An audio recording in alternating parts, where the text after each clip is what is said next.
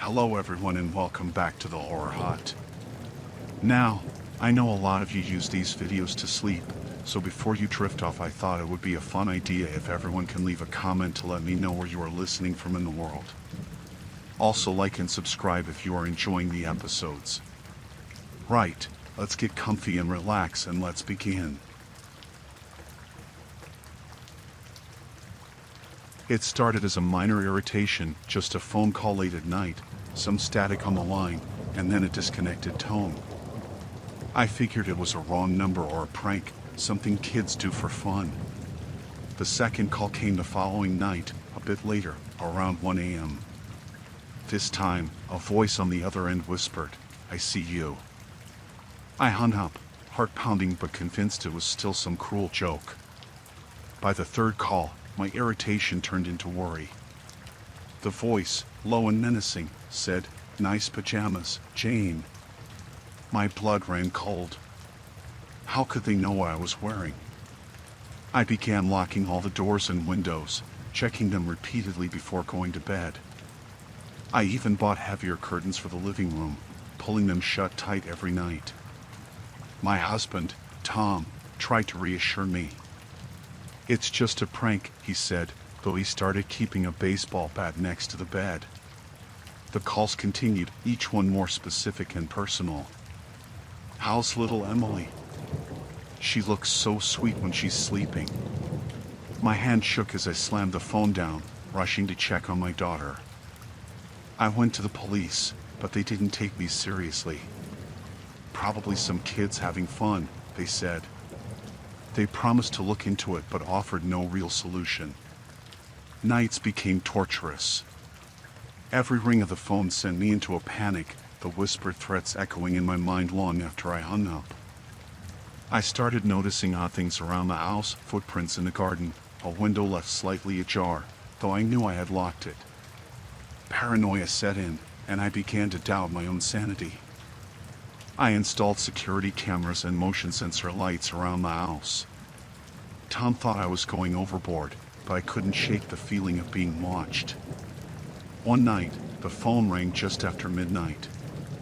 "Did you enjoy the movie tonight?" the voice hissed. I had taken the kids to see a film earlier that evening. My legs gave out, and I sank to the floor. I decided to stay up, watching the security footage, hoping to catch a glimpse of whoever was doing this. Hours passed, the house silent except for the occasional creak. At 3 a.m., I saw a shadowy figure moving near the backyard fence, just out of the camera's full view. My heart raced as I woke Tom, but by the time we got outside, the figure was gone. We reported it to the police again, and this time, they sent a patrol car to circle the neighborhood. It made me feel a little safer, but I knew it was only a temporary solution. The calls kept coming, each one more invasive. "I liked your blue dress today, Jane. Wear it again tomorrow." My hand shook as I hung up, feeling violated and exposed. Emily started having nightmares, waking up screaming about monsters under her bed. I knew it was because of the stress I was under, but it didn't make it any easier to console her. I began to dread nighttime, the silence and darkness becoming my enemies. I hardly slept, jumping at every sound, every creak of the house. One evening, as I was putting Emily and Jake to bed, the phone rang. I answered reluctantly, the familiar chill running down my spine. "You look tired, Jane. Maybe you should rest." I snapped. "Who are you? What do you want?" I screamed into the phone. The voice on the other end chuckled softly, then the line went dead. I couldn't take it anymore. I called a private investigator, desperate for help. He promised to dig into it, to find out who was tormenting me. Days turned into weeks, and the investigator reported no significant leads. The phone calls continued, a relentless torment. One night, after putting the kids to bed, I heard a noise outside, a faint rustling near the back door. My heart pounded as I grabbed Tom's baseball bat and crept toward the noise. The phone rang again, its shrill tone piercing the silence. "Are you coming to greet me, Jane?" the voice whispered. My blood ran cold as I dropped the bat and ran back to the living room. I called the police, my voice shaking with fear. They arrived quickly, searching the yard and surrounding area but finding nothing. "We'll keep a closer watch," they promised. Tom and I decided to sleep in shifts, one of us always awake to watch over the kids and the house. The lack of sleep took its toll, and I felt like a shadow of my former self. The investigator finally called with some news. "I found something. A man named Mark, recently released from prison. He used to live in your neighborhood." My heart sank. Mark had been arrested years ago for stalking. He had harassed several women before being caught. I remembered him vaguely, always lurking around the neighborhood. I gave the investigator everything I had, but without solid evidence, the police couldn't do much. The patrols increased, but the calls continued, each one more threatening. "Do you miss me, Jane?" Mark's voice was unmistakable. I felt a wave of nausea, memories flooding back. He had always been watching, waiting. One particularly stormy night, the phone rang again. "I'm closer than you think," Mark whispered. Lightning flashed outside, illuminating a figure standing by the fence. I grabbed the bat, telling Tom to stay with the kids. I moved toward the back door, my heart pounding, adrenaline surging through my veins. Just as I reached the door, a loud crash echoed from the front of the house. I spun around, fear and panic colliding. Mark was inside. I confronted him in the hallway, his eyes wild and menacing. "It's over, Mark." "The police are on their way," I bluffed, hoping to buy some time. He lunged at me, but I swung the bat with all my strength, hitting him squarely in the side. He stumbled, then ran out the back door, disappearing into the stormy night. The police arrived moments later, but Mark was gone. They promised to find him, but I knew it would take time.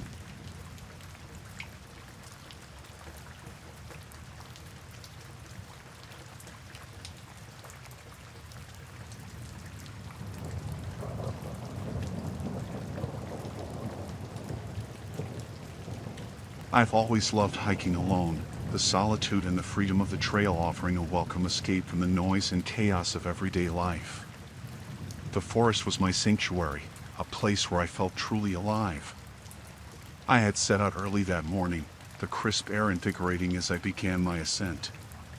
The trail was familiar, winding through dense trees and rocky outcrops, the path well trodden by previous hikers. As the sun climbed higher in the sky, I decided to take a detour, exploring a less traveled part of the forest. It wasn't marked on any map, but that was part of the allure, unexplored and untouched. The trail became more overgrown, the trees closing in around me. I pushed on, the thrill of discovery driving me forward. The air grew cooler, the canopy above blocking out much of the sunlight. After several hours of hiking, I stumbled upon an abandoned campsite. At first, it seemed like any other, a fire pit, a few scattered belongings. But something felt off. The supplies were fresh, cans of food, a half-full water bottle, and a tent still standing. Yet there was no sign of the campers. It was as if they had vanished into thin air. I called out, hoping to find someone nearby. "Hello? Is anyone here?" My voice echoed through the trees, but there was no response. A chill ran down my spine. I decided to investigate further, curiosity getting the better of me. The tent was empty, but everything inside was neatly arranged. It looked as though the campers had left in a hurry, but there were no signs of struggle. The sun began to dip below the horizon, casting long shadows across the campsite. I debated whether to continue on or set up camp here. The thought of being alone in an abandoned campsite was unnerving, but the surrounding woods were dense and treacherous. As night fell, I built a fire, its flickering flames providing a semblance of comfort. The forest was eerily silent, the usual chorus of nocturnal creatures conspicuously absent. I ate a quick meal, my eyes constantly scanning the trees. Every rustle of leaves, every snap of a twig, set my nerves on edge. The feeling of being watched grew stronger. I tried to shake off the unease, telling myself it was just my imagination. But deep down, I knew something wasn't right. The silence was unnatural, oppressive. Suddenly, I heard it, a soft, almost imperceptible whisper carried on the wind. My heart pounded in my chest as I strained to listen. Mark. The voice was faint, barely audible, but unmistakably real. I stood up, scanning the darkness beyond the firelight. Who's there? I called out, my voice betraying my fear. There was no answer, just the whisper of the wind through the trees. I grabbed my flashlight and shone it into the forest. The beam cut through the darkness, revealing nothing but trees and underbrush. Yet, the feeling of being watched persisted. I decided to keep the fire going all night, its light and warmth my only defense against the encroaching darkness. I sat with my back to the tent, my eyes never leaving the forest. Hours passed, the silence only broken by the crackling of the fire.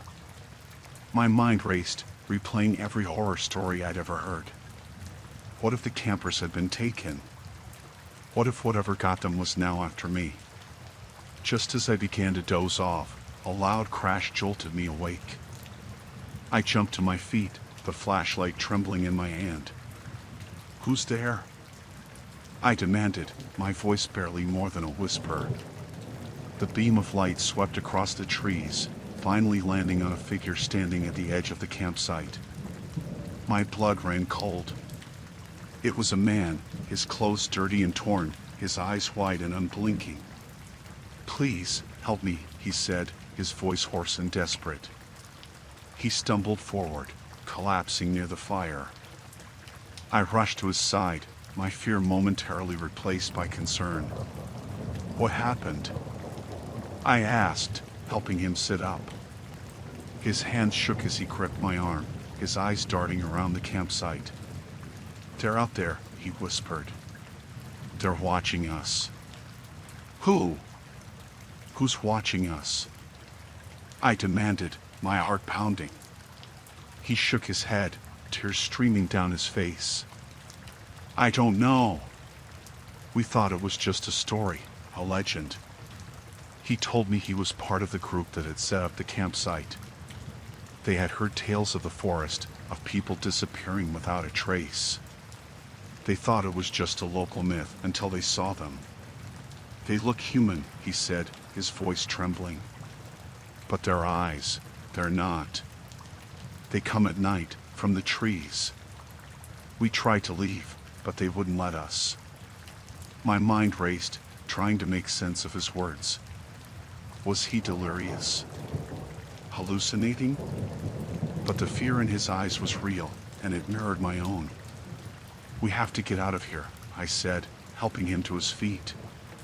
We'll head back to the main trail, find help. He nodded, his grip on my arm tightening. We began to pack up, moving quickly and quietly. The fire cast long shadows, and every sound seemed amplified in the stillness of the night.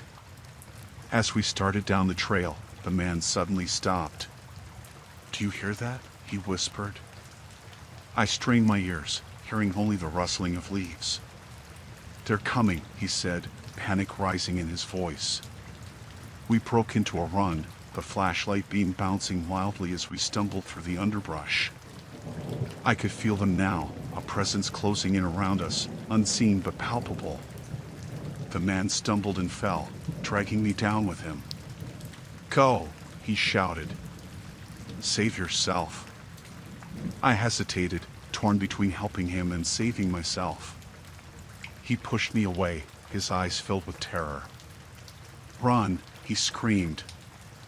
I turned and ran, the forest a blur around me, my only thought to escape the unseen horrors pursuing us. The trail seemed endless, the trees closing in like walls. I could hear them now, whispers on the wind, footsteps in the darkness. My breath came in ragged gasps, my legs burning with exertion. Just as I thought I couldn't run any further, I burst through the trees and onto the main trail. I stumbled, falling to my knees, my heart pounding in my chest. I looked back, expecting to see them emerge from the forest. But there was nothing, just the silent, dark trees. The feeling of being watched slowly faded, replaced by a cold, empty fear. I never saw the man again, nor did I return to that part of the forest.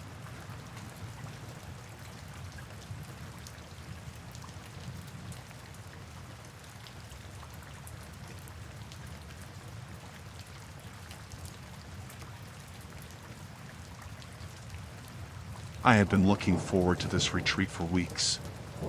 An isolated cabin in the mountains, rented through Airbnb, promised a perfect escape from the stress of city life and my demanding job. The cabin was quaint and cozy, with a rustic charm that immediately put me at ease. The view of the surrounding forest was breathtaking, and the silence was a welcome change from the constant noise of the city. I spent the first day exploring the area, hiking through the woods, and enjoying the serenity. The fresh air and solitude were exactly what I needed. As night fell, I settled in with a good book, the crackling fire adding to the cozy atmosphere. The silence was absolute, save for the occasional hoot of an owl or rustle of leaves outside. It was around midnight when I first heard it, a faint creaking sound, like footsteps on the porch. My heart skipped a beat, but I brushed it off as the wind or an animal. The next morning, I found muddy footprints near the front door. They were too large to be mine, and I hadn't seen anyone else around. A chill ran down my spine, but I convinced myself it was probably just a lost hiker. That night, the noises returned this time, closer and more distinct. Footsteps creaking on the wooden floors, followed by a soft tapping on the window. I held my breath, heart racing, but saw nothing when I peeked through the curtains. I called the cabin owner the next day, expressing my concerns. He dismissed them, assuring me the area was safe and that it was likely just animals. His nonchalance did little to ease my fears. Determined not to let my imagination ruin my retreat, I spent the day hiking and photographing the beautiful scenery. The forest was peaceful, a stark contrast to the unease I felt at night. That evening, I double-checked all the locks and windows before going to bed. I kept a flashlight and my phone within reach, just in case. The noises began again, louder and more persistent. The footsteps seemed to be inside the cabin now, moving from room to room. I lay in bed, paralyzed with fear, clutching my flashlight. I finally mustered the courage to investigate. The living room was empty, but the front door was slightly ajar. I knew I had locked it. My hands trembled as I closed and locked it again. I barely slept that night, every creak and rustle keeping me on edge. The next morning, I found more muddy footprints, this time leading from the back door to the woods. I called the owner again, more insistent this time. He continued to dismiss my concerns, suggesting I was overreacting. Frustration and fear gnawed at me, but I had nowhere else to go. I decided to set up a makeshift alarm system, tying string with bells around the doors and windows. It was a crude setup, but it made me feel slightly more secure. That night, the bells jingled, waking me with a start. My heart pounded as I grabbed the flashlight and crept towards the noise. The front door was wide open, the string broken. Panic set in. I called out, "Who's there?" but was met with silence. The cabin felt oppressive, the shadows darker and more menacing than before. I closed the door and barricaded it with a chair, my hands shaking. I stayed up the rest of the night, too scared to close my eyes, listening to every sound. The next morning, I decided to leave. I couldn't stay another night in that cabin. I called the owner to inform him, but he seemed more annoyed than concerned. As I packed my things, I found something that made my blood run cold, a crumpled note under my pillow that read, "I see you." The handwriting was jagged and unfamiliar. My mind raced. Someone had been in my room while I slept. The thought made my skin crawl. I hurried to gather my belongings, desperate to leave as quickly as possible. With my bags packed, I headed to the car. As I approached, I noticed the tires were slashed. Panic set in. I was stranded, alone, with no cell reception to call for help. I ran back to the cabin, heart pounding. I locked myself inside, trying to think of a plan. The nearest town was miles away, and it was already getting dark. As night fell, the noises began again. Footsteps circled the cabin, growing closer with each pass. The lights flickered, and I felt a presence outside the windows. I stayed in the corner of the living room, flashlight in hand, eyes darting to every shadow. The sense of being watched was overwhelming, suffocating. The front door handle jiggled, then the back door. Someone was trying to get in. I grabbed a kitchen knife, my hands trembling, ready to defend myself. Suddenly, the front window shattered. A figure climbed through, silhouetted by the moonlight. I screamed, brandishing the knife, my voice shaking with terror. "Stay back." I shouted, but the figure kept advancing. Desperation took over, and I lunged forward, slashing wildly.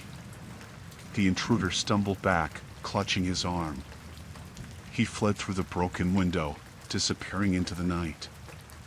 I was left alone, shaking, the knife still in my hand, blood dripping onto the floor. I barricaded myself in the bathroom, the only room without windows. I called the police, my voice barely a whisper as I explained the situation. They promised to send help, but it would take time to reach me. Hours passed in agonizing silence. I jumped at every sound, every creak of the cabin. Finally, I heard sirens in the distance, growing closer. The police arrived, finding me huddled in the bathroom, exhausted and terrified. They searched the area but found no sign of the intruder. I showed them the note and the slashed tires, but there were no other clues. The officers escorted me back to town, where I booked a room in a hotel. I couldn't stop shaking, the events of the past few days replaying in my mind. The police continued their investigation, but the intruder was never found. The cabin owner was questioned but claimed to know nothing about it. The experience left me scarred for life. The fear stayed with me long after I returned home.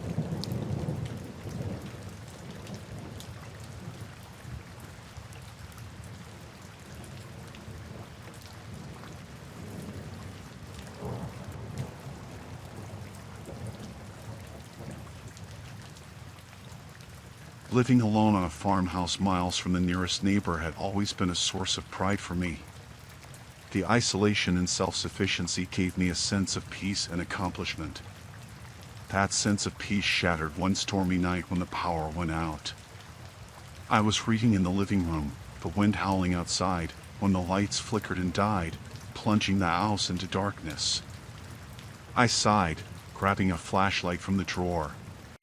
Power outages were common in storms like these, and I was well prepared. I had candles and an old oil lamp to light my way. As I lit the lamp, I heard a noise, a faint creak of a floorboard upstairs. My heart skipped a beat. I dismissed it as the owls settling, a noise I had grown accustomed to over the years. But then I heard it again, louder this time, footsteps, unmistakably human, moving slowly across the wooden floor.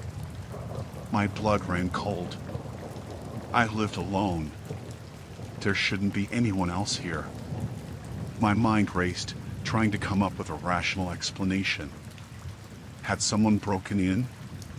But how, with the storm raging outside? I grabbed my old hunting rifle from the closet, my hands shaking. It hadn't been fired in years, but it was loaded. I crept towards the stairs, trying to keep my breathing steady. The footsteps continued, slow and deliberate, moving from room to room. I strained to listen, trying to pinpoint the intruder's location. I knew the farmhouse inside and out, every creaky floorboard and hidden nook. I decided to use that to my advantage. I turned out the flashlight, relying on my memory to navigate in the dark. I made my way to the kitchen, where I kept a second oil lamp. Lighting it carefully, I felt a sense of dread creeping over me. The footsteps were now in the hallway above, heading towards the stairs. I needed to think fast. I decided to set a trap, something to alert me if the intruder came downstairs. I scattered some old cans and bottles across the bottom step, hoping the noise would give them away. With the trap set, I moved silently towards the back door. The storm outside was ferocious, but I had to check if there were any signs of forced entry. The door was locked, and the windows were all intact.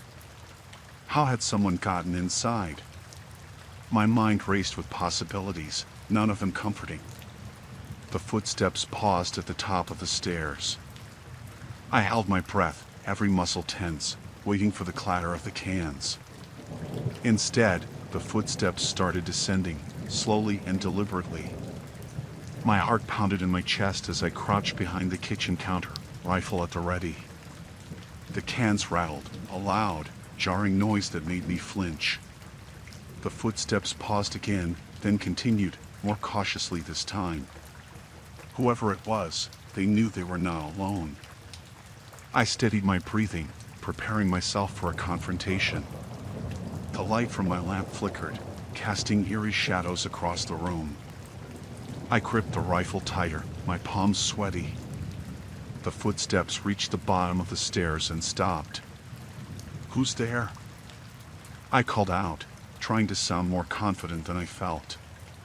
There was no response, just the sound of the storm outside and the steady drip of water from a leaky roof. Silence stretched on, each second feeling like an eternity. Then, a whisper, barely audible over the storm, "John." My blood turned to ice. How did they know my name? I peeked around the corner, seeing a shadowy figure standing in the doorway.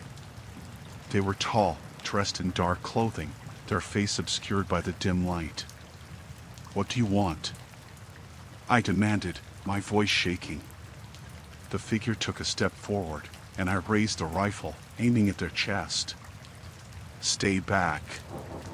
The figure stopped, their posture relaxed, almost nonchalant. "You don't remember me, do you?" The voice was calm, almost familiar, but I couldn't place it. My mind raced, trying to connect the voice to a face. "Who are you?" I asked, my grip tightening on the rifle.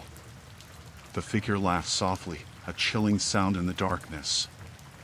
"It's been a long time, John," they said, taking another step forward. "You thought you could forget, but some things never stay buried." Memories flooded back, memories I had tried to forget. An old friend, a falling out, threats made in anger. "Tom?" I whispered, the realization hitting me like a punch to the gut.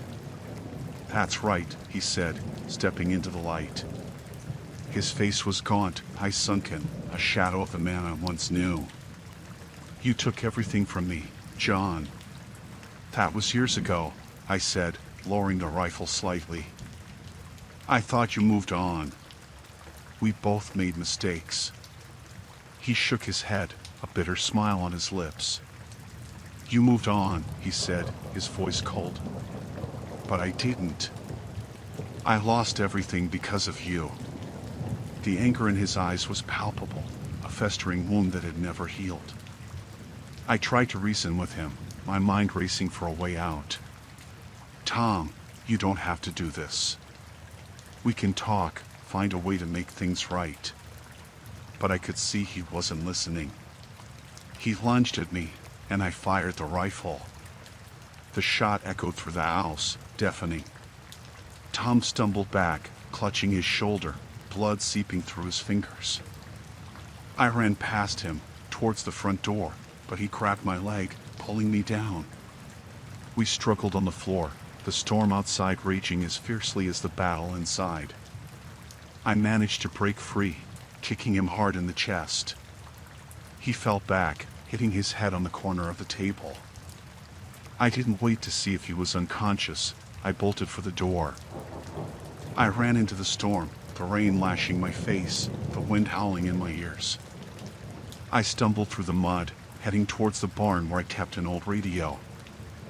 I reached the barn, my heart pounding. I locked the door behind me and frantically tuned the radio, praying for a signal. "Mayday, Mayday," I shouted. "This is John Davies. I need help."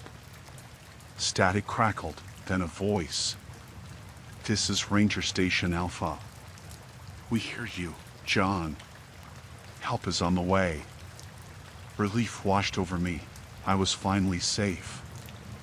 I think back on the whole thing and just want to forget it all, but I can't.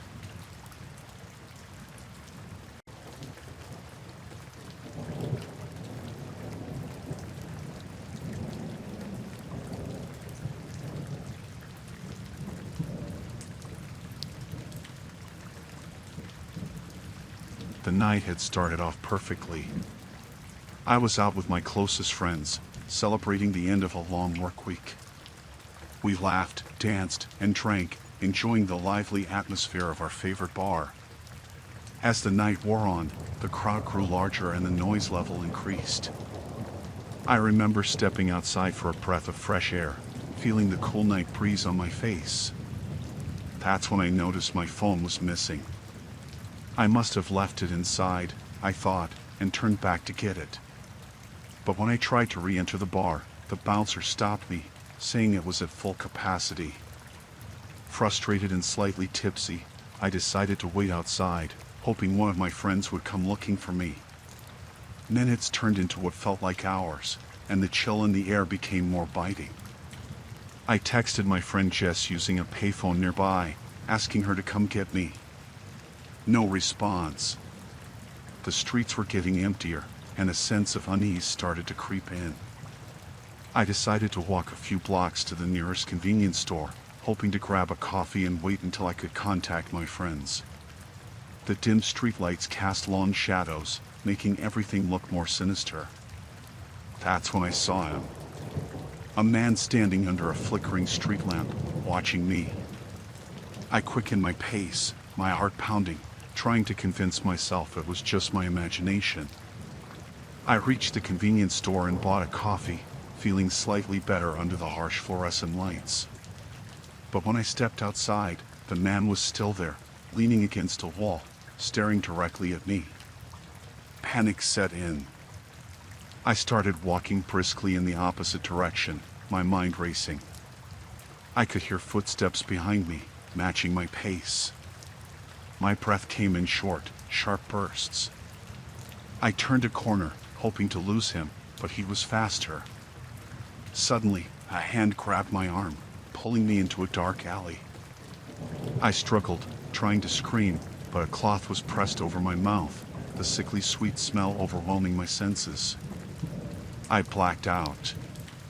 When I woke up, I was in a dimly lit basement. My head throbbed, and my mouth felt dry. Panic surged through me as I realized my wrists and ankles were bound. The basement was cold and damp, the only light coming from a small, barred window near the ceiling. I struggled against the ropes, but they were tight, cutting into my skin. I tried to remember everything I knew about escaping restraints. I twisted my wrists, trying to create some slack, but it was no use. Tears of frustration and fear blurred my vision. Footsteps echoed above me, and a door creaked open. The man from the street entered, a sinister smile on his face. "Good, you're awake," he said, his voice chillingly calm. "Why are you doing this?" I demanded, trying to keep my voice steady. He didn't answer, just watched me with those cold, calculating eyes. "You'll find out soon enough," he said, and left, locking the door behind him. I was alone again, my mind racing. I knew I had to stay calm and think clearly. I scanned the room, looking for anything that could help me. There was an old, rusty nail sticking out of the wooden beam nearby. I inched my way over, the rough floor scraping my skin. After what felt like an eternity, I managed to grasp the nail with my fingers. It was painful, but I worked it back and forth, loosening it from the beam. Finally, I pried the nail free. With trembling hands, I started working on the ropes binding my wrists, using the nail to fray the fibers. It was slow, painstaking work, but eventually, I felt the ropes give way.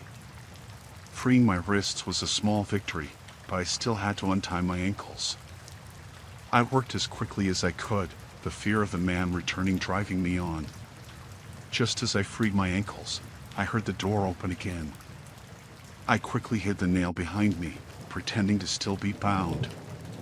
The man entered, carrying a tray of food. He set the tray down and checked the ropes on my wrists.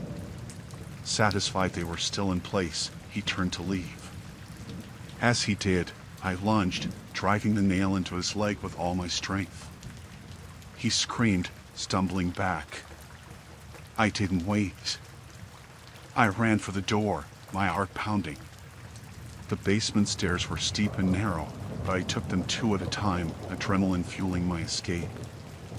I reached the top and slammed the door behind me, locking it from the inside.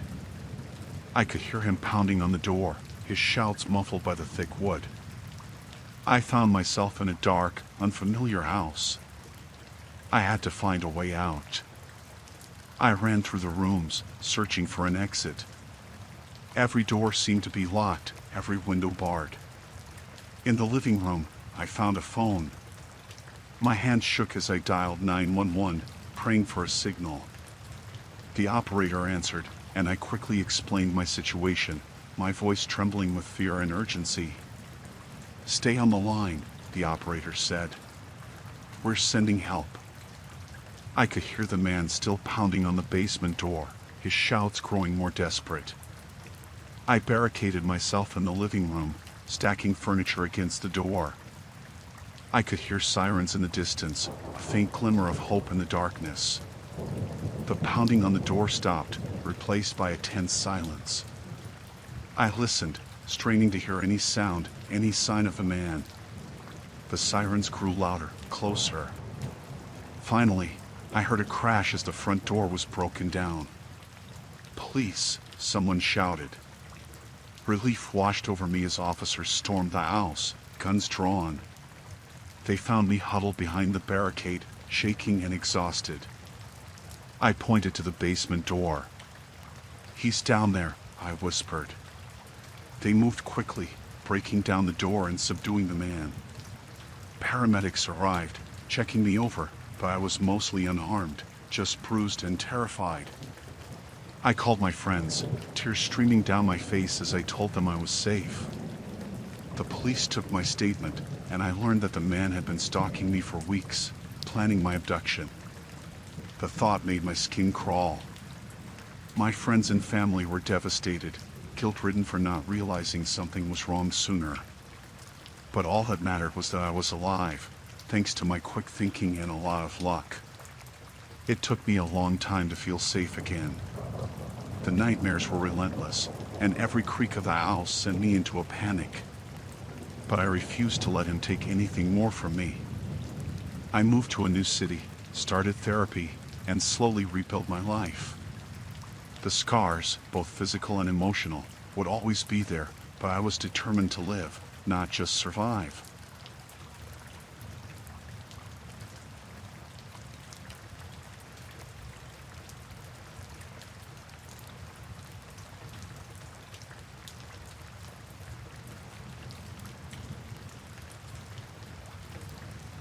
I had always loved the ocean, its vastness, the rhythm of the waves, the sense of freedom it gave me. So, when I discovered the secluded beach, I thought I had found my personal paradise. The beach was hidden away, accessible only by a narrow, winding path through dense forest. It was perfect, quiet, untouched, and, best of all, far from the crowds. That evening, I decided to head out for a sunset surf. The waves looked perfect, and I wanted to make the most of the last light of the day. I grabbed my board and made my way to the water. The surf was incredible. The waves were just right, and I lost myself in the thrill of riding them. Time seemed to stand still as I caught wave after wave. As the sun began to set, painting the sky in shades of orange and pink, I noticed something out of the corner of my eye. A group of men had appeared on the beach, standing in a loose circle. At first, I didn't think much of it. Maybe they were just locals or other surfers who had found the same secluded spot. But as I paddled back out, I couldn't shake the feeling that something was off. The men weren't dressed for the beach. They wore dark clothing, and their stances were tense, their gazes fixed on me. I tried to ignore them, focusing on the waves, but the unease grew. I decided to catch one last wave and head back. As I rode it in, I could see the men more clearly. There were 4 of them, all watching me intently, their expressions unreadable. When I reached the shore, I hesitated, unsure of what to do. The men didn't move, just stood there, blocking the path back to my car. My heartbeat quickened, and I felt a knot of fear tightening in my chest. I forced a casual smile and nodded at them as I walked up the beach, my board under my arm. "Evening," I said, trying to keep my voice steady. They didn't respond, just continued to watch me. I kept walking, hoping they would move or lose interest. But as I got closer, they stepped forward, forming a loose semicircle around me. "Nice night for a surf," one of them said, his voice low and rough. "Yeah," I replied, trying to sound nonchalant. Beautiful sunset. My mind was racing, trying to figure out how to get out of this situation. They were too close to run, and there was no one else around. "Not many people come here," another man said, his eyes narrowing. "How'd you find this place?" His tone was accusatory, almost threatening. "Just exploring," I said, my throat dry.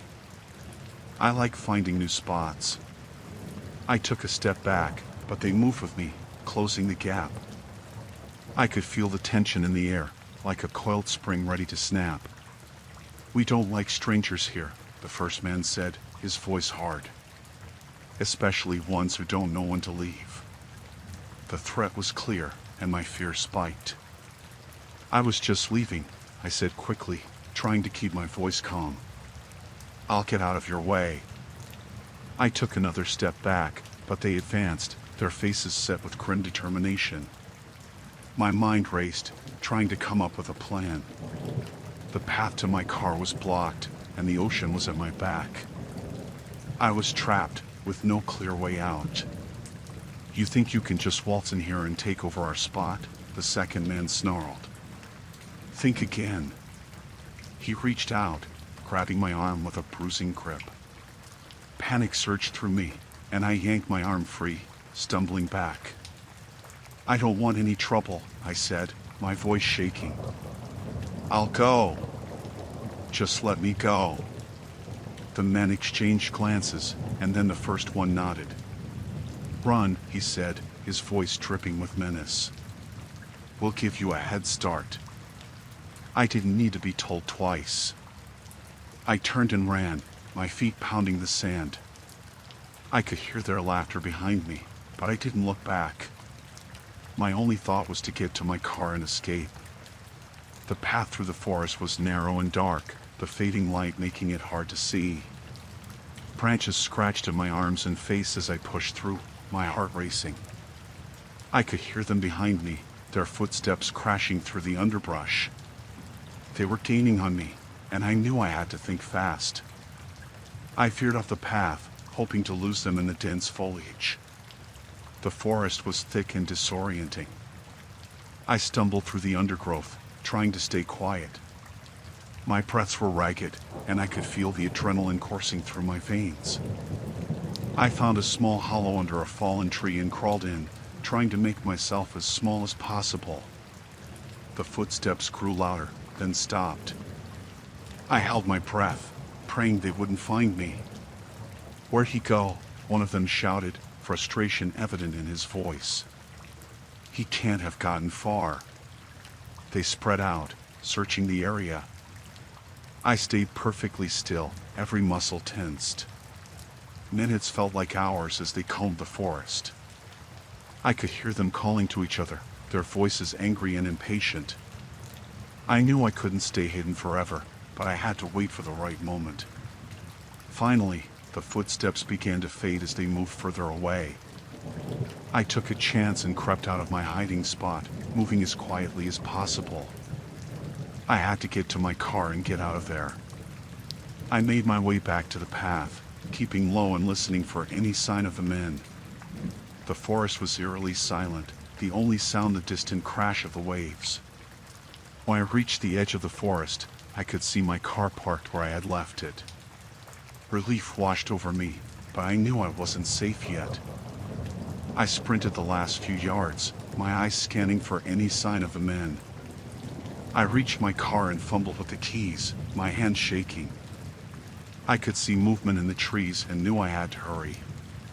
The engine roared to life, and I slammed the car into gear. As I sped down the narrow dirt road, I saw them burst out of the forest, shouting and waving their arms. I didn't look back, my only focus on putting as much distance between us as possible. When I finally reached the main road, I slowed down, my heart still racing. I drove straight to the nearest police station, my mind reeling from the events of the night. The officers took my statement and promised to investigate, but I could tell they were skeptical. A secluded beach, a group of men, it sounded like a bad movie plot. I never went back to that beach. Ever.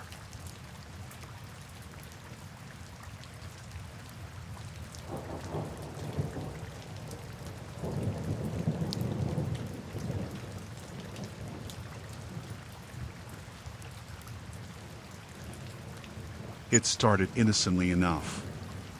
At first, I thought it was just a coincidence. The same man seemed to be around every time I left my apartment. He was always there, lurking in the background. I noticed him the first time when I went for my morning jog. He was sitting on a bench, reading a newspaper. I didn't think much of it at the time. The next day, he was there again. Same bench, same newspaper. I began to feel uneasy, but I told myself it was just my imagination. I started to change my routine, jogging at different times, taking different routes. But no matter what I did, he was always there, always watching. One evening, I decided to confront him. I walked up to him, trying to seem casual. "Do you live around here?" I asked, my heart pounding in my chest. He looked up, his eyes cold and empty. "Just visiting," he said with a smile that didn't reach his eyes. His voice sent a chill down my spine. I hurried back to my apartment, my mind racing. Who was this man? Why was he following me? I called my best friend, Jess, and told her everything. "You need to report this," she said, her voice filled with concern. "This isn't normal, Rachel. You can't ignore it." The next day, I went to the police. They took my statement, but without any concrete evidence, there wasn't much they could do. They promised to keep an eye out, but I didn't feel reassured. I decided to move. I found a new apartment across town, hoping that a fresh start would help. For a few weeks, it seemed to work. I didn't see him, and I began to relax. But then, one night, as I was coming home from work, I saw him. He was standing across the street, watching my building. My heart sank. He had found me again. Panic set in. I rushed inside and locked the door, my hands trembling. I called Jess, barely able to speak through my fear. "He's here," I whispered. "He found me." Jess insisted on coming over. She stayed with me that night, her presence a small comfort. But even with her there, I couldn't shake the feeling of being watched. The next morning, I found a note slipped under my door. "You can't hide from me," it read. My blood ran cold. How had he gotten so close without me noticing? I called the police again, but they still couldn't do much without more evidence. They suggested getting a restraining order, but I had no idea who this man was. I installed security cameras around my apartment, hoping to catch him on video. Days passed with no sign of him, and I began to hope that he had given up. Then, one night, I was woken by the sound of footsteps outside my window. I crept to the window and peeked through the curtains. There he was, standing in the courtyard, staring up at my window. My heart pounded in my chest as I called the police. They arrived quickly, but by the time they got there, he was gone. They checked the footage from the security cameras, but it was too dark to make out his face. My fear turned into paranoia. I barely slept, constantly on edge. Every noise, every shadow made my heart race. I felt like a prisoner in my own home. Jess suggested I stay with her for a while, and I gratefully accepted. Her apartment was in a busy area, and I hoped it would be harder for him to find me there. For a while, things seemed to improve. I started to relax, thinking maybe he had finally given up. But then, one night, Jess and I came home to find a note taped to her door. "You can't escape me," it read. The police were called again, but there was little they could do. I felt helpless, trapped in a nightmare with no way out. Jess tried to stay positive, but I could see the fear in her eyes too. One evening, I came home to find my apartment ransacked. Drawers were pulled out, clothes thrown everywhere. But nothing was missing. It was like he was sending a message. I knew I had to do something. I couldn't keep living like this. I decided to hire a private investigator, hoping they could find out who this man was and how he kept finding me. The investigator, Tom, was a former cop. He took my case seriously and began looking into my stalker. For the first time in months, I felt a glimmer of hope. Days turned into weeks, and Tom made progress. He found out the man's name was Peter, a drifter with a history of stalking. But finding him was proving to be difficult. One night, I got a call from Tom. "I think I've found him," he said. "He's staying at a motel not far from your old apartment. I'm going to confront him." I waited anxiously for Tom to call back. Hours passed, and I heard nothing. I tried calling him, but there was no answer. Fear gnawed me, and I didn't know what to do. The next morning, I got a call from the police. Tom had been found, badly beaten, but alive. He had confronted Peter, but things had gone wrong. Peter had escaped again. Tom was in the hospital, recovering. He apologized for not catching Peter, but I told him it wasn't his fault. He had done more than anyone else to help me. With Peter still out there, I knew I couldn't stay. I packed up my things and moved to a new city, changing my name and starting a new life. It was the only way I could feel safe. For a while, things were better. I found a new job, made new friends, and began to rebuild my life. But the fear never completely went away. I was always looking over my shoulder, always on edge. Then, one night, I came home to find a note on my door. "Found you," it read. My heart sank. He had found me again. I called the police, but they couldn't do much. I realized that I would never be truly free of him. I would always be running, always hiding, always living in fear. But I wasn't going to let him win. I decided to fight back, to take control of my life. I enrolled in self-defense classes, got a guard dog, and armed myself with knowledge and strength. Peter might still be out there, but I refused to live in fear. I would be ready for him if he ever came again.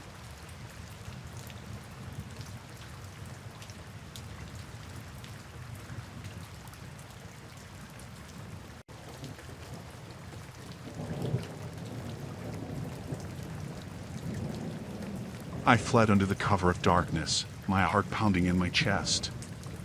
The cult had been my life for years, but the fear and manipulation had become unbearable. I knew I had to escape. The forest surrounding the compound was thick and treacherous. I stumbled over roots and ducked under branches, every sound amplified in the still night air. I had no plan, no destination. All I knew was that I had to get as far away as possible. The cult's reach was long, and their punishment for defectors was severe. After hours of running, I finally reached a road. Exhausted, I flagged down a passing car. The driver, a kind-looking woman, hesitated but then let me in. "Are you okay?" she asked, concern etched on her face. I nodded, too terrified to explain. "Just need to get away," I muttered. She drove me to the nearest town, and I thanked her profusely before slipping away into the night.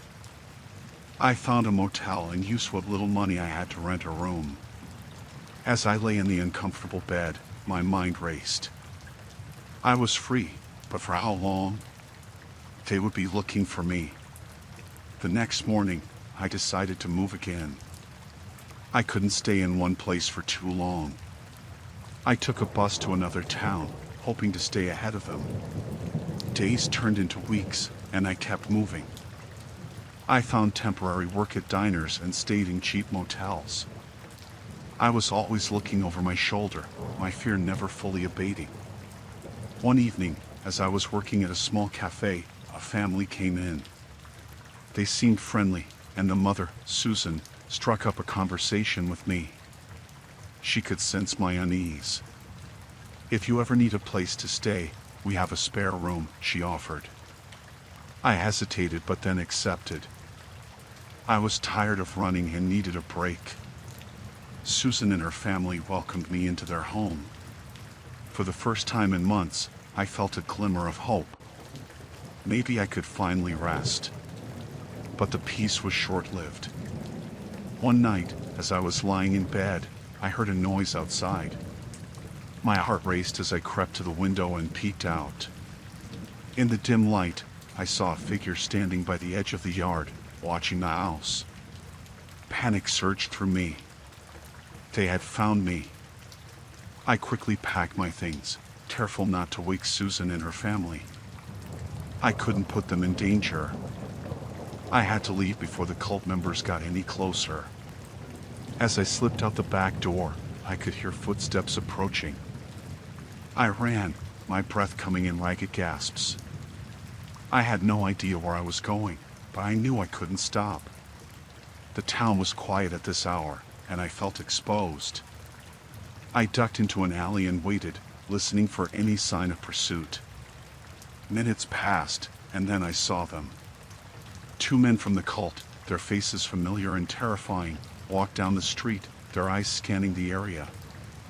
I held my breath, praying they wouldn't see me. They passed by the alley without noticing me, and I let out a silent sigh of relief. I had to keep moving. I slipped out of the alley and made my way to the bus station. I bought a ticket to the furthest destination I could afford and boarded the bus, my heart still racing. The bus ride was long, and I dozed fitfully, my mind filled with nightmares of the cult. When I arrived in a new city, I felt a momentary sense of relief. But I knew it wouldn't last. I found a cheap hostel and tried to blend in with the other travelers. I dyed my hair and changed my appearance as much as I could. I had to stay ahead of them. Days turned into weeks, and I kept moving. I was always vigilant, always on edge. I couldn't afford to let my guard down, not even for a moment. One night, as I was walking back to my hostel, I felt a prickling sensation on the back of my neck. I turned and saw a man watching me from across the street. It was one of the cult members. I quickened my pace, my mind racing. How had they found me again? I needed to get out of the city, and fast. I returned to the hostel, grabbed my bag, and slipped out the back. I made my way to the train station and bought a ticket to the next town over. On the train, I tried to calm my racing heart. I couldn't keep running forever. I needed a plan, something to stop them from finding me.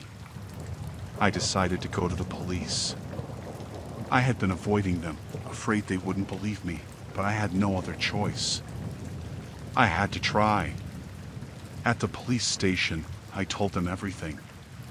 The cult, my escape, the men who were following me. The officers listened and took my statement, but I could see the doubt in their eyes. They offered me a temporary place to stay, a safe house, while they investigated. It wasn't much, but it was something. At the safe house, I felt a brief sense of security. But it was fragile. I knew they were still out there, looking for me. One night, I woke to the sound of someone trying to break in. My heart pounded as I grabbed a kitchen knife and crept to the door. The door burst open, and I saw one of the cult members standing there, his eyes wild with anger. "You can't escape us," he snarled. I slashed at him with the knife, and he recoiled, blood dripping from his arm. I took the opportunity to run, fleeing into the night once again. I didn't stop running until I reached a public place, filled with people. I called the police and told them what happened. They promised to send more protection, but I knew it wouldn't be enough. I'm still running, still looking over my shoulder. The cult is relentless, but so am I. I will keep moving, keep fighting, until I am truly free.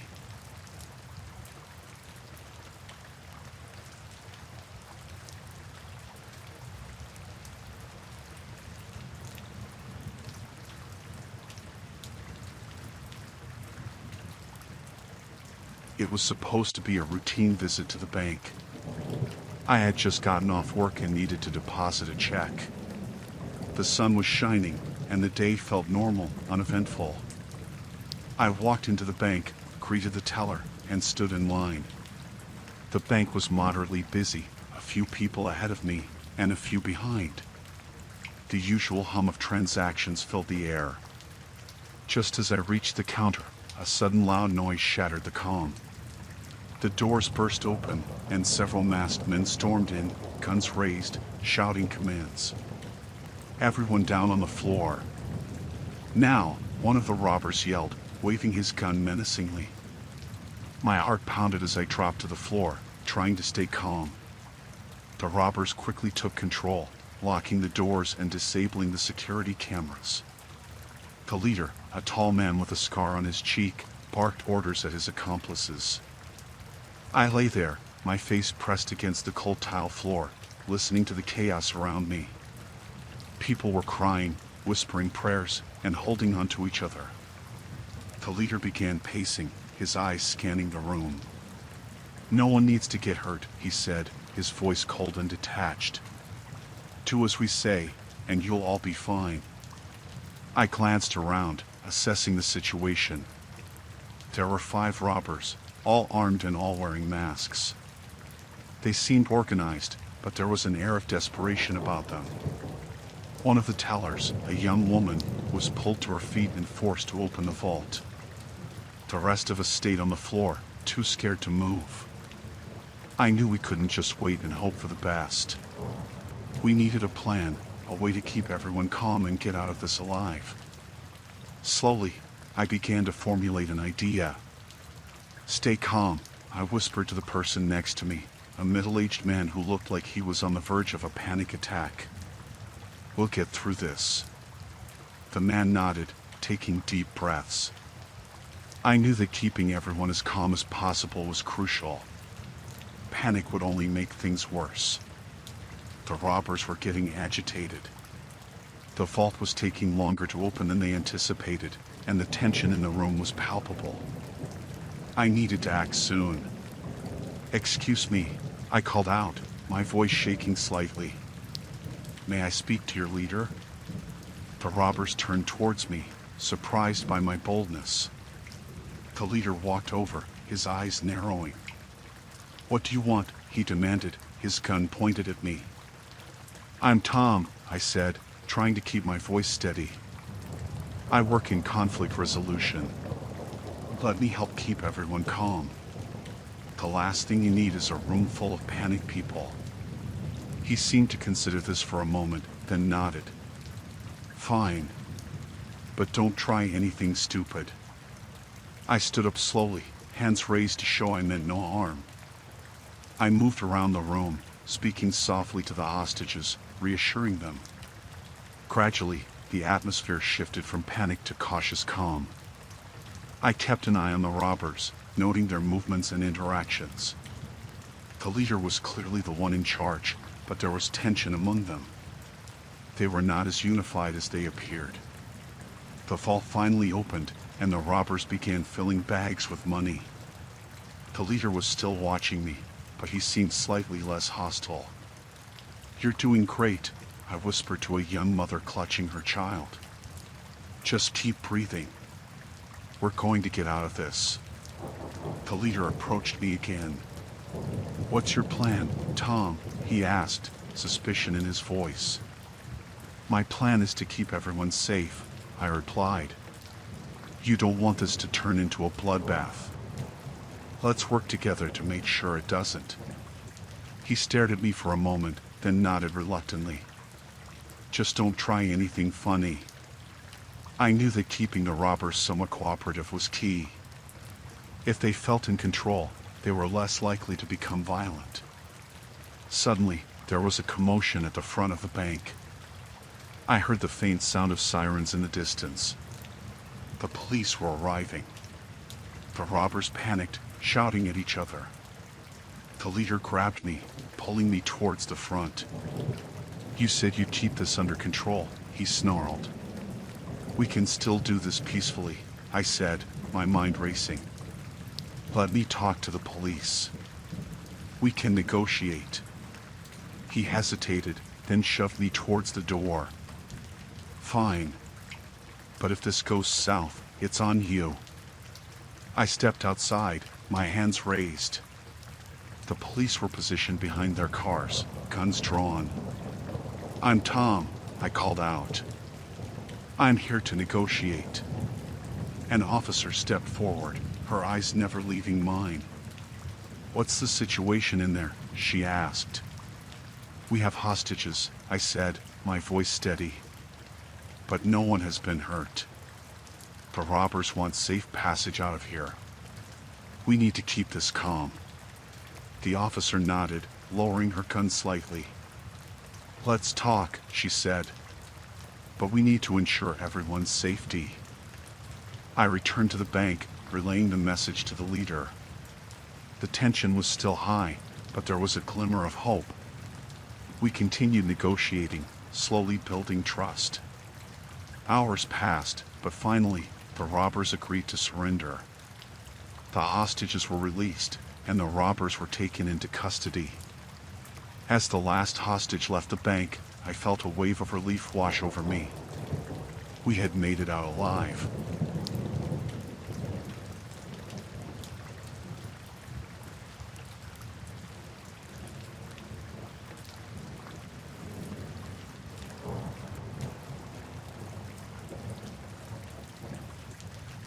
When I first met Jack, he seemed perfect. He had just moved into the apartment across the hall, and his charming smile and friendly demeanor instantly drew me in. We bumped into each other in the hallway one morning, and he introduced himself with a warm handshake. "I'm Jack," he said. "Just moved in. Nice to meet you." Over the next few weeks, we kept running into each other. In the elevator, at the mailboxes, even at the local coffee shop. It felt like fate. Jack was everything I had been looking for in a partner. He was attentive, kind, and always knew how to make me laugh. We started dating, and it felt like a dream come true. Our first few dates were magical. He took me to nice restaurants, planned romantic picnics, and always seemed genuinely interested in what I had to say. My friends were thrilled for me. "He sounds amazing," they would say. And he was. At least, at first. As we spent more time together, little things started to nag at me. He was secretive about his past, always deflecting when I asked about his previous jobs or relationships. One night, curiosity got the better of me. While he was in the shower, I snooped through his things. I found a box hidden in the back of his closet, filled with old photos and documents. The photos showed a different side of Jack. In some, he looked angry, almost violent. There were court documents too, mentioning restraining orders and charges of harassment. My heart pounded as I put everything back. Who was this man I had let into my life? I decided to confront him, but I needed to be careful. The next evening, I casually asked him about his past relationships. He grew tense, his eyes darkening. "They didn't end well," he said, his tone sharp. I knew I had to end things, but I was afraid. Jack had a dark side, and I didn't know how he would react. I decided to break up with him in a public place to stay safe. We met at a busy cafe, and I nervously told him that I needed to end things. His charming facade slipped, replaced by a cold, menacing glare. "You can't just leave me, Mary," he said, his voice low and dangerous. "We're meant to be together." I tried to stay calm, standing my ground. "It's over, Jack. Please respect that." He didn't say anything, just stared at me with those piercing eyes. Over the next few days, I noticed him everywhere. Outside my apartment, at the grocery store, even at my workplace. It felt like he was always watching me. I told my friends about my suspicions, and they urged me to go to the police. But without concrete evidence, I knew it would be hard to get a restraining order. One night, I heard strange noises outside my door. My heart raced as I peeked through the peephole. Jack was there, just standing and staring at my door. I called the police, but by the time they arrived, he was gone. They took my report but said there wasn't much they could do without catching him in the act. My anxiety grew with each passing day. I installed extra locks and even started carrying pepper spray, but I still felt vulnerable. One evening, I came home to find my apartment door slightly ajar. I cautiously entered, calling out, but there was no answer. Everything seemed in place, but I felt a chill run down my spine. As I moved through the apartment, I found a note on my bed. "You can't hide from me, Mary," it read. My hands trembled as I called the police again. The officers arrived and searched the apartment, but there was no sign of Jack. They advised me to stay with a friend, but I was determined not to let him drive me out of my own home. I decided to install cameras inside and outside my apartment.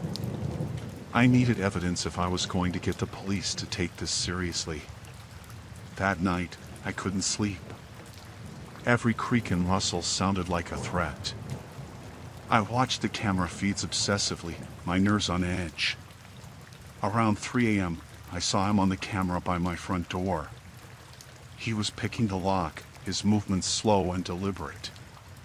I called the police, my voice shaking. This time, the police arrived quickly and caught him in the act. Jack was arrested, but the fear didn't go away. I knew how manipulative he could be. I pressed charges and got a restraining order. The court proceedings were terrifying, but I had to stand up for myself. Jack's true nature was revealed in court, and he was sentenced to prison. Even with Jack behind bars, I couldn't shake the feeling of being watched. I moved to a new apartment and changed my phone number, trying to start fresh. My friends supported me through the ordeal, but the trauma lingered.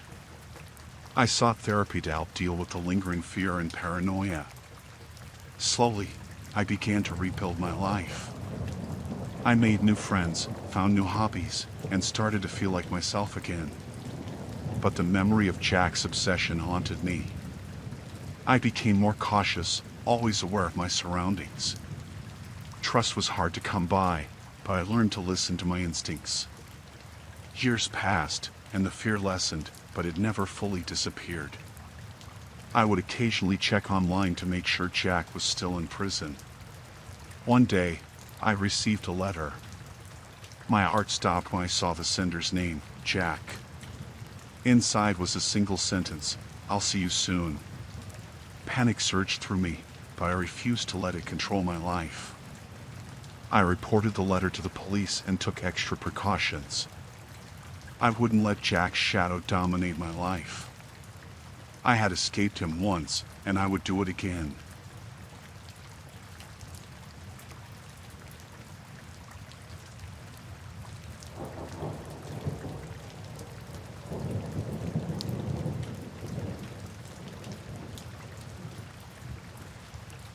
I was working the night shift as a janitor in a high-rise office building in downtown Chicago. The building was quiet, as usual, and I was just doing my rounds, emptying trash bins and vacuuming the carpets. It was a pretty standard night until I got to the 15th floor.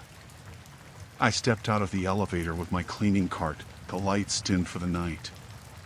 The silence was comforting, like every other night. I headed to the first office and started my routine. As I was finishing up, I heard a faint noise, like someone talking. I ignored it at first, thinking it might be coming from another floor. But then I heard it again, louder this time. I paused, trying to listen more closely. It was definitely coming from down the hall. Curiosity got the better of me, and I decided to check it out. I walked quietly down the hallway, the voices getting clearer. They were coming from one of the larger conference rooms. As I got closer, I realized the door was slightly ajar. I peeked through the crack and saw 3 men inside, all dressed in black and wearing masks. They were armed with guns and were rifling through the drawers and cabinets. My heart started pounding.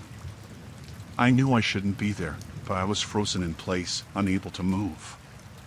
One of the men looked up, and I quickly ducked back, hoping he hadn't seen me. I backed away slowly, trying to get back to the elevator, but my foot caught on the edge of a carpet and I stumbled, making a noise. The talking inside the room stopped. I heard footsteps approaching the door. Panicking, I looked for a place to hide. There was a supply closet a few feet away, and I darted inside, closing the door as quietly as I could. I could hear them now, their footsteps echoing in the hallway. They were looking for me. My heart was beating so loudly I was sure they could hear it. I held my breath, praying they wouldn't find me. "Did you see anyone?" one of them asked. "Yeah, someone was definitely out here," another replied. "Find them. We can't let them leave." I stayed as still as possible, clutching a mop handle like it was a weapon. The footsteps grew louder, and then they were right outside the closet. The doorknob turned, and I squeezed my eyes shut, waiting for the worst. The door creaked open, and I felt a cold breeze as it swung inward. I opened my eyes just a sliver and saw a pair of boots. One of the men stood there, scanning the room. He didn't see me tucked behind the door. After what felt like forever, he turned and walked away. I exhaled slowly, trying to calm myself. I knew I needed to get out of there, but I didn't know how. I waited until I couldn't hear their footsteps anymore, then quietly crept out of the closet. I headed for the stairwell, thinking it might be safer than the elevator. As I pushed open the stairwell door, it made a loud creak. I cringed, hoping they hadn't heard it. I started down the stairs, moving as quickly and quietly as I could. I was almost at the next landing when I heard the door above me burst open. "There he is," one of them shouted. I ran faster, my heart pounding in my ears. I could hear them behind me, their footsteps getting closer. I reached the 12th floor and shoved open the door, darting into the hallway. I needed a place to hide, but the offices were all locked. I kept running, looking for anything that might help. I turned a corner and found myself in another hallway, this one lined with cubicles. I ducked into one, trying to catch my breath. I could hear them in the stairwell, searching for me. I needed a plan, and fast. I spotted a phone on one of the desks and grabbed it, dialing 911 with shaking hands. The operator answered, and I whispered as quietly as I could, explaining what was happening. They told me to stay on the line and that help was on the way. I heard footsteps again, closer this time. I hung up and crouched lower, praying they wouldn't find me. One of the men walked past the cubicles, looking around. He was so close I could see the sweat on his forehead. He stopped, looking right at the cubicle I was hiding in. I held my breath, my heart pounding. He took a step closer, and I knew I was done for. But then, a noise from the other end of the hallway caught his attention. He turned and walked away, heading towards the sound. I took the opportunity to move, crawling on my hands and knees to another cubicle further down. I needed to keep moving, to stay ahead of them. I could hear sirens in the distance, getting closer. I just needed to hold out a little longer. I made it to the end of the hallway and found a small storage room. I slipped inside and closed the door, hoping it would buy me some time. The sirens were louder now, and I could see flashing lights outside the window. I heard the men shouting, panicking as they realized the police were arriving. I stayed hidden, listening as they ran down the hallway, trying to escape. The sound of their footsteps faded, and then it was quiet. I waited, afraid to move. Finally, I heard voices, but these were different. The police were here. I slowly opened the door and stepped out, hands raised. An officer saw me and rushed over, guiding me to safety. They searched the building and found the men trying to escape through a back exit. They were arrested, and I was taken outside, where I finally felt like I could breathe again. I sat on the curb, shaking, as the officers asked me questions. I told them everything, from the moment I saw the men to the chase through the stairwell. They reassured me that I was safe now, but I couldn't shake the fear. It was a night I'd never forget. What started as a normal shift turned into a nightmare. I was just a janitor, trying to do my job, and ended up in the middle of a robbery.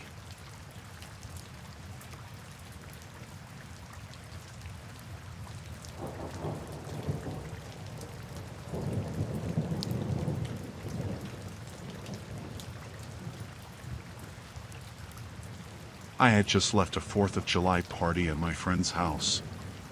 It was late, around midnight, and I was driving home on the back roads. The air was still warm from the day, and the fireworks had left a smoky haze in the sky. I felt relaxed and a little tired, ready to be home. As I turned onto a long, deserted stretch of road, I noticed headlights behind me. At first, I didn't think much of it. There weren't many cars out this late, but it wasn't unheard of. I drove on, the road winding through the countryside, surrounded by fields and occasional patches of woods. The car behind me got closer, its headlights glaring in my rearview mirror. It felt a bit aggressive, but I figured they just wanted to pass. I slowed down slightly, hoping they'd go around me. Instead, they stayed right on my tail, matching my speed. I sped up, trying to put some distance between us, but they sped up too. My heart started to race. It didn't feel right. I tried to shake off the feeling of unease, telling myself I was being paranoid. But the car kept tailgating me, almost bumper to bumper now. I took a deep breath and decided to turn onto a smaller road, hoping they'd go straight. I signaled and turned, but they followed me.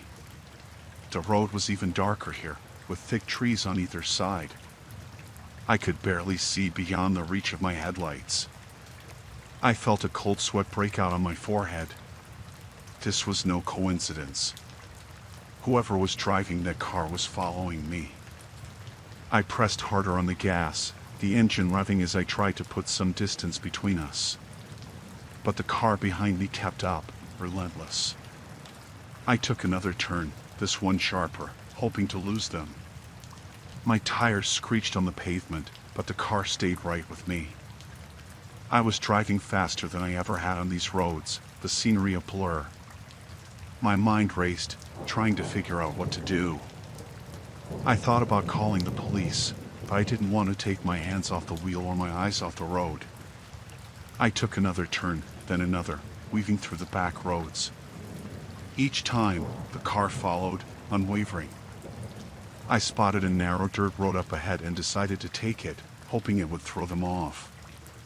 I turned sharply, the car bumping and jolting on the uneven surface. The headlights behind me disappeared for a moment, and I felt a flicker of hope. But then they reappeared, bouncing along the dirt road, still on my tail. Panic set in. I was running out of options. I didn't know these roads well enough to navigate them at high speed. I needed to find a way to lose them, and fast. I saw a sign for an old service road, barely visible in the darkness. It was narrow and overgrown, hardly used. I made a split-second decision and turned onto it, branches scraping against the sides of my car. For a moment, it seemed like I had lost them. The headlights disappeared, and I breathed a sigh of relief. But then I heard the sound of an engine, and the headlights appeared again, closer than ever. I pushed the car to its limits, the wheels slipping on the loose gravel. The road twisted and turned, barely wide enough for one car. I prayed I wouldn't hit a dead end. The car behind me was so close now that I could see the driver's face, twisted in anger and determination. I spotted an old barn up ahead, its silhouette barely visible in the dark. I took a sharp turn and headed towards it, hoping to find some cover. I drove around the back and killed the engine, plunging myself into darkness. I sat there, heart pounding, trying to stay silent. The other car sped past, the sound of its engine fading into the distance. I waited, afraid to move. Minutes passed, and I didn't hear anything. Finally, I dared to breathe again. I started the car, keeping the lights off, and slowly made my way back to the main road. I drove carefully, keeping an eye out for any sign of the car. I finally made it back to a more populated area, my hands still shaking. I didn't stop until I reached home, locking the doors and windows behind me. I never found out who was driving that car or why they were following me. The next morning, I checked my car for any damage from the night before. There were scratches and dents from the branches, but nothing serious. I couldn't shake the feeling of dread that had settled in my stomach. Driving those roads was never the same after that night. The memory of being chased, the headlights in my rearview mirror, haunted me. I always took the longer, busier routes from then on, never trusting the dark, deserted roads again. I don't know what would have happened if they had caught me, and I don't want to know. I'm just glad I managed to get away.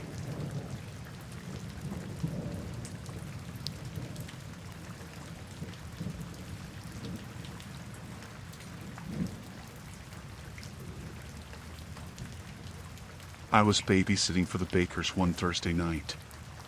They lived in an affluent neighborhood, the kind with wide streets and big houses. Their daughter, Lily, was sweet and easy to watch. It was supposed to be an ordinary job, keep Lily entertained, get her to bed, and wait for her parents to come home. I had no idea how wrong I was. Lily was already in her pajamas when I arrived. Mr. Baker gave me the usual instructions. Bedtime at 8:30, snacks are in the kitchen, call if you need anything. Then he left, and it was just me and Lily. We played some board games, and then I let her watch a movie while I checked my phone. Everything seemed normal until I noticed Lily kept glancing at the front door. I asked her if something was wrong, but she just shook her head. I didn't think much of it at the time.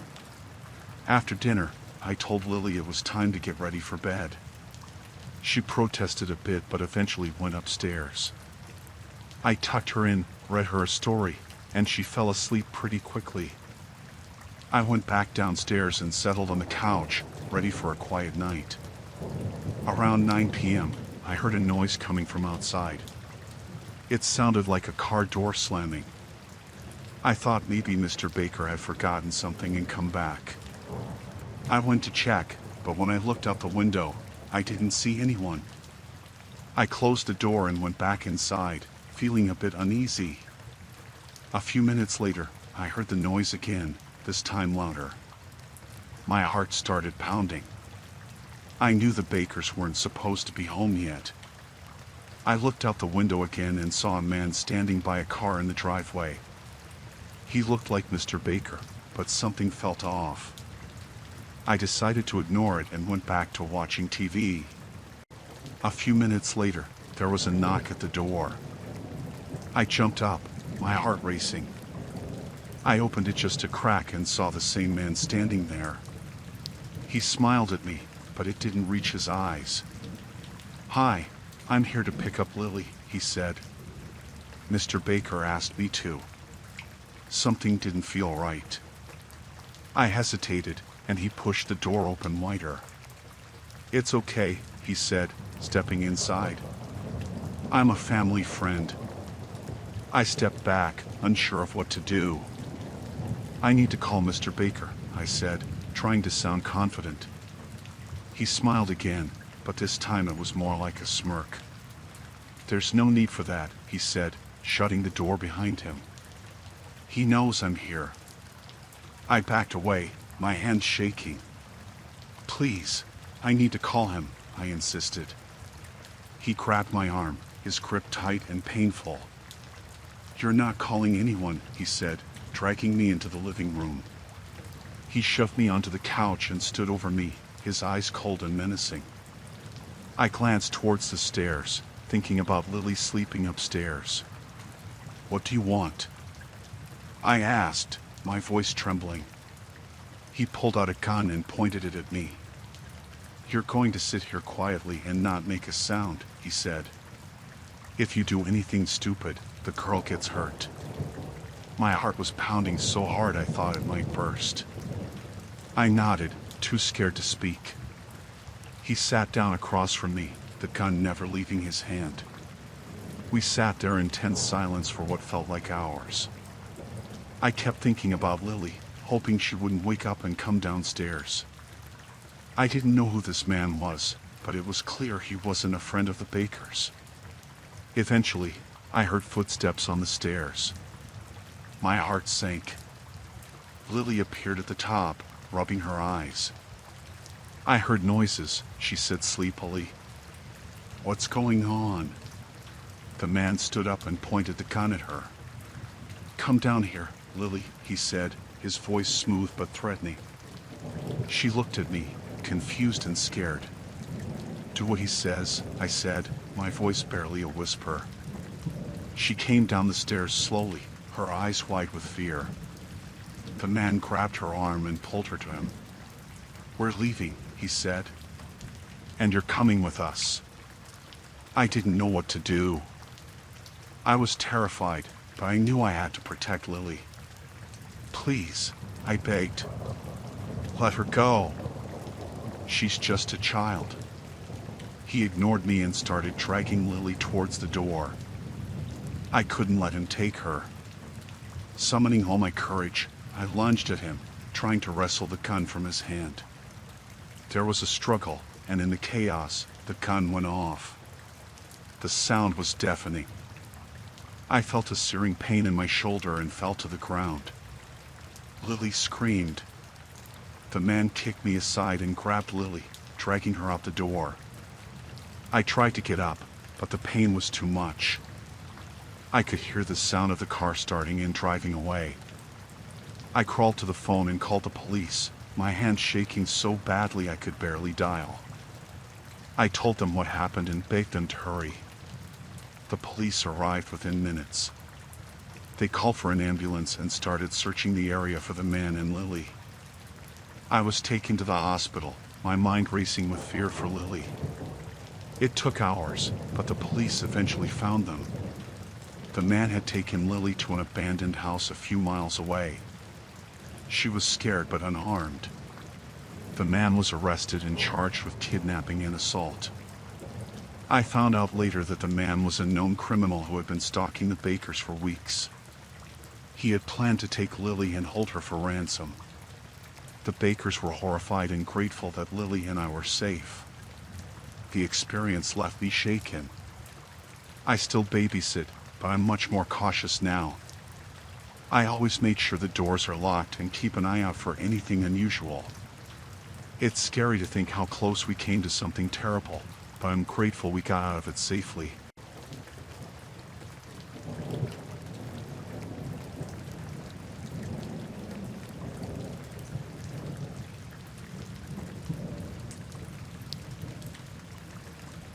I was camping in the forests of northern Michigan, seeking solace amidst the towering trees and tranquil wilderness. It was supposed to be a peaceful night, just me and the sounds of nature surrounding my van. But when I woke up, I found myself in the middle of a nightmare. As the first light of dawn filtered through the trees, I stirred from my sleep, blinking away the remnants of a restless night. But as my eyes adjusted to the dim light, I realized something was wrong. There were voices outside, low and guttural, interspersed with the snap of twigs and the rustle of leaves. Heart pounding, I peered out the window of my van and saw them, a group of men, dressed in camouflage and brandishing rifles, surrounding my campsite.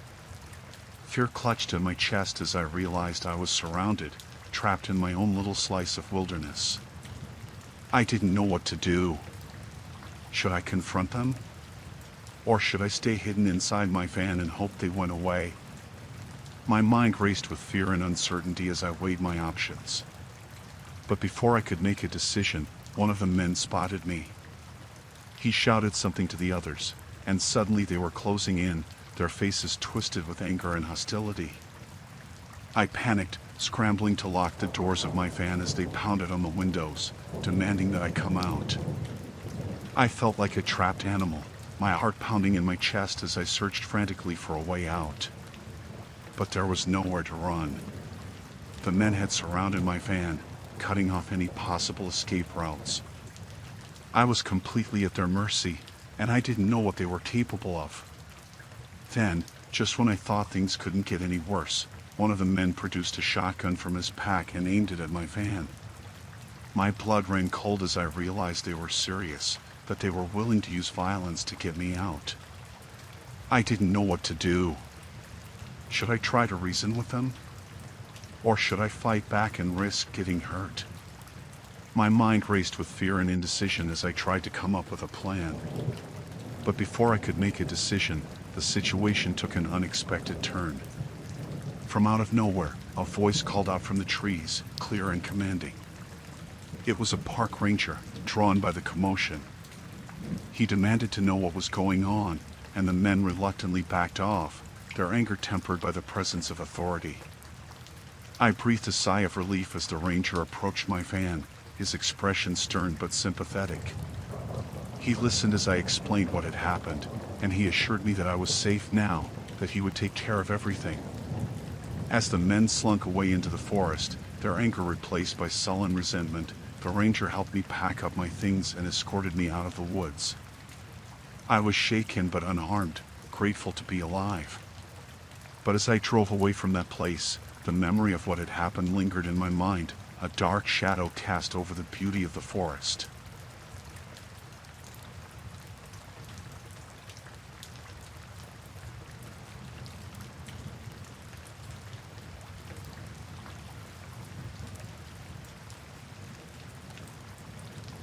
I saw a beautiful, old piano for sale in a small shop in Las Vegas. I couldn't resist. It was a grand piano, with a rich, dark finish and ivory keys that felt smooth under my fingers. The shop owner said it had a history, once owned by someone famous, but he didn't say much more. I didn't care about the history. I just wanted the piano. I had the piano delivered to my apartment the next day. It fit perfectly in my living room, and I spent hours playing it, losing myself in the music. It wasn't until a week later that things started to get strange. One evening, I came home from work and found my front door slightly ajar. I was sure I had locked it. I stepped inside, cautiously.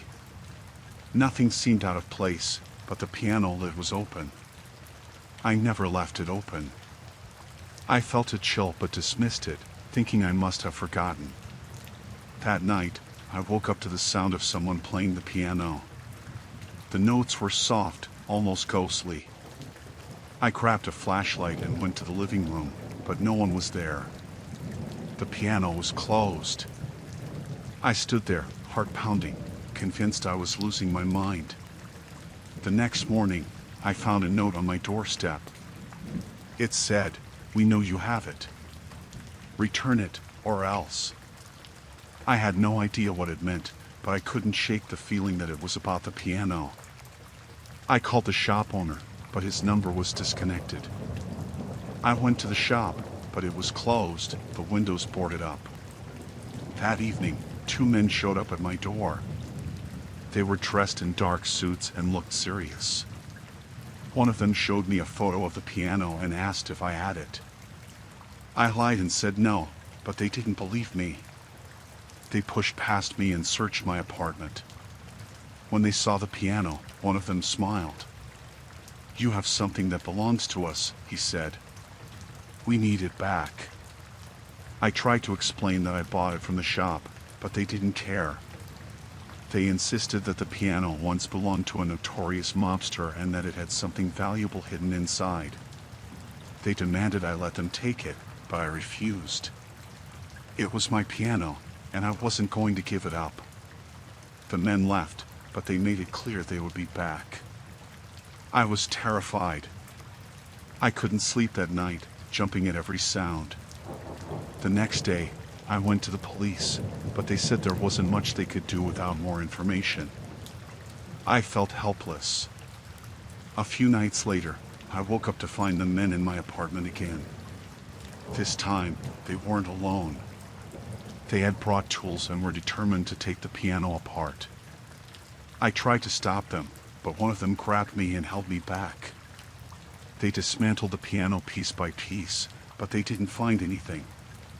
Frustrated, they turned their attention to me. They demanded to know where the hidden item was. I had no idea what they were talking about. They didn't believe me. One of them pulled out a knife, and I thought that was the end. Just then, there was a loud knock on the door. The men froze. The knocking grew louder, more urgent. They exchanged glances and then fled out the back door, leaving me shaken and alone. I ran to the door and opened it to find a neighbor, concerned about the noise. I was too scared to explain and just thanked him. I called the police again, but by the time they arrived, the men were long gone. The police took my statement and promised to keep an eye on my apartment. They suggested I stay somewhere else for a while, but I had nowhere else to go. I was too scared to stay, but I didn't want to leave my home. A few days later, I received another note. It said, "Last chance.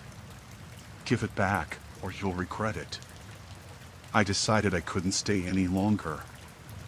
I packed a bag and left town, staying with a friend in another city.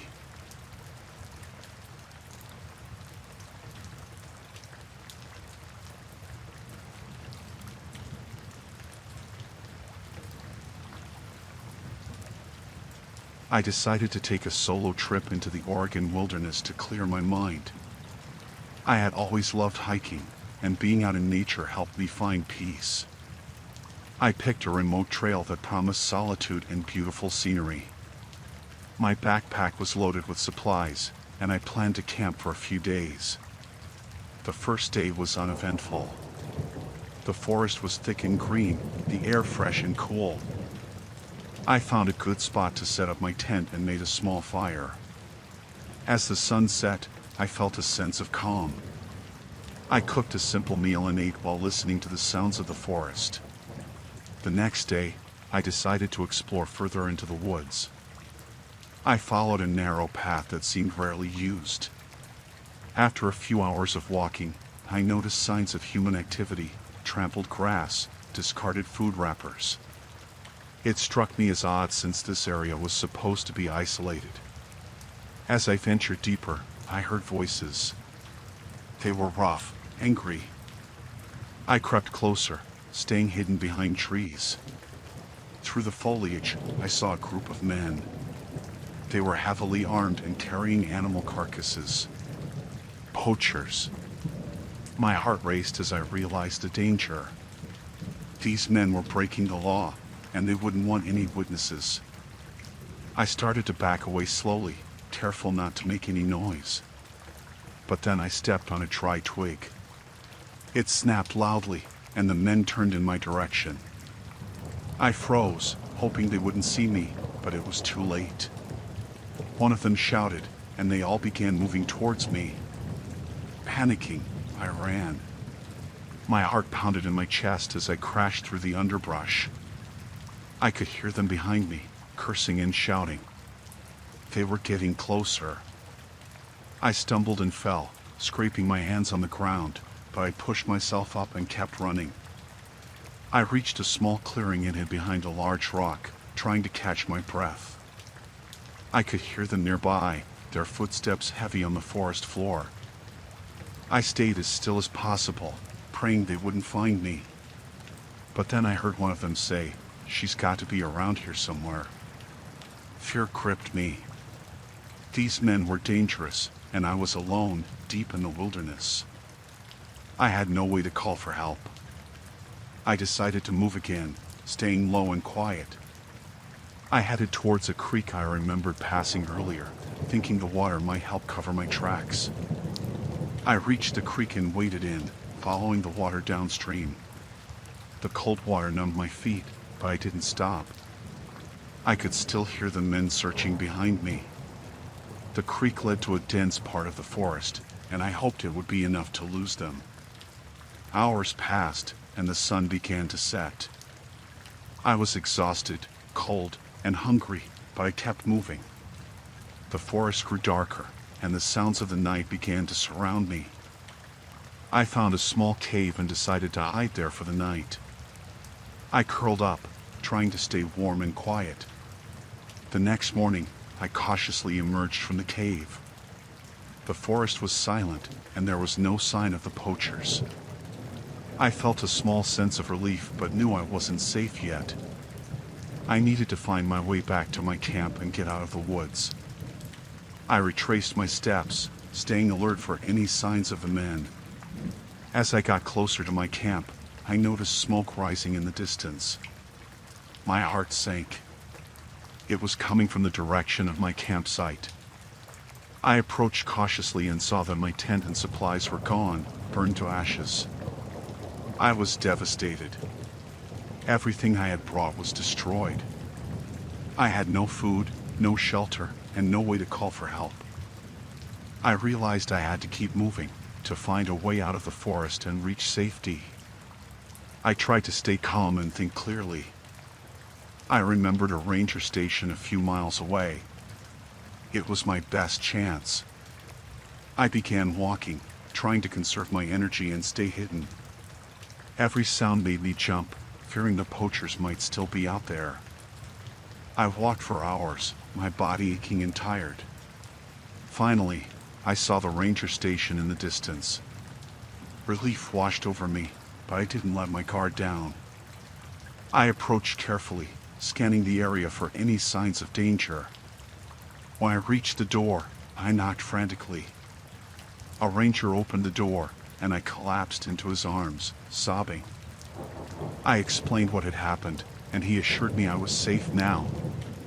They called the authorities, and soon the forest was swarming with law enforcement. They found the poachers' camp and arrested them. I stayed at the ranger station for a few days, recovering from the ordeal. The rangers were kind and supportive, helping me through the trauma. I realized how lucky I was to have survived. The wilderness, once my place of peace, had turned into a nightmare. I eventually returned home, but the experience stayed with me.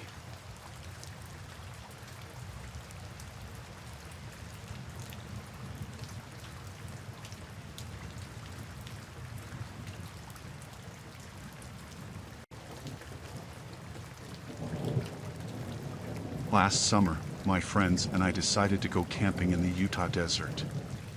It was supposed to be a getaway from our busy lives. Just four of us, Tom, Sarah, Jake, and me. We packed our tents, food, and some gear, and drove out to a remote spot far from any town. The landscape was beautiful, with red rocks and wide open skies. It felt like we had the whole world to ourselves. We set up camp near a small canyon. There was a sense of peace there, just the wind and the distant sound of birds. As night fell, we built a fire and sat around it, talking and laughing. The stars were so bright, and everything seemed perfect. After a while, we turned in for the night, excited for the hike we planned for the next day. Around midnight, I woke up. I wasn't sure why at first, just a feeling that something was off. Then I heard it, voices. Low and urgent, coming from somewhere nearby. I unzipped my tent quietly and peered out. I could see shadows moving in the distance, too far to make out clearly but close enough to worry me. I nudged Tom awake and pointed. His eyes widened, and he whispered that we should wake the others. We huddled together, trying to figure out what to do. The voices grew louder, and we could see flashlights moving closer. Sarah suggested we stay quiet and hope they pass by, but Jake was scared and wanted to pack up and leave immediately. Before we could decide, the men were upon us. There were 6 of them, all armed. They surrounded our campsite, their flashlights blinding us. One of them, a tall man with a grizzled beard, stepped forward and demanded to know what we were doing there. We explained we were just camping, that we didn't mean any harm. He stared at us for a long moment, then told us to pack up and leave, now. We scrambled to obey, packing up our gear as fast as we could. The men watched us closely, their guns at the ready. My hands were shaking so badly I could barely zip my backpack. The tension was suffocating. Finally, we were ready, and the bearded man told us to follow him. They led us through the dark desert, away from our camp. My mind raced with fear. Who were these men? Why were they out here? We walked for what felt like hours until we came to a large fence with a gate. Beyond it, I could see the faint outline of buildings. The bearded man told us this was private property and we had trespassed. He said they were part of a religious community and they didn't like outsiders. I tried to explain again that we didn't know, that we were just camping, but he cut me off. He said we had seen too much and couldn't leave until they decided what to do with us. My stomach dropped. This was worse than I had imagined. They took us inside the compound, to a small building that looked like a storage shed. They locked us inside, saying they would deal with us in the morning. The room was dark and cold, and we huddled together, trying to stay calm. Sarah was crying, and Jake kept muttering that we were going to die. None of us slept that night. We kept listening for any sound outside, our minds filled with terror. As the first light of dawn crept through the cracks in the walls, we heard footsteps. The door creaked open, and the bearded man entered, followed by 2 others. He said they had decided to let us go, but warned us never to return. He said if we told anyone about this place, they would find us and kill us. His eyes were cold and dead as he spoke, and I believed him. They blindfolded us and drove us back to our car, miles away from where we had camped. They left us there, in the middle of nowhere, and drove off without another word. We stood there, stunned, until the dust from their vehicle settled. Then we piled into the car and drove as fast as we could back to civilization. None of us spoke much during the drive. We were too shaken. When we got home, we agreed never to talk about what happened. We were scared of what those men might do if they found out we had. I still have nightmares about that night, about those cold eyes and the feeling of being utterly helpless. I don't know who those men were or what they were protecting, and I don't want to find out. We never went camping again.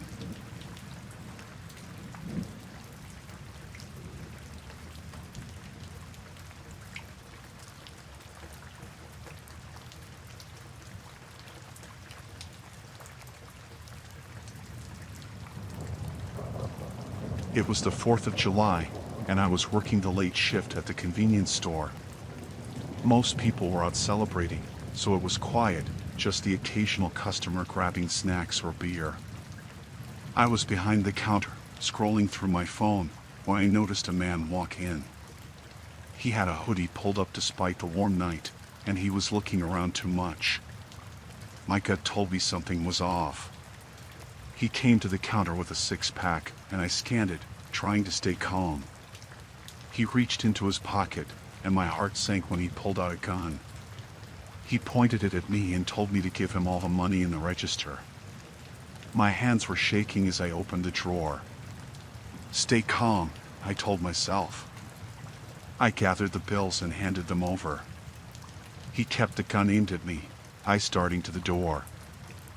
I thought about the store's panic button under the counter, but it was risky. He was too close, and I didn't want to make any sudden moves. He ordered me to get on the floor, and I did. My mind was racing, trying to think of a way out. He moved behind the counter, probably to check if there was more money hidden. I realized this might be my chance. I glanced around and saw the back door to the storage room. It led outside to the alley. As quietly as I could, I started crawling towards the door. I kept my eyes on him, praying he wouldn't notice. He was busy stuffing the money into a bag. When I reached the door, I slowly turned the knob, wincing at the slightest creak. I slipped into the storage room and closed the door behind me, trying not to make a sound. I heard him cursing from the other side of the door. He must have realized I was gone. I looked around the storage room, spotting a heavy metal shelf. I pushed it against the door, hoping it would buy me some time. Then I made my way to the back door and stepped into the alley. The cool night air hit me, and I felt a rush of panic and relief. But I knew I wasn't safe yet. I ran down the alley, heading towards the main street. I needed to find help. I could hear sirens in the distance, probably for the 4th of July celebrations, but I hoped they would come my way. As I reached the street, I saw a police car parked at the corner. I waved frantically, and the officer inside saw me. He got out, and I ran to him, breathless and shaking. I explained what happened, and he called for backup. The officer told me to stay by the car while he approached the store. More police cars arrived, and I watched as they surrounded the building. They went inside, and after a few tense minutes, they brought the man out in handcuffs. He was yelling and struggling, but they had him under control. The police took my statement and thanked me for staying calm. They said the man was a repeat offender, wanted for several robberies. I was still in shock, but I was grateful it was over. I called my boss, who came to the store right away. He was worried but relieved I was okay. He told me to take the rest of the night off, and he closed the store for the night. I drove home, my hands still shaking on the steering wheel. When I got home, I couldn't sleep. Every time I closed my eyes, I saw the gun and felt the fear all over again. I kept thinking about how close I came to getting hurt or worse. But I also felt a strange sense of strength. I had managed to stay calm and find a way out. The next day, I talked to my boss about adding more security measures to the store. He agreed, and we installed better cameras and a more accessible panic button. I went back to work, but I was more cautious, always keeping an eye on anyone who came in.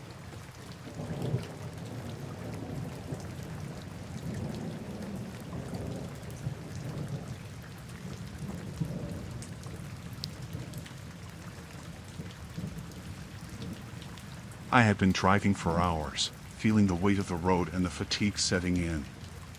It was late, probably around midnight, when I finally saw a flickering motel sign in the distance. I decided to pull in, desperate for some rest. The motel looked run down, with peeling paint and a flickering neon sign that read vacancy. I parked my car and walked into the small office. The clerk behind the desk looked bored, barely glancing up as I asked for a room. He handed me a key, room number 12, and I thanked him before heading back out. I dragged my suitcase across the cracked pavement, trying to keep my eyes open. When I reached room 12, I inserted the key and pushed the door open. The room was dark, but I could make out shapes in the dim light. As I stepped inside, I heard a muffled sound. I turned on the light and froze. There, in the middle of the room, was a couple tied up and gagged. Their eyes widened in terror when they saw me. My heart started pounding, and I took a step back, trying to make sense of what I was seeing. Before I could react, I heard footsteps behind me. I turned around to see a man standing in the doorway, his face twisted in anger. He was holding a knife, and his eyes locked onto mine. Panic surged through me as he stepped closer. "What are you doing here?" he hissed, his voice low and threatening.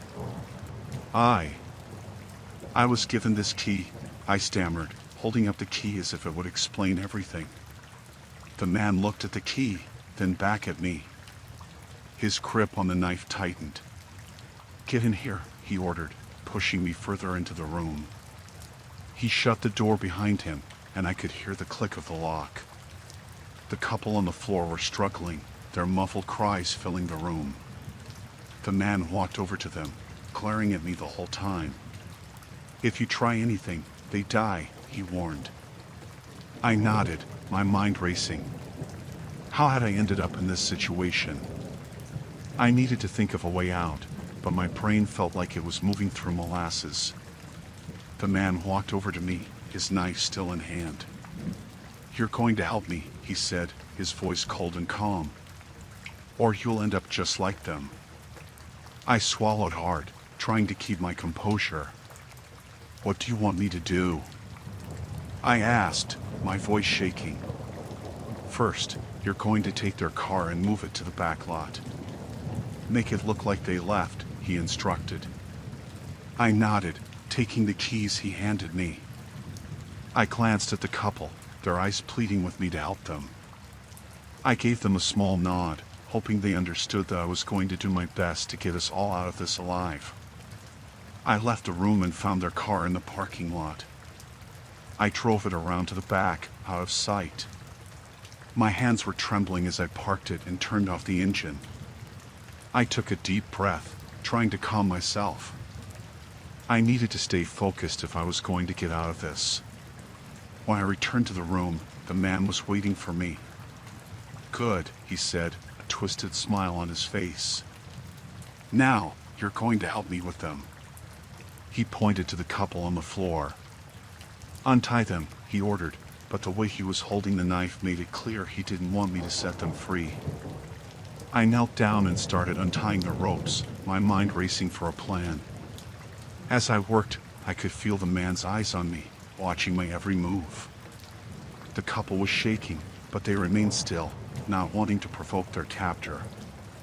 Once they were untied, the man forced them to stand. He kept the knife pressed against the woman's side, his eyes never leaving me. "We're going to the car," he said. "You're driving." I nodded, my heart pounding in my chest. We walked out of the room, the couple in front and the man behind them, keeping the knife hidden from view. We made our way to my car, and I unlocked the doors, trying to keep my hands steady. "Get in," the man ordered, shoving the couple into the back seat. He climbed in after them, keeping the knife ready. "You drive," he said, pointing the blade at me. I got into the driver's seat, my mind racing for a way out. As I started the car, I glanced in the rearview mirror. The couple's eyes were wide with fear, but they were silent, waiting for a chance to escape. I pulled out of the motel parking lot and onto the dark, empty road. The man kept the knife close to the woman's side, his eyes fixed on me. "No funny business," he warned. We drove for what felt like hours, the silence in the car heavy and oppressive. I could feel my pulse in my ears, my mind racing for a plan. I needed to get us out of this, but I didn't know how. Finally, I saw a gas station up ahead. It was brightly lit, beacon in the darkness. "I need gas," I said, hoping he would let me stop. The man hesitated, then nodded. "Fine. But no tricks." I pulled into the gas station and parked by the pump. I got out of the car, my mind racing. As I started to fill the tank, I saw the station attendant inside. I knew I had to act fast. I walked towards the station, pretending to go inside to pay. As soon as I was out of the man's sight, I sprinted inside and shouted for help. The attendant looked up, startled, but quickly understood the urgency in my voice. He called the police, and within minutes, the place was swarming with officers. They surrounded my car, guns drawn. The man was forced to drop the knife and surrender. The couple was pulled to safety, and I felt a wave of relief wash over me. We gave our statements to the police, and they assured us the man would be brought to justice. The couple thanked me over and over, their gratitude overwhelming. I was just glad we had all made it out alive. I drove away from the gas station, my hands still shaking, but my heart finally beginning to calm. I knew I would never forget this night, and I would always be grateful for the second chance we had been given.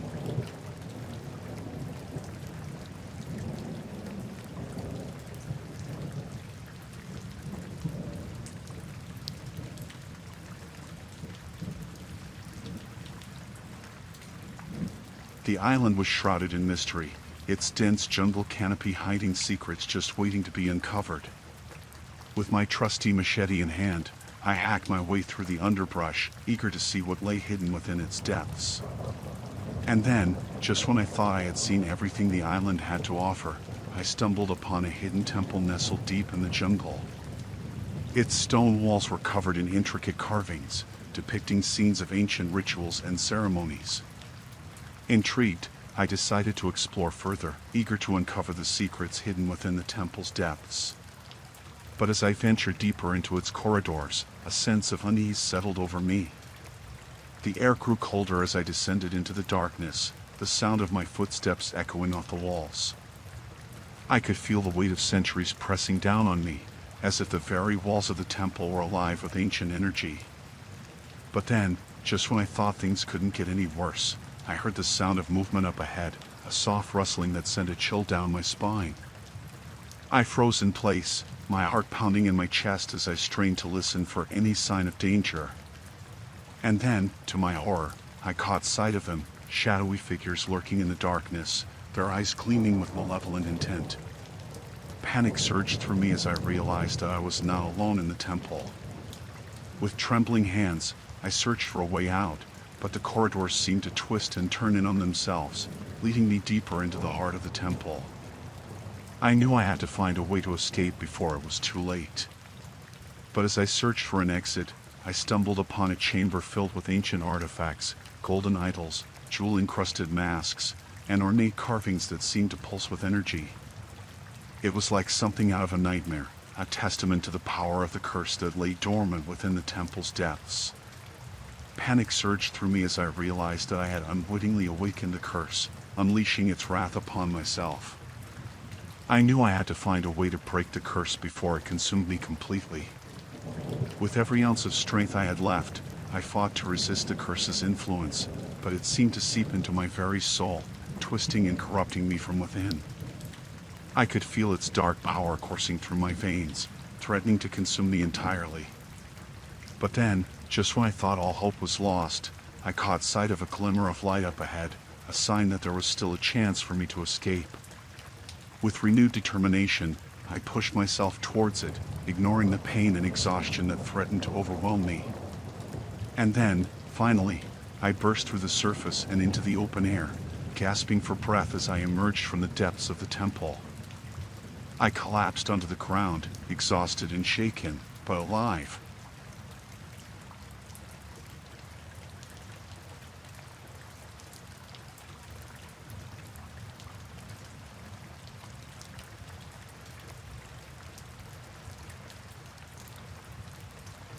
I decided to camp alone on a remote beach in Florida.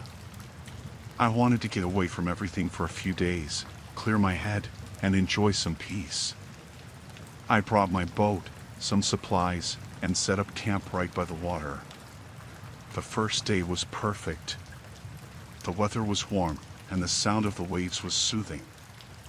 I spent the day fishing, swimming, and just relaxing. As the sun set, I made a fire and cooked the fish I caught. I felt at peace, away from the noise and stress of daily life. The night was clear, and the stars were bright.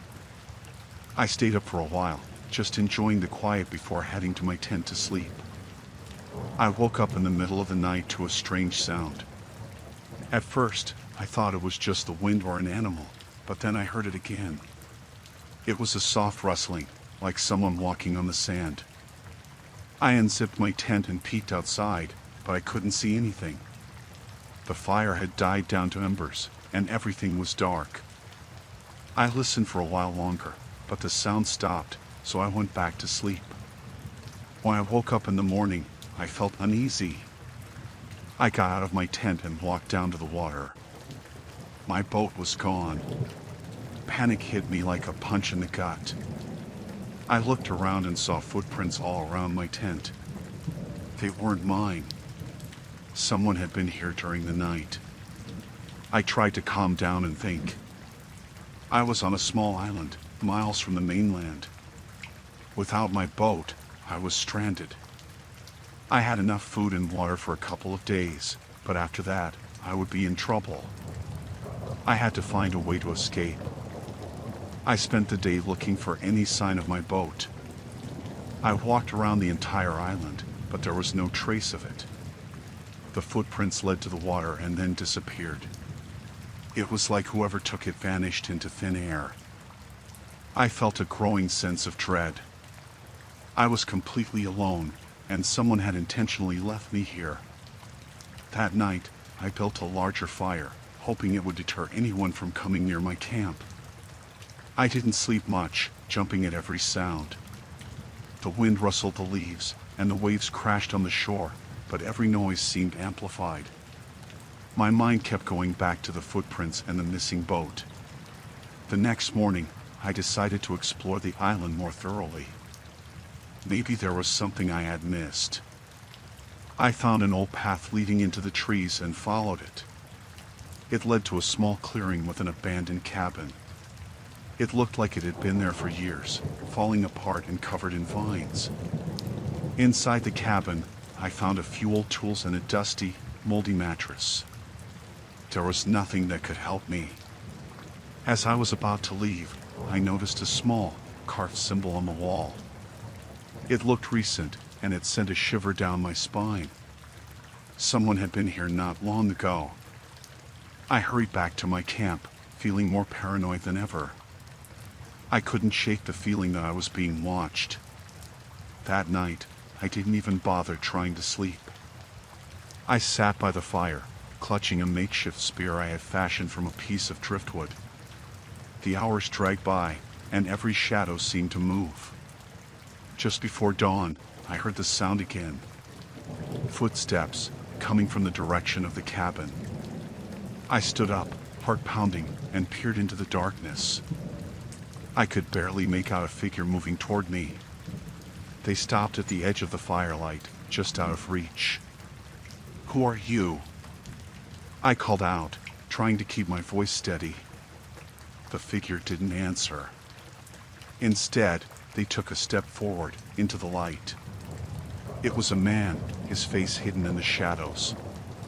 He just stood there, staring at me. I tightened my grip on the spear, ready to defend myself. "What do you want?" I demanded. Still, no answer. The man just stood there, watching me. Then, without warning, he turned and walked away, disappearing into the darkness. I didn't follow. I was too scared to move. When the sun finally rose, I felt a small sense of relief. I needed to find a way off this island before the man came back. I decided to build a raft from the driftwood scattered along the beach. It took all day, but I managed to lash together enough pieces to make something that might float. As night fell, I dragged the raft to the water's edge. I didn't know if it would hold, but I had to try. I pushed it into the water and climbed on. It wobbled but stayed afloat. I used a piece of wood as a paddle and started making my way toward the mainland. The water was calm, but the journey was slow.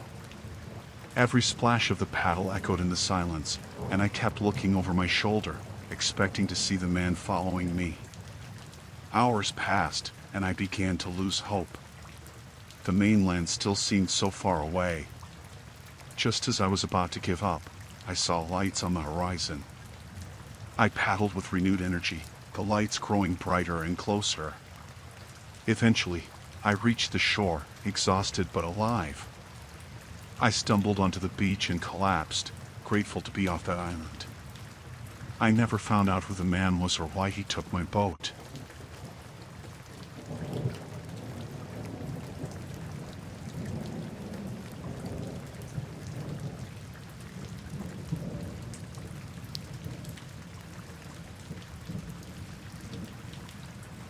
We planned a camping trip to a spot in California we'd heard about from some friends.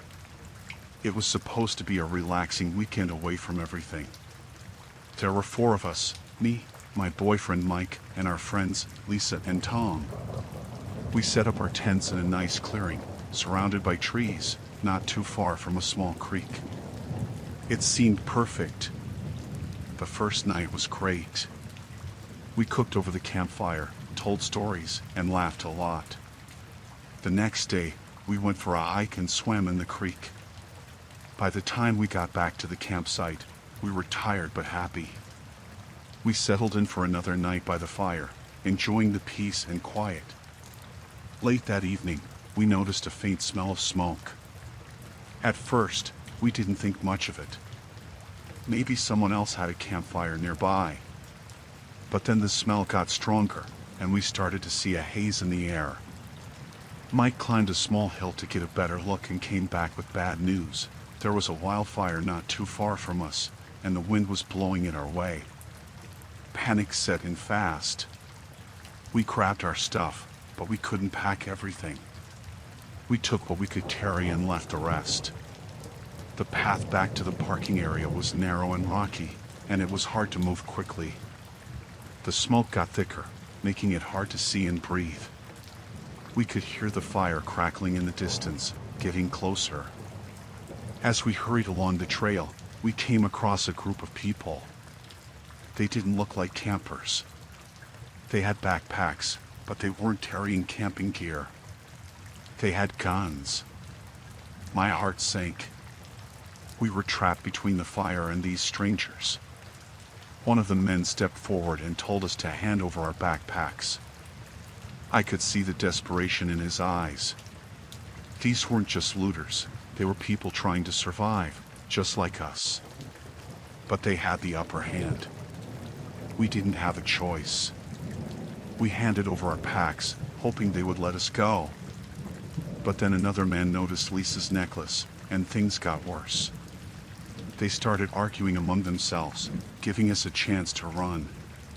We didn't wait. We bolted down the trail, leaving our stuff behind. The smoke was thicker now, making it hard to breathe. I could hear the fire roaring behind us, and the heat was intense. We stumbled and fell, but we kept moving. I could hear the looters shouting behind us, but they were getting drowned out by the noise of the fire. We reached a small ravine and climbed down, hoping it would offer some protection. The air was a bit clearer there, and we stopped to catch our breath. Mike checked to make sure everyone was okay. We were all shaken, but no one was hurt. We decided to follow the ravine, hoping it would lead us to safety. The ground was uneven, and it was hard to move quickly. We could hear the fire getting closer, and the sky was a strange orange color. The heat was unbearable, and we were all coughing from the smoke. After what felt like hours, we stumbled upon a small stream. We followed it, hoping it would lead us to a larger body of water or a road. The smoke was starting to thin out, and we could see a bit more clearly. We kept moving, even though we were exhausted. We eventually came to a clearing and saw a dirt road. Relief washed over us. We followed the road, hoping to find help. After a while, we heard the sound of engines. 2 trucks appeared, driven by firefighters. They stopped when they saw us and helped us into the trucks. They gave us water and checked us for injuries. As we drove away, I looked back and saw the fire raging in the distance. The firefighters took us to a safe area where we were checked by medics and given food and blankets. We told them about the looters, and they said they'd report it to the authorities. That night, we stayed in a shelter set up for evacuees. It was a stark contrast to the peaceful campsite we did just the night before. The experience had shaken us all. We were grateful to be safe, but also worried about what we had left behind and the people we had encountered.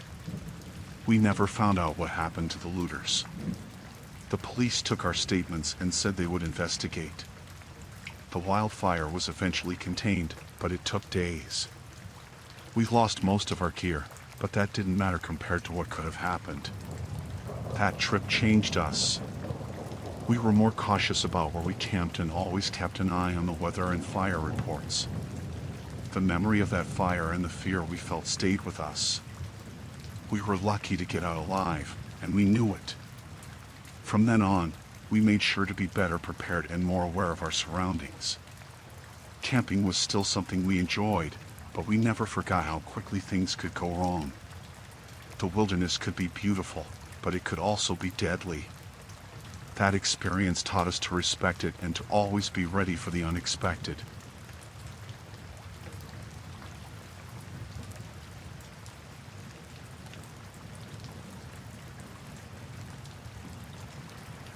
I was out on patrol in the national park, just like any other night.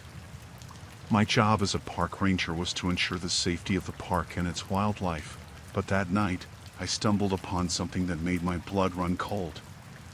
As I made my way through the dense forest, I heard the sound of voices up ahead. At first, I thought it might be campers who had stayed out too late, but as I got closer, I realized that something wasn't right. There, in a clearing up ahead, I saw a group of men huddled around a fire. They were armed and dangerous, and it was clear that they weren't there to enjoy the beauty of nature. My heart pounded in my chest as I realized what was happening. These men were poachers, and they were hunting the animals in the park for profit. I knew I had to do something, but I also knew that confronting them could be dangerous. These men were armed, and I was just one person. But I couldn't just stand by and do nothing while they destroyed the park and killed innocent animals. I had to act, and I had to act fast. I crouched down behind a bush, trying to come up with a plan. I knew I couldn't take them on by myself, but I also knew that I had to do something to stop them.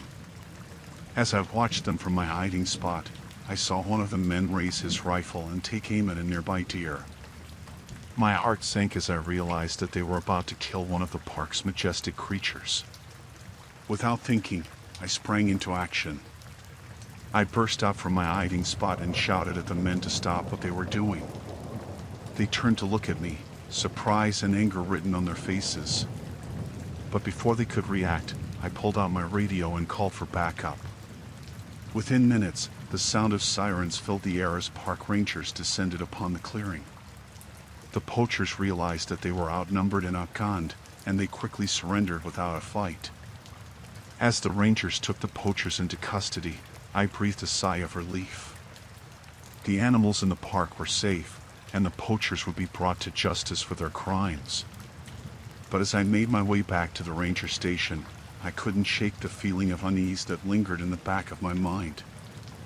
I had come face to face with danger that night, and it was a terrifying experience that I would never forget.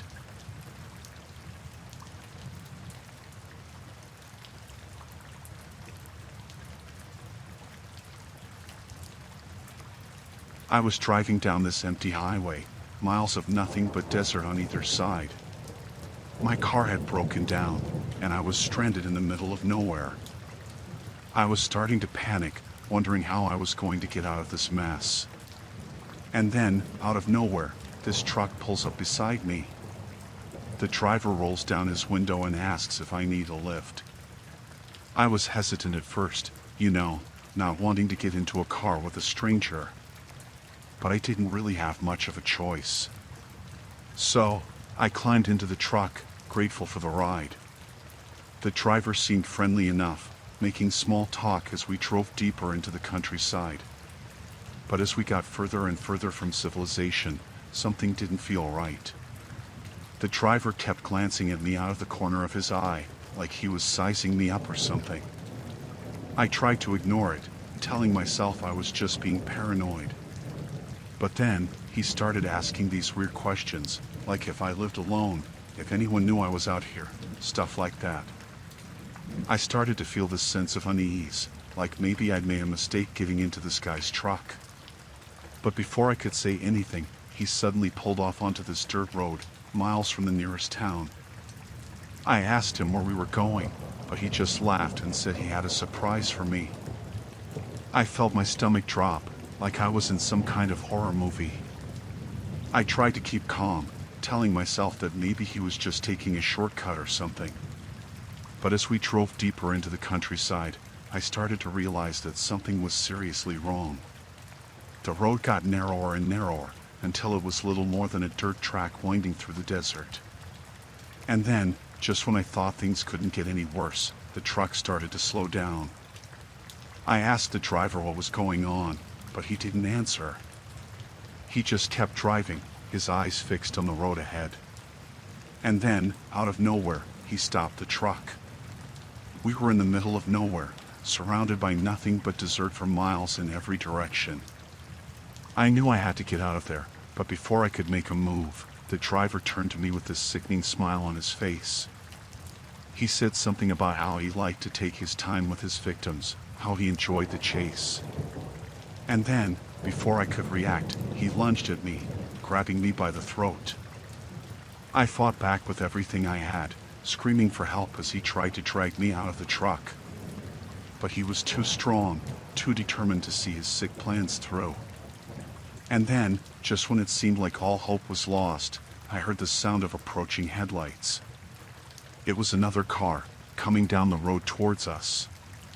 The driver must have heard it too, because he suddenly let go of me and jumped back into his truck, speeding off into the night. I stumbled out of the truck, shaking with fear and adrenaline.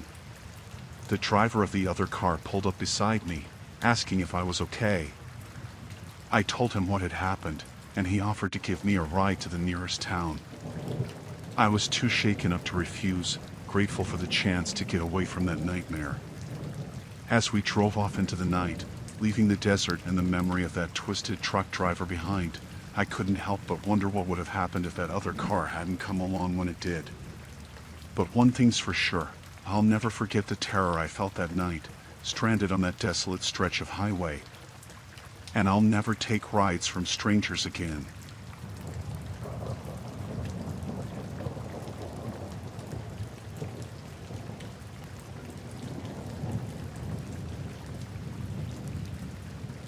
The drive up to the mountains was long and winding, the road snaking through the rugged landscape like a ribbon of asphalt. I had been looking forward to this trip for weeks, eager to reconnect with my daughter after years of estrangement. But as I pulled up to her cabin, nestled deep in the heart of the Colorado wilderness, a sense of unease settled over me like a heavy fog. Parking the car, I stepped out onto the gravel driveway and surveyed my surroundings. The cabin looked deserted, its windows dark and empty. I called out for my daughter, but there was no response, only the distant sound of the wind whispering through the trees.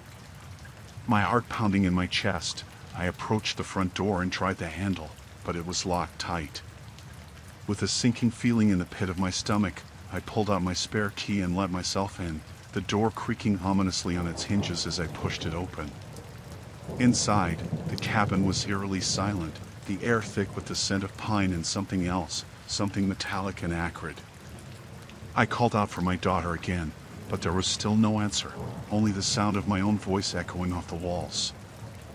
I searched every room, every nook and cranny, but there was no sign of her.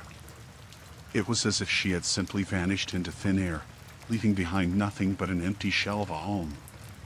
Panic rising in my chest, I rushed outside and scanned the surrounding forest, hoping against hope that she had simply gone for a walk and gotten lost. But there was no sign of her, no trace of her presence anywhere. Fighting back a sense of despair, I resolved to search the area myself, to leave no stone unturned until I found her. I grabbed a flashlight and a jacket and set off into the wilderness, the darkness closing in around me like a suffocating blanket. For hours, I trudged through the woods, my heart pounding in my ears with every step. The only sound was the crunch of leaves beneath my feet and the distant howl of a wolf echoing through the night. And then, just when I was beginning to lose hope, I saw it, a faint glimmer of light in the distance. I quickened my pace, my breath coming in ragged gasps as I stumbled toward the source. As I drew closer, I could make out the outline of a small clearing, illuminated by the soft glow of a campfire. And there, sitting by the fire, was my daughter. Relief flooded through me as I rushed forward and enveloped her in a tight embrace. She looked up at me with tear-stained eyes, and I knew that whatever had happened, we would get through it together. But as we sat by the fire, warming ourselves against the chill of the night, my daughter began to tell me her story, and I felt a chill run down my spine. She had been out for a walk earlier that evening when she stumbled upon a group of strange men lurking in the woods. They had chased her through the trees, their eyes filled with malice, until she had finally managed to lose them and find her way back to the cabin. As she spoke, I felt a cold knot of fear form in the pit of my stomach. Who were these men, and what did they want with my daughter? I knew that we had to get out of there, to leave this place far behind us before it was too late. Gathering our belongings, we made our way back to the cabin and packed up the car, our movements frantic and desperate. As we drove away from that isolated cabin in the mountains, I couldn't shake the feeling that we were being watched, that those men were still out there, lurking in the shadows, waiting for their next victim. But we made it out safe, my daughter and I, and as we drove down the winding mountain roads, I vowed never to return to that cursed place again. For in those remote mountains of Colorado, there are secrets best left undisturbed, and dangers lurking in the darkness that are better off forgotten.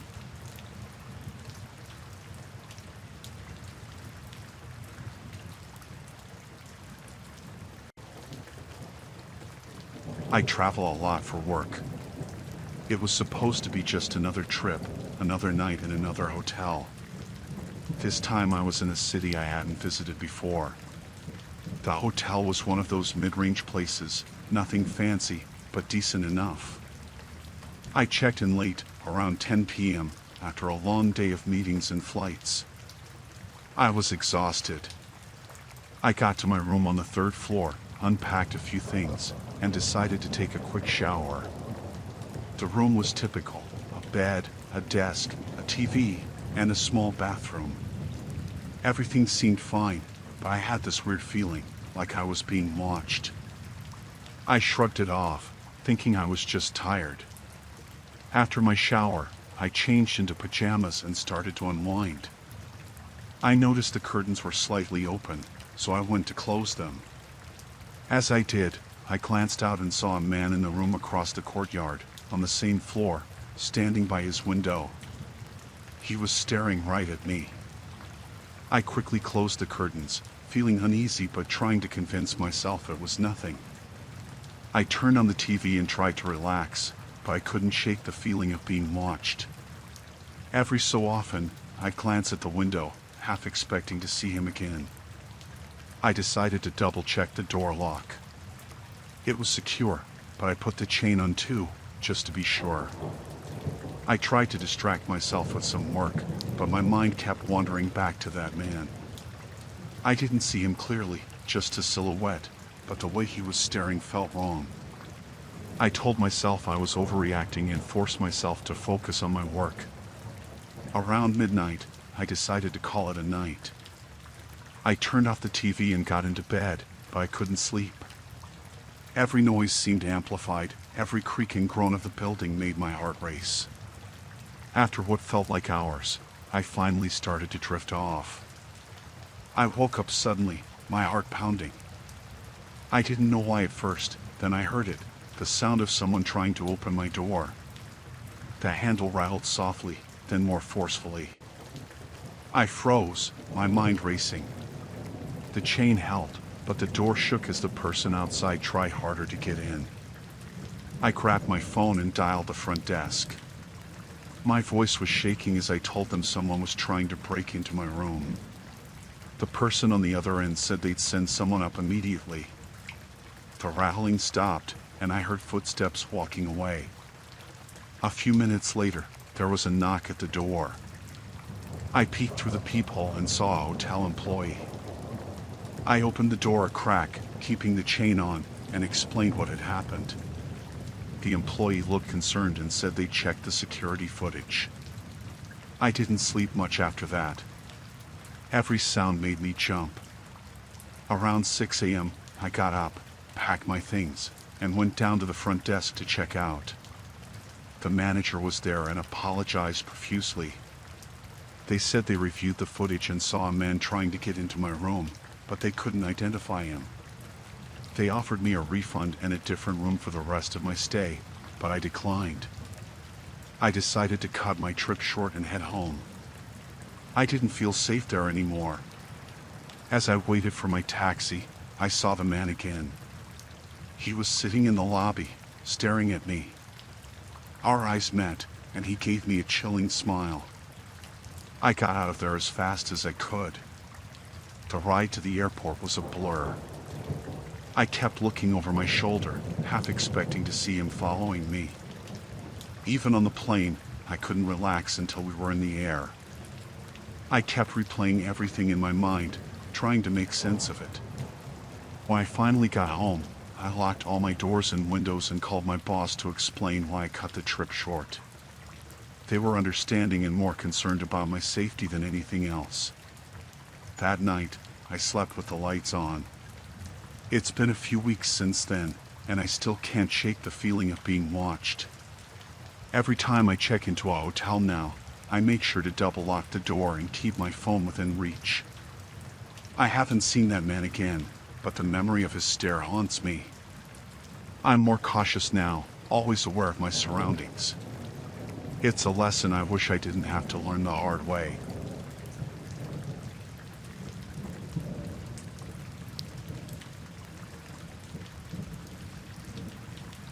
I was driving through the Rockies during a snowstorm, trying to make it to my delivery spot before the weather got any worse. The snow was coming down heavy, and the roads were getting slick.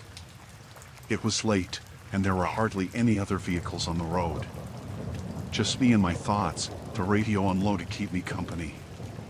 Suddenly, I saw a man on the side of the road, waving his arms. His car was parked haphazardly with the hood up.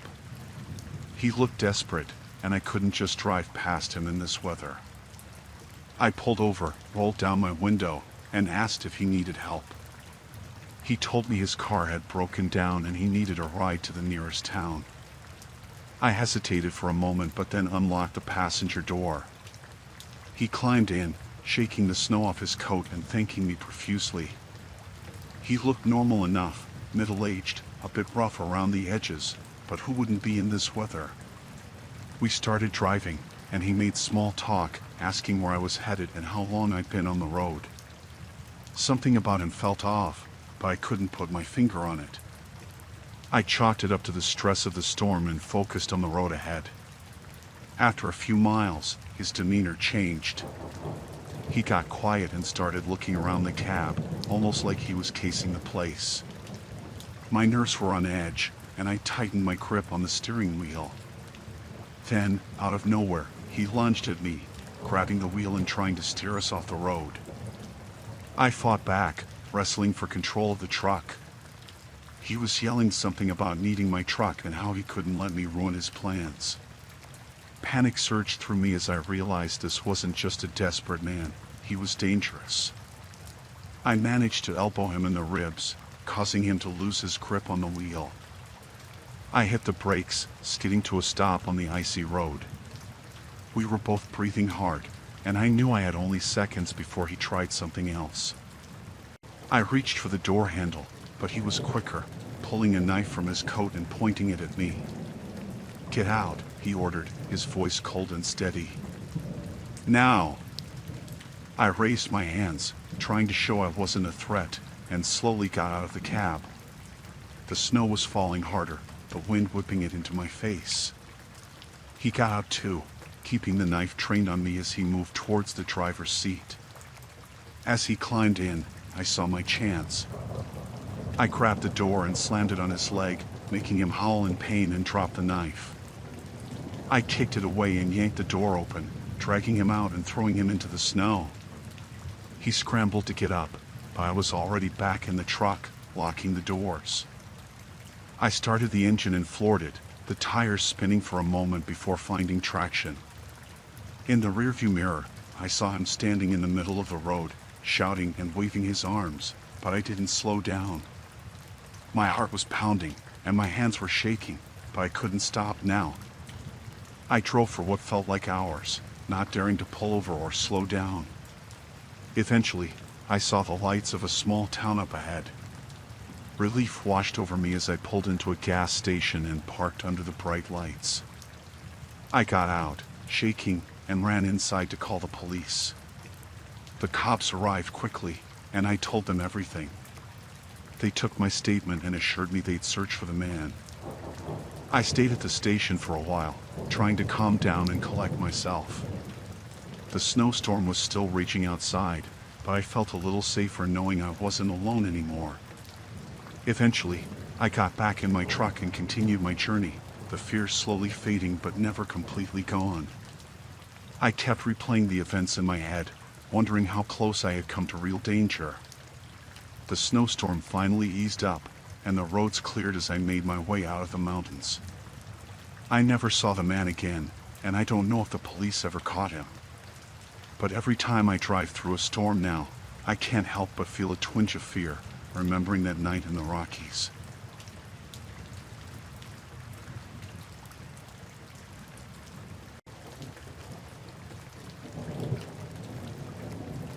I was on a cycling tour through the French countryside, enjoying the peaceful roads and beautiful landscapes. It was my dream trip, and I had been planning it for months. I started early each day, pedaling through small villages and fields of sunflowers. Everything was going perfectly until that one day when everything changed. I was about 20 kilometers from the nearest town when I noticed a group of men in an old van driving slowly behind me. At first, I thought they were just being cautious, but they stayed there, always keeping a distance but never passing. I felt a chill run down my spine, but I tried to ignore it, telling myself they were just locals on a slow drive. After a while, they drove ahead and parked at the side of the road. As I passed, I glanced over and saw them watching me closely. Their stares were intense, and I felt a knot form in my stomach. I kept cycling, trying to appear calm, but my mind was racing. I needed to reach the next town quickly. A few kilometers later, I saw the van again, parked at a different spot. This time, one of the men was outside, leaning against the van, smoking a cigarette. He looked at me with a sinister grin as I rode past. My heart started pounding. I had no doubt now that they were following me. I decided to take a detour, hoping to lose them. I turned onto a narrow side road that wound through a dense forest. The road was rough and slowed me down, but I hoped it would be enough to shake them off. For a while, I didn't see them, and I started to feel a glimmer of hope. But then, I heard the sound of an engine behind me. I glanced back and saw the van coming down the road. Panic set in. I pedaled as fast as I could, my legs burning, but the van kept getting closer. The road was too narrow for them to drive fast, which was my only advantage.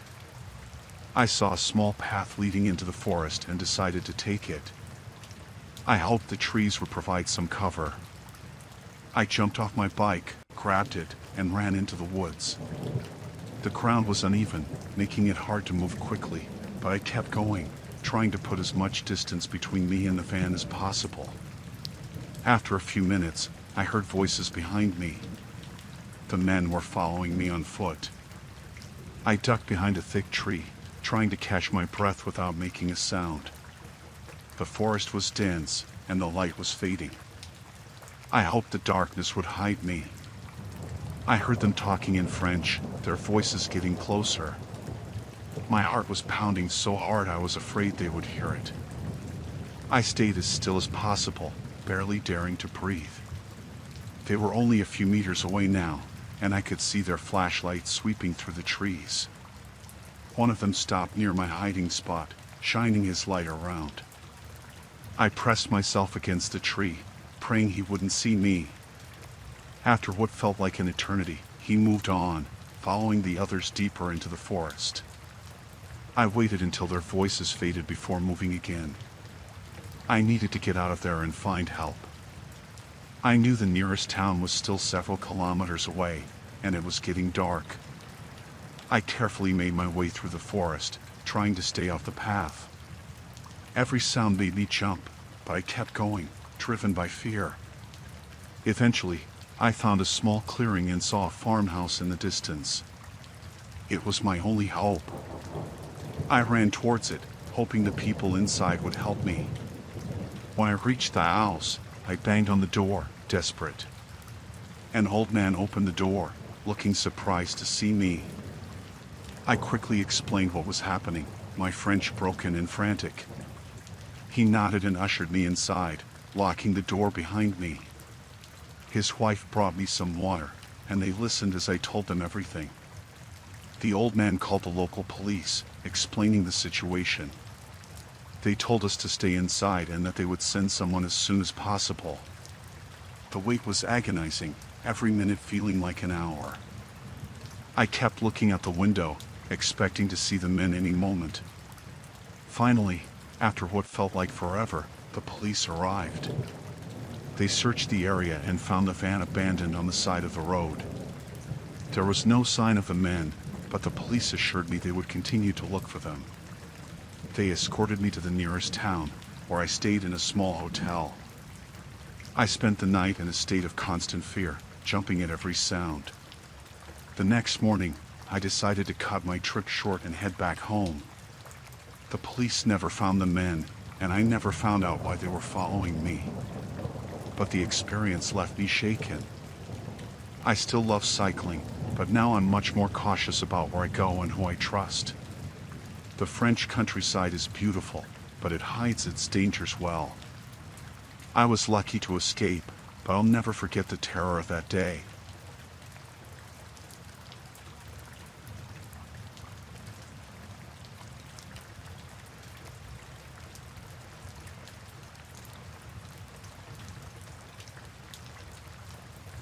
I decided to go stealth camping alone in a camper van in a remote part of Utah. The vast, open landscapes appealed to me, and I wanted some time away from the noise of the city. I found a quiet spot off a dirt road, surrounded by desert and rocky hills. The setting sun painted the sky in hues of orange and red, and I felt a sense of peace. That night, I cooked a simple meal and sat by the van, enjoying the silence. The stars were starting to appear, and it was mesmerizing. After a while, I climbed into the van, locked the doors, and settled into my sleeping bag.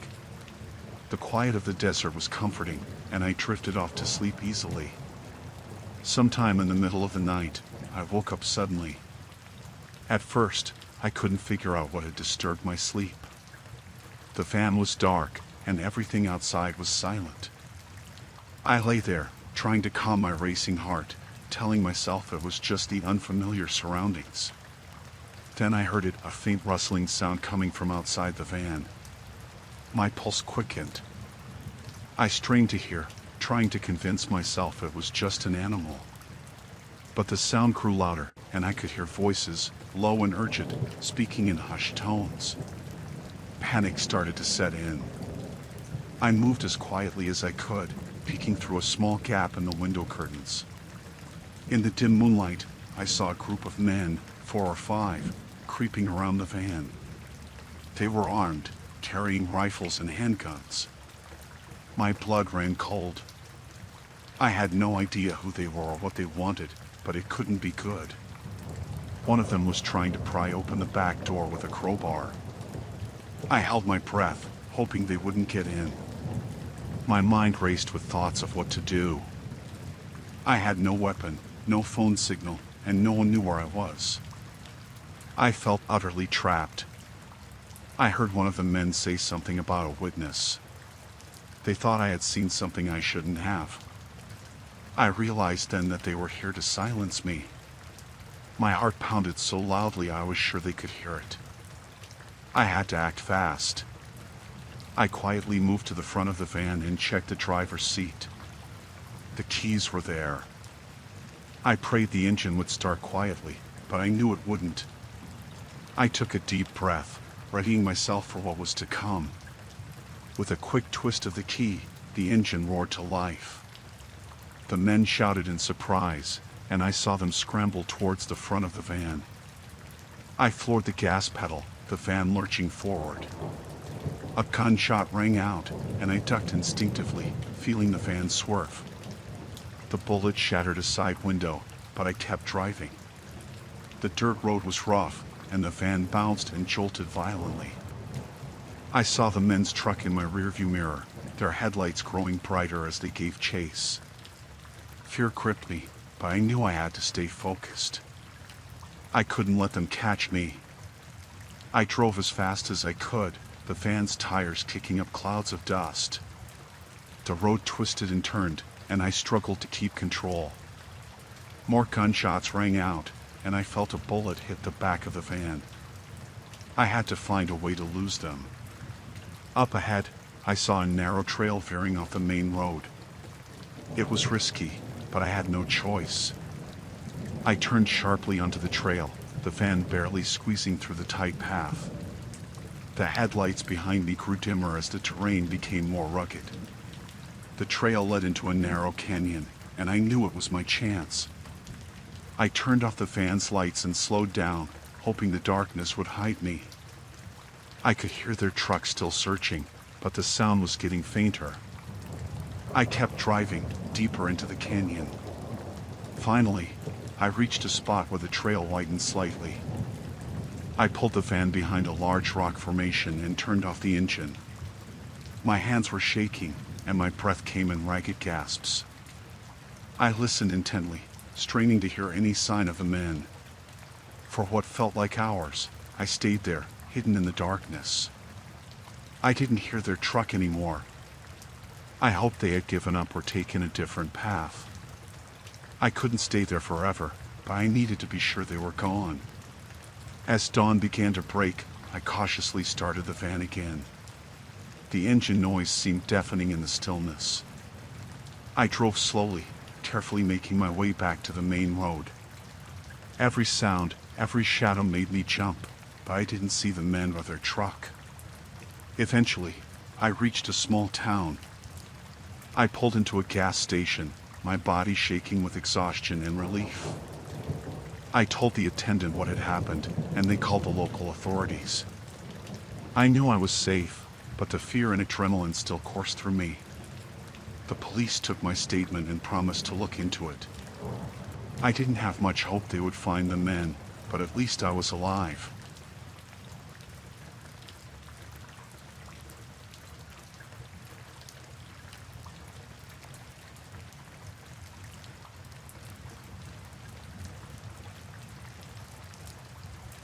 I was on a long road trip through the Midwest, trying to get to a friend's wedding. The drive was taking longer than I expected, so I decided to stop for the night at a small, isolated motel I found just off the highway. It looked run down, but I was too tired to care. I checked in with a guy at the front desk who barely looked at me. He handed me a key and told me my room was around the back. The room was what you'd expect for the price. It was old, smelled a bit musty, and the bed creaked when I sat on it. I set my bag down, took a quick shower, and then collapsed onto the bed.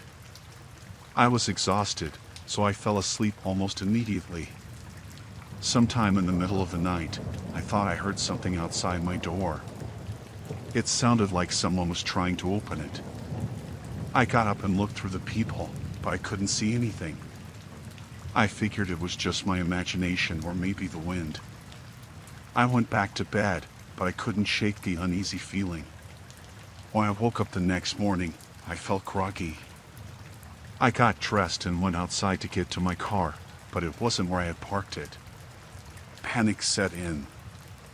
I ran around the lot, thinking maybe I had parked it somewhere else, but it was gone. I went back to my room, and that's when I noticed my bag was missing too. My wallet, my phone, everything was in there. I went to the front desk to report the theft. The same guy was there, but he acted like he didn't remember me checking in. He said he didn't see anything and that it was probably my fault for not locking my car. I knew I had locked it, though. The more I talked to him, the more hostile he became. He said there was nothing he could do and told me to leave. Without my car and my belongings, I was stranded. I went back to my room, trying to figure out what to do next. There was no one else around. It felt like I was the only guest at the motel. I decided to walk down the road to see if I could find help, but as I walked, I felt like I was being watched. I saw an old payphone near the edge of the property and tried to use it, but it was broken. When I turned around, I saw the guy from the front desk watching me from the doorway of the office. He had a strange look on his face, almost like he was enjoying my desperation. I went back to my room, feeling hopeless. I tried to think of a plan, but without my phone or any way to contact someone, I was stuck. I heard footsteps outside again and decided to see who it was. When I opened the door, I saw two men standing there, both of them looking rough and unfriendly. They told me they were there to help, but their smiles didn't reach their eyes. I backed away, trying to close the door, but one of them shoved it open and pushed me back into the room. They started going through my things, even though there wasn't much left to take. They found my car keys, which I had left on the nightstand, and one of them pocketed them with a grin. I tried to leave, but the other man blocked my way. They told me I wasn't going anywhere until I paid them for helping me. I had nothing to give them, and they knew it. They started arguing with each other, and I took the chance to slip past them and run out the door. I ran down the road, not looking back. I could hear them yelling, but I kept going. After what felt like hours, I saw a small diner up ahead. I burst through the doors, out of breath, and told the people inside what had happened. They looked at me with a mix of pity and disbelief, but called the police for me. When the police arrived, I told them everything. They went to the motel, but by the time they got there, the place was empty. The guy at the front desk and the two men were gone. They found my car hidden behind the motel, but everything inside it was gone. My belongings were never found. The police took me to the station where I could finally call my family. They helped me get back on my feet, but the whole experience left me shaken. I couldn't believe how quickly things had gone wrong and how vulnerable I had been. I still think about that night sometimes. The feeling of being watched, the hostility of the motel staff, and the terror of realizing I was stranded with no help in sight. It's made me more cautious, especially when traveling alone.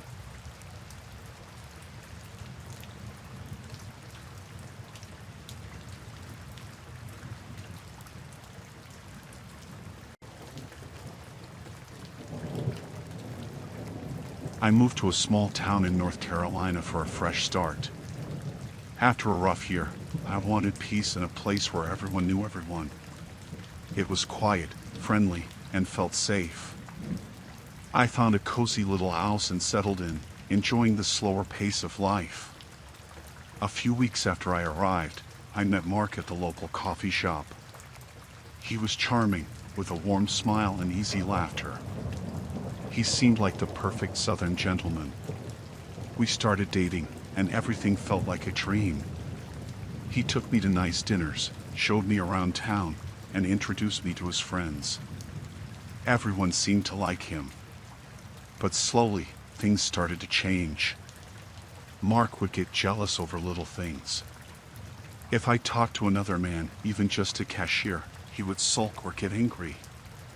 At first, I thought it was cute that he cared so much, but it started to feel suffocating. One night, after a small argument, he grabbed my arm hard enough to leave a bruise. He apologized right away, saying he didn't mean to and that it would never happen again. I believed him. A month into our relationship, Mark suggested I move in with him. His house was bigger and nicer than mine, and I thought it might help ease the tension. At first, things were good. He was sweet and attentive, but his mood swings grew worse. He would snap at me for the smallest things, like not folding the laundry right or taking too long at the store. One evening, I found a box in the attic while I was looking for some old photos. It was full of letters and pictures from his ex-girlfriends. Some of the letters were desperate and pleading, asking him to stop following them or to leave them alone. My stomach turned as I read through them, realizing I wasn't the first. That night, I confronted him about the box. He exploded in anger, throwing things and screaming at me. He called me names and accused me of snooping and not trusting him. I was terrified. He stormed out of the house, slamming the door behind him. I knew then that I had to get out. The next day, while he was at work, I started packing my things. I moved quickly, my heart pounding. I had just finished packing when I heard his car pull into the driveway. Panic set in. I grabbed my bags and ran out the back door, slipping into the woods behind the house. I hid behind a tree, watching as he stormed inside, calling my name angrily. I stayed hidden for what felt like hours, waiting for him to leave. When I finally heard his car drive away, I made a run for it. I ran through the woods, branches scratching my face and arms, until I reached a neighbor's house. I banged on the door, breathless and scared. They let me in and called the police. The police came and took my statement. They told me that Mark had a history of abuse and that several women had filed restraining orders against him. I felt sick to my stomach, realizing how close I had come to becoming his next victim. They helped me get a restraining order and find a safe place to stay. I moved out of town and started over again, this time more cautiously. The experience left me shaken, but it also made me stronger.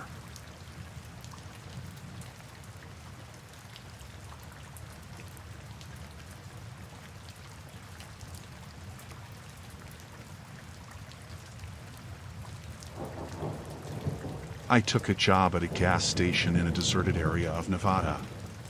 It wasn't much, but it was work. The station was old, and the nearest town was miles away. I liked the quiet at first, the isolation. But that changed fast. It was a late shift, around midnight, when I first noticed him. A man, maybe in his 40s, with a scruffy beard and clothes that looked like they hadn't been washed in weeks. He came in for gas and stood by the counter for a long time, just staring at me. His eyes were dark, empty. Need anything else? I asked, trying to sound friendly. He shook his head and left without a word.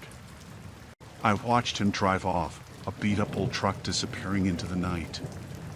Something about him unsettled me, but I shrugged it off. An hour later, I went outside to take a break. That's when I saw the spray paint on the side of the building. Big, red letters spelling out something I couldn't quite make out in the dim light. My heart sank. Vandalism was the last thing I needed. I went back inside, grabbed a flashlight, and took a closer look. It was a mess of symbols and words, none of it making any sense. I felt a chill. Who would do this? And why? I decided to call my boss in the morning and report it.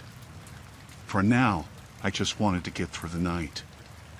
Around 2 a.m., I heard a noise from the back of the station. It sounded like metal scraping against metal. I grabbed the flashlight and went to check it out. My hands were shaking. As I turned the corner, the beam of light caught a glimpse of movement. Someone was there. "Who's there?" I called out, trying to keep my voice steady. No answer. I took a few steps closer, and that's when I saw him. The same man from earlier, crouched by the storage shed, a crowbar in his hand. "What are you doing?" I shouted, fear creeping into my voice.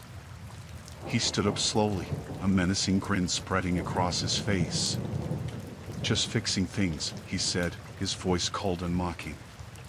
"Get out of here, or I'm calling the cops," I threatened, but he didn't move. Instead, he took a step towards me. "I don't think you'll do that," he said, and I realized he was right. The nearest police station was too far, and there was no way they'd get here in time. I backed away slowly, keeping the flashlight trained on him. He laughed, a low, chilling sound, and turned back to the shed. I ran inside, locked the door, and grabbed the phone. My hands were trembling so much I could barely dial. When I finally got through to the police, they told me to stay put and they'd send someone as soon as they could. Hours passed, each minute stretching into an eternity. I kept watching the security monitors, but he was gone. I hoped he'd given up and left. But the damage was done. I knew he wasn't just some random vandal. He was targeting me. Around 4 a.m., the phone rang. I jumped, my heart pounding. It was my boss. I explained what happened, and he promised to come by in the morning. I hung up, feeling a little better, but I still couldn't shake the feeling of being watched. The sun started to rise, casting long shadows across the desert. I was exhausted, but I knew I had to stay alert. Just as I was starting to relax, I heard a loud crash from the front of the station. I ran to the door and looked outside. The man's truck was back, and he was smashing the windows with a tire iron. "Stop it!" I shouted, but he ignored me. I ran back inside and grabbed the only weapon I had, a baseball bat I kept behind the counter for protection. My hands were sweating, and my breath was coming in short gasps. When I got back outside, he was standing by the pump, the tire iron hanging loosely from his hand. "You should have left when you had the chance," he said, his voice eerily calm. "I don't want any trouble," I said, trying to sound braver than I felt. "Just leave, and we can forget this ever happened." He shook his head slowly. "It's too late for that," he said, and lunged at me. I swung the bat, but he was faster. He knocked it out of my hands and shoved me to the ground. Pain shot through my arm as I landed hard on the concrete. He stood over me, the tire iron raised, and I knew I was out of options. "Please," I begged, "just go." He paused, and for a moment I thought he might actually listen. But then he smiled, a cruel, twisted smile, and raised the tire iron higher. I closed my eyes, bracing for the impact. Just then, I heard the sound of sirens in the distance. His smile faltered, and he looked around, panicked. The sirens grew louder, and he took a step back. "You got lucky," he spat, and ran to his truck. I lay there, watching as he sped off, the sound of the sirens chasing him into the desert. The police arrived moments later, finding me bruised and shaken but alive. They took my statement, and I watched as they drove off in pursuit of the man. I knew they'd probably never find him. He was just a shadow in the night, a reminder of how vulnerable we really are. I quit my job the next day. I couldn't stay there, not after what happened. The station was just a building, but it held too many memories of fear and pain. I packed up my things and left Nevada, hoping to leave the terror behind. But even now, in the safety of my new home, I can't shake the feeling that he's still out there, watching, waiting. I don't think I'll ever truly feel safe again.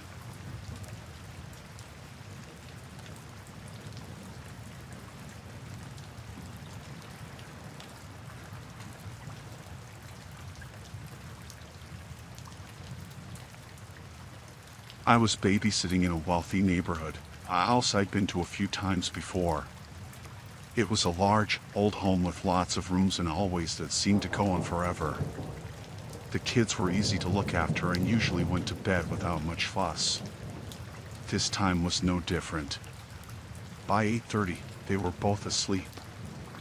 After they were in bed, I settled on the couch in the living room with my laptop to watch a movie.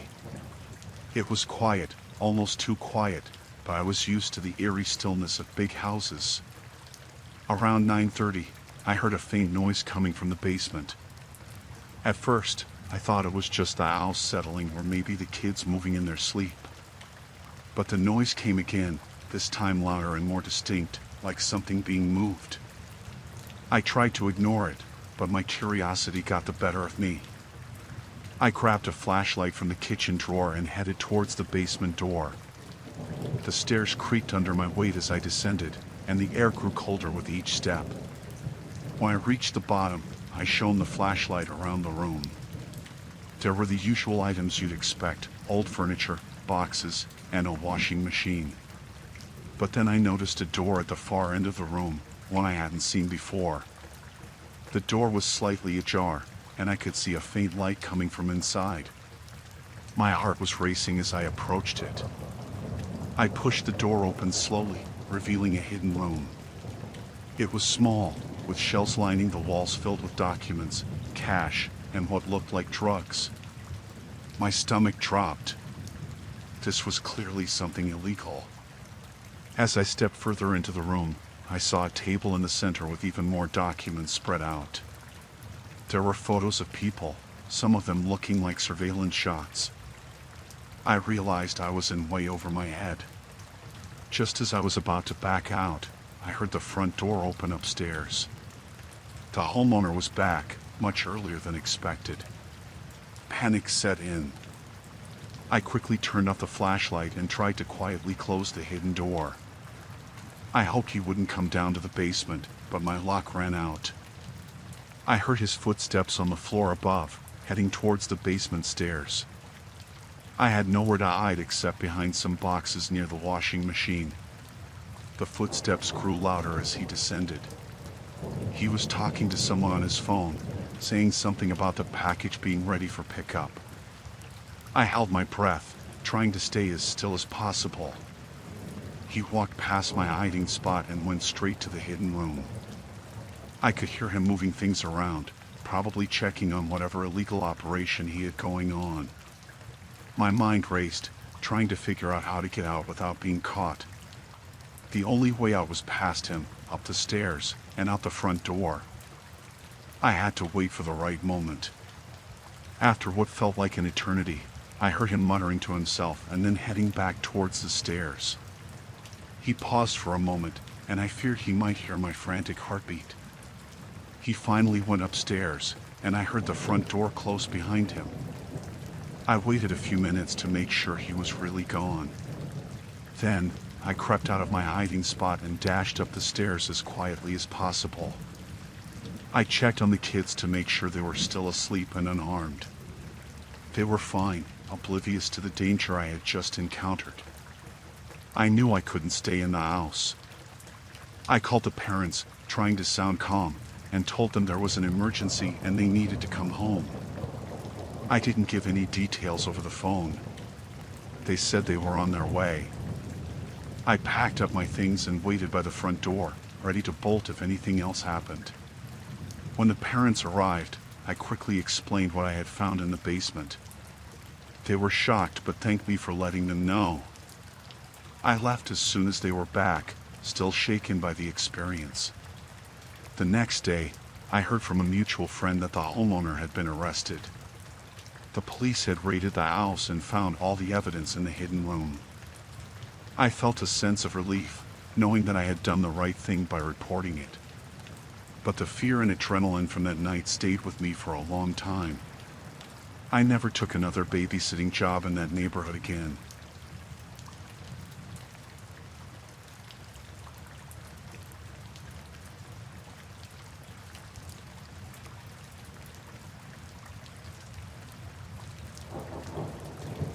I was volunteering at a disaster relief site after a massive flood had hit our town.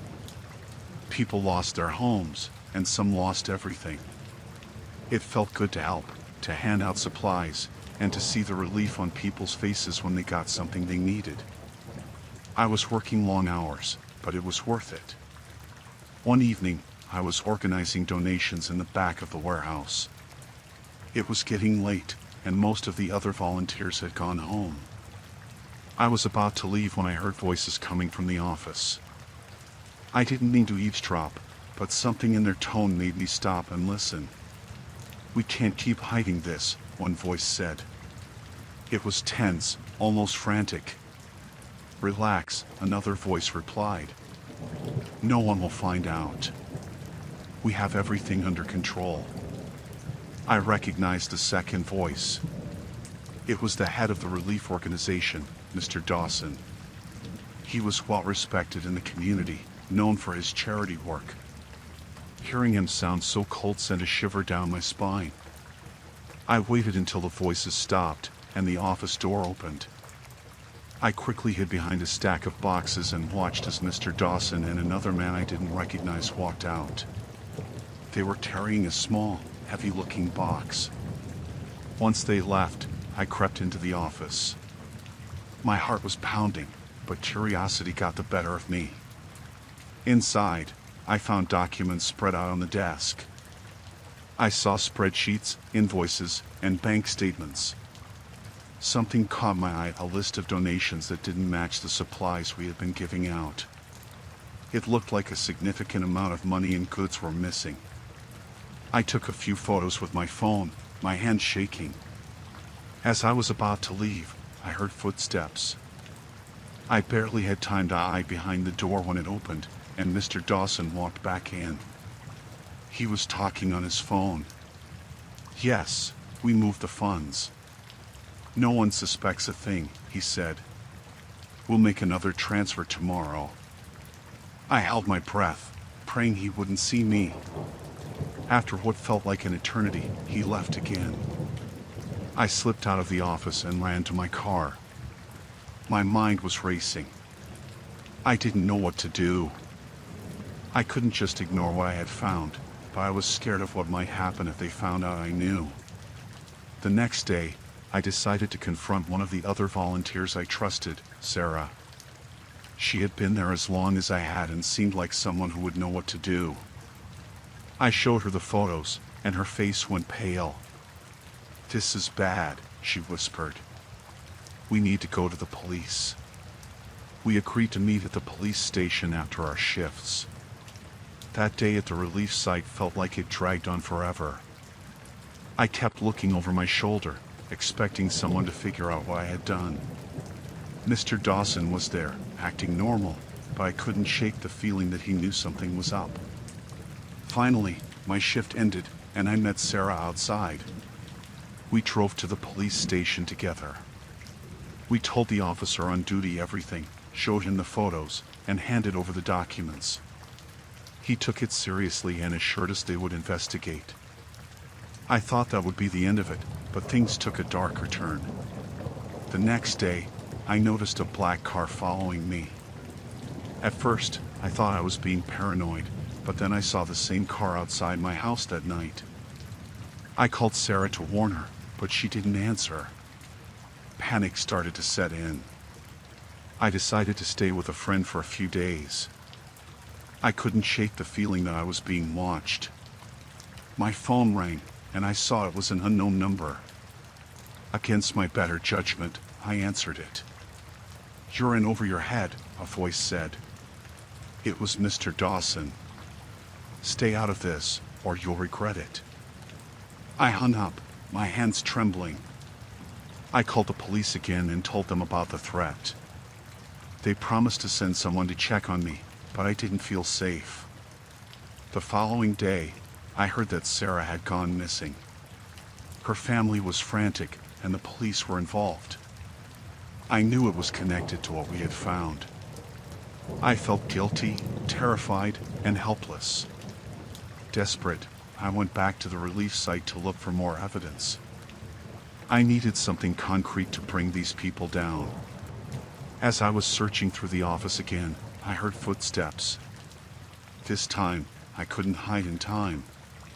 Mr. Dawson and the other man from before caught me. They grabbed me, and I tried to fight, but they were too strong. They dragged me into a back room and tied me to a chair. Mr. Dawson leaned in close, his face twisted with anger. "You should have stayed out of it," he hissed. "Now you're going to disappear, just like your friend."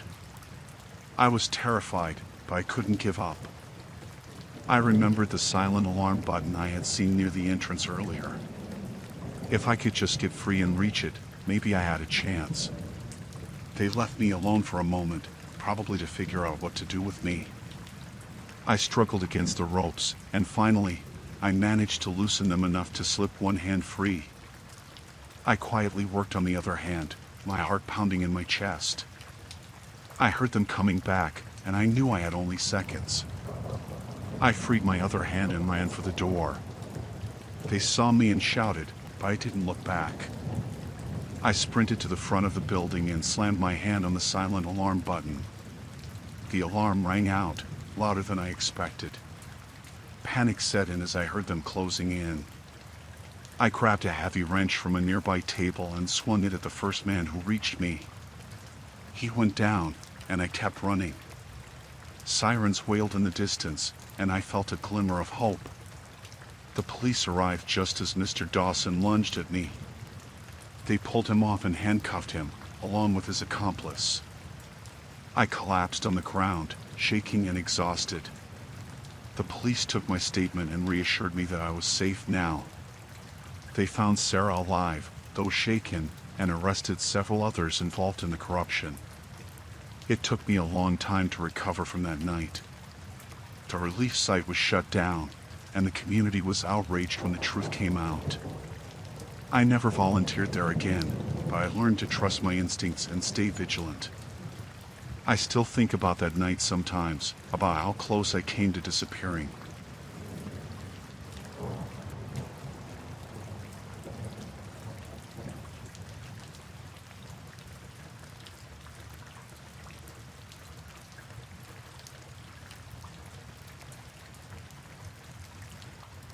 I've been working the night shift at St. Andrew's Hospital for nearly a year now.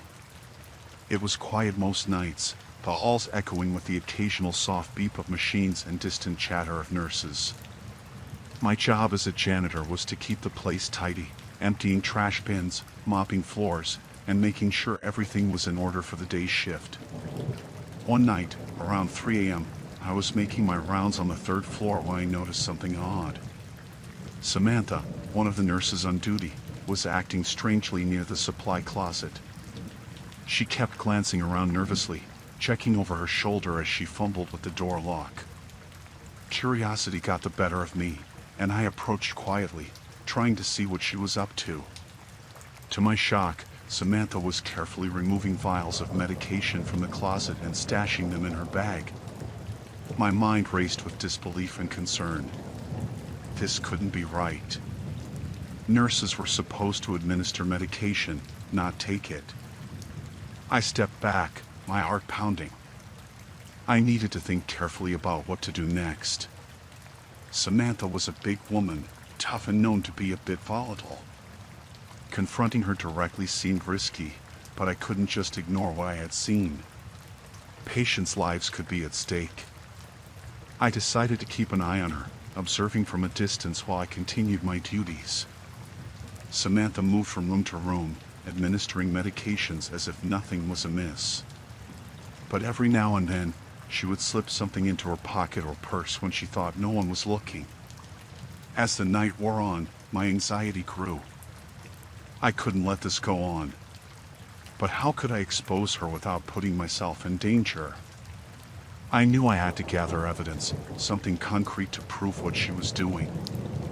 I made a mental note to keep a close watch on her movements and document anything suspicious. Around 4 a.m., Samantha disappeared into the supply closet again. This time, I followed at a safe distance, making sure to stay out of sight. She emerged a few minutes later, carrying a small bag filled with vials of medication. My suspicions were confirmed. I needed to confront her, but I had to be smart about it. I waited until she was alone in the break room, pouring herself a cup of coffee. Taking a deep breath, I approached cautiously. "Samantha," I said quietly, trying to keep my voice steady. "I saw what you were doing in the supply closet."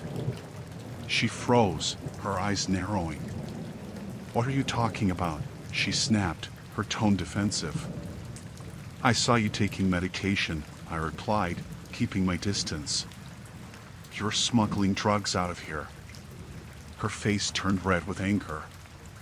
"You don't know what you're talking about," she hissed. "Mind your own business." I could feel the tension in the air, thick and suffocating. Samantha was unpredictable, and I knew I had to tread carefully. "I'm not going to let this go," I said firmly. "I have to report it." Before I could react, Samantha lunged forward, grabbing me by the collar of my uniform. "You're not going to say anything," she growled, her grip tightening. "If you do, I'll make sure you regret it." Fear gripped me like a vice. Samantha was much stronger than I had anticipated. I struggled against her grip, trying to break free. "Let me go," I gasped, my heart racing. She hesitated for a moment, studying me with narrowed eyes. Then, without warning, she shoved me backward, sending me crashing into a nearby table. Pain shot through my back as I hit the ground, the wind knocked out of me. I scrambled to my feet, adrenaline coursing through my veins. Samantha was advancing toward me, fury etched on her face. I knew I had to get out of there, find help before things escalated further. I bolted from the break room, ignoring the pain in my side. My mind raced as I searched for a way to expose Samantha's illegal activities without endangering myself. The hospital was eerily quiet, the night shift staff occupied with their duties. I needed someone I could trust, someone who could help me without putting themselves at risk. As I rounded a corner, I nearly collided with Dr. Patel, one of the senior physicians on duty. He raised an eyebrow at my disheveled appearance. "Are you all right?" he asked, concern evident in his voice. I hesitated for a moment, unsure if I could trust him. But time was running out. "I need to talk to you," I said urgently, glancing over my shoulder. Dr. Patel led me to a quiet corner of the hallway, away from prying eyes. "What's going on?" he asked, his brow furrowed. I took a deep breath, trying to steady my nerves. "It's Samantha," I began, my voice trembling slightly. "She's smuggling drugs out of the hospital." Dr. Patel's eyes widened in surprise. "Are you sure?" he asked, his tone serious. "I saw her with my own eyes," I replied, desperation creeping into my voice. "She threatened me when I confronted her. I don't know what to do." He nodded thoughtfully, weighing his options. "We need to report this," he said finally. "But we have to be careful. Samantha is dangerous." I nodded in agreement, feeling a sense of relief that someone believed me. Dr. Patel led me to the hospital administrator's office, explaining the situation in hushed tones. The administrator listened intently, her expression grave. "We'll launch an investigation immediately," she said, her voice firm. "Thank you for bringing this to our attention." As the hours passed, the hospital buzzed with activity. I stayed close to Dr. Patel, afraid to be alone after what had happened with Samantha. Nurses and staff whispered among themselves, casting wary glances in my direction. By morning, Samantha was escorted from the hospital by security. She fought and screamed, her rage echoing down the hallway. I watched from a safe distance, feeling a mixture of fear and relief. The danger was over, but the memory of her threats lingered in my mind. In the days that followed, the hospital tightened security measures, implementing stricter protocols for handling medications. I was commended for my bravery, but I couldn't shake the feeling of unease. Samantha had made it clear that she would stop at nothing to protect her secret. I continued to work the night shift, my senses on high alert. Every sound made me jump, every shadow seemed to hold a threat. But as time passed, the fear slowly faded, replaced by a sense of pride. I had stood up to a dangerous criminal and helped expose her illegal activities. But the experience had changed me. I no longer saw the hospital as a place of healing and safety.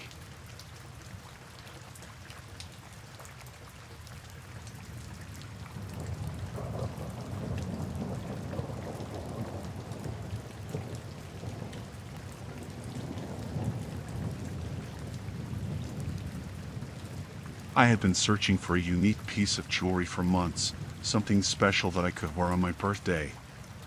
After browsing countless stores and websites, I found a beautiful necklace on Craigslist. It was a vintage piece, gold with a delicate design, and the price was surprisingly reasonable. The seller, a woman named Karen, seemed polite and responsive through our emails. We arranged to meet at a cafe in downtown Phoenix. The cafe was busy when I arrived, bustling with people enjoying their Saturday morning coffee. Karen was already there, sitting at a table near the window. She looked normal, mid-30s, dressed casually. We exchanged pleasantries, and she handed me the necklace. It was even more beautiful in person, and I couldn't believe my luck. After a bit of small talk, I handed her the cash, and she left with a friendly wave. Feeling thrilled with my purchase, I wore the necklace that evening. It drew compliments from friends at my birthday dinner, and I felt a special connection to it. Over the next few days, I noticed a few strange things. Once, I thought I saw someone following me while I was out shopping. Another time, my car alarm went off in the middle of the night, but there was no sign of forced entry. I dismissed these incidents as coincidences, not thinking they were related. One night, as I was getting ready for bed, I heard a noise outside my apartment window. I lived on the ground floor, and the sound was distinct, like someone trying to open the window. My heart raced, and I grabbed my phone to call the police. Before I could dial, the noise stopped. I peeked through the blinds but saw nothing. It took me hours to fall asleep, my mind racing with possibilities. The next day, I couldn't shake the feeling that something was wrong. I decided to stay home from work and keep an eye on my apartment. Around noon, I saw a man loitering across the street. He was wearing a hoodie and sunglasses, standing too casually for too long. I watched him from behind the curtains, and after what felt like forever, he walked away. I tried to convince myself I was being paranoid, but the fear lingered. That evening, I received a message from an unknown number. It said, "Enjoying the necklace?" My blood ran cold. How did they know? I replied, asking who it was, but got no response. I decided to call Karen, thinking maybe she had given my number to someone. The phone rang, but no one answered. I left a message, explaining the situation and asking her to call me back. Hours later, I heard a knock on my door. It was Karen. She looked different, more anxious than the cheerful woman I met at the cafe. She said she needed to talk. I let her in, and she immediately asked if anyone had contacted me about the necklace. I showed her the message, and she sighed, looking terrified. Karen explained that the necklace wasn't just a piece of jewelry. It belonged to a dangerous man she had once been involved with. She stole it from him to escape their relationship and sold it to me to cover her tracks. Now, it seemed he had found out and was coming after both of us. My fear turned into panic as she spoke, realizing the danger I was in. We decided to go to the police. At the station, we explained everything, from the sale of the necklace to the threatening message. The officers took our statements seriously and advised us to stay somewhere safe. They would investigate, but there was no guarantee they could catch the man quickly. Karen and I left the station, feeling a bit more secure but still on edge. She suggested we stay at her friend's place out of town for a few days. We packed our essentials and drove to our friend's house, a small, secluded place in the desert. The isolation was eerie, but we felt safer away from the city. The first night was restless. Every sound outside made us jump. In the morning, we discussed our next steps. Karen remembered a safe deposit box where she had hidden some documents that might help the police track down her ex. We decided to retrieve them, despite the risk. Driving back to the city, we were cautious, checking for anyone following us. At the bank, Karen retrieved the documents without issue. As we left, I noticed a familiar figure in the parking lot, the man in the hoodie. My heart pounded as we hurried back to the car and sped off. Back at the house, we handed the documents to the police. They assured us they would use them to locate the man and urged us to stay hidden. That night, the isolation of the desert felt more like a prison. We barely slept, every creak and groan of the house setting us on edge. Early the next morning, we were jolted awake by the sound of breaking glass. He had found us. We ran to the back door, but he was already inside, his face twisted with rage. Karen screamed, and I grabbed the nearest thing I could find, a heavy lamp, and swung it at him. He staggered but didn't fall. In the chaos, Karen managed to grab her phone and call 911. We barricaded ourselves in a bedroom, pushing furniture against the door. He pounded on it, shouting threats. The minutes felt like hours until we heard the distant wail of sirens. The man's shouts turned to curses, and then silence. We stayed put, trembling, until we heard the police announcing themselves. They found him hiding in the house and arrested him. The officers escorted us out, assuring us we were safe now. The relief was overwhelming, but the trauma of the experience lingered. Karen and I decided to part ways for our safety. I moved to a different apartment, changed my number, and tried to rebuild my sense of security. Months later, I still have the necklace, a reminder of the ordeal.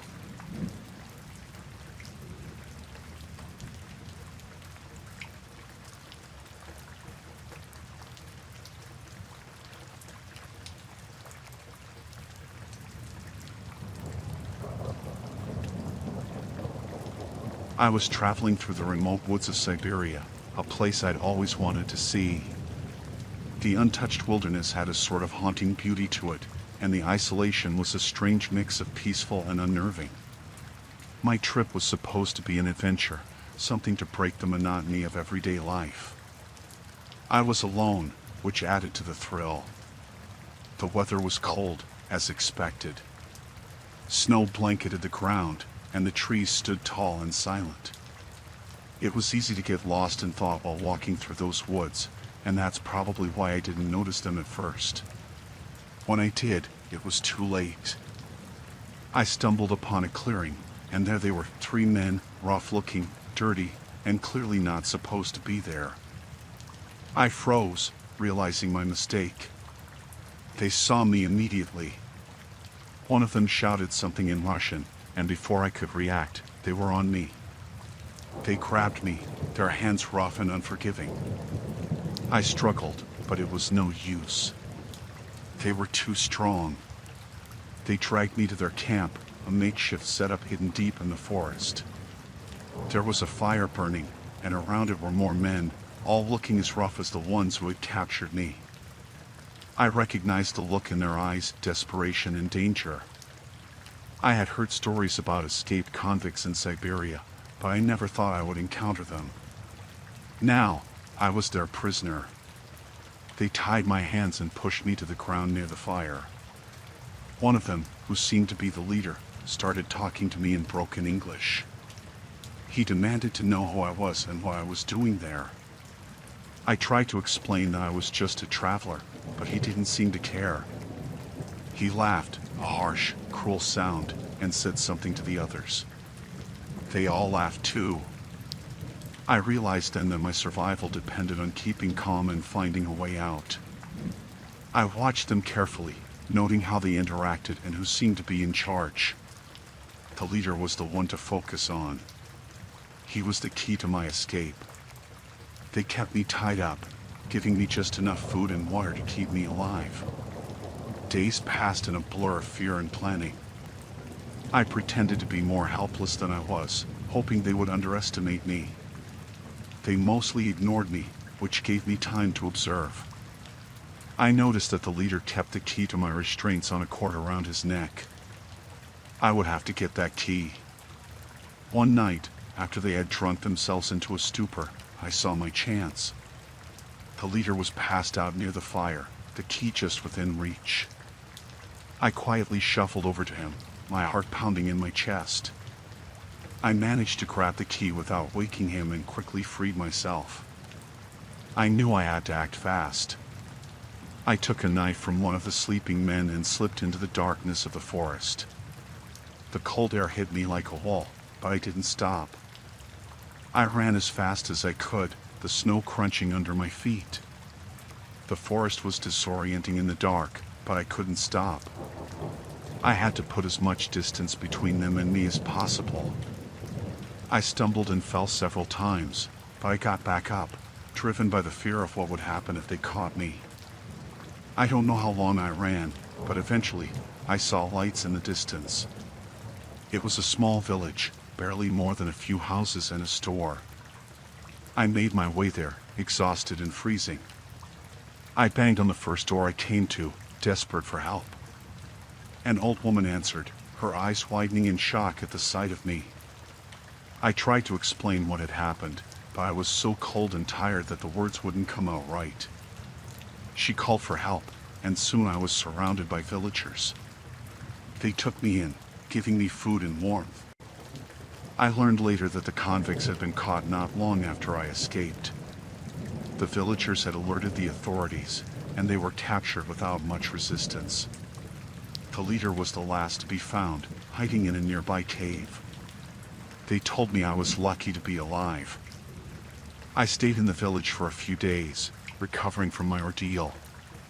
The villagers were kind, and they helped me get back to civilization.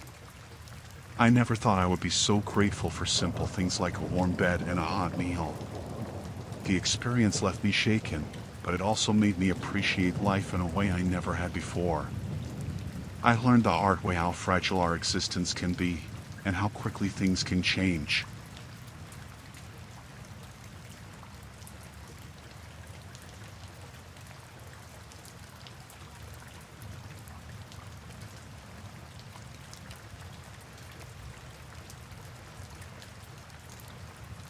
Last summer, some friends and I decided to go camping in the Ozark Mountains. We wanted a break from the city and thought a few nights in the wilderness would be perfect. There were 5 of us: Mike, Sarah, Jake, Lisa, and me. We set up camp in a secluded spot, far from any trails. The first day was great. We hiked, swam in a nearby creek, and cooked dinner over a campfire. By nightfall, we were exhausted and went to bed early. I woke up in the middle of the night. At first, I wasn't sure why. It was pitch black and dead quiet, except for the usual sounds of the forest. I looked around our campsite and noticed something strange. Mike, Sarah, Jake, and Lisa were all gone. Their sleeping bags were empty, and there was no sign of them. Panic started to set in. I grabbed my flashlight and shined it around, hoping to see them coming back from a late-night bathroom break or something. But the light caught something else. There were figures, at least 6 of them, standing at the edge of our campsite. They were armed with rifles and wore dark clothes. My heart pounded in my chest. I froze, not sure what to do. One of the men stepped forward and told me to stay quiet. His voice was cold and calm. I didn't recognize him, and he didn't look like he belonged to any search and rescue team. He told me to get up slowly and follow him.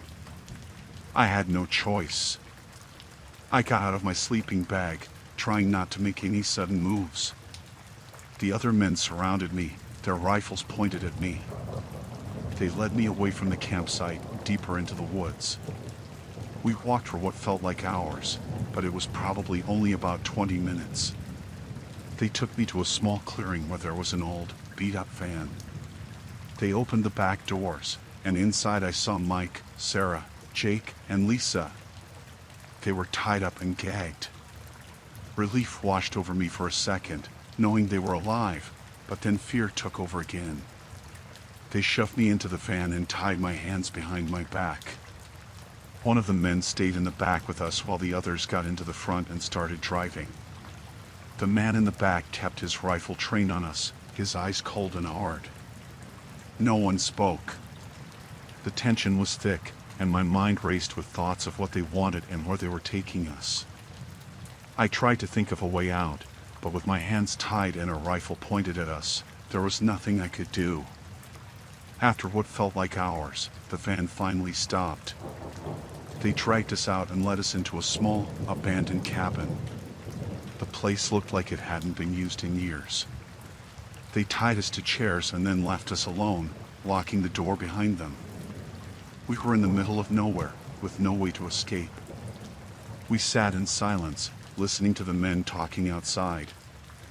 I couldn't make out what they were saying, but it didn't sound good. Every minute felt like an hour. My mind kept going to dark places, imagining the worst. Eventually, one of the men came back in. He looked at us and smirked. He told us we were going to be fine if we just did as we were told.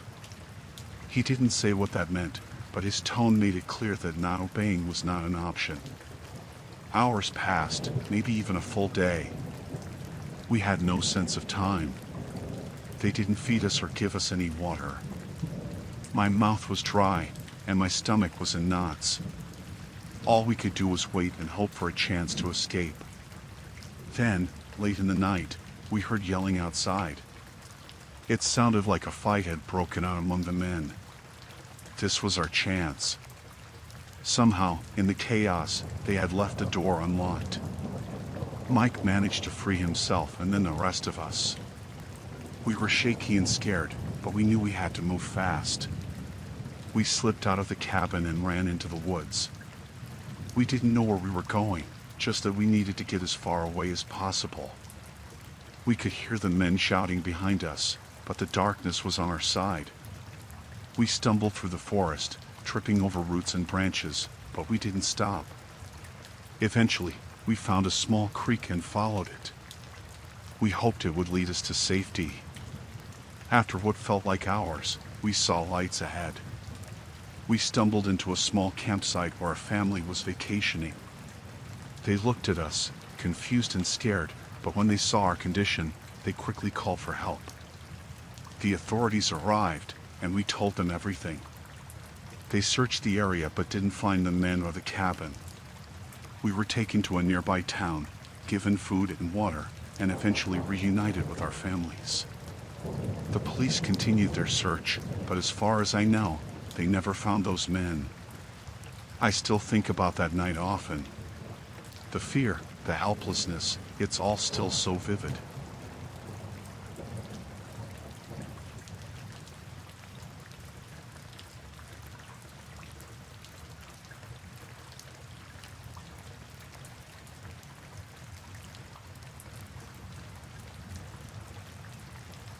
I was driving through rural Georgia, rain pouring down so hard I could barely see the road ahead. My windshield wipers were on full speed, but it didn't help much. I was tense, gripping the steering wheel tightly.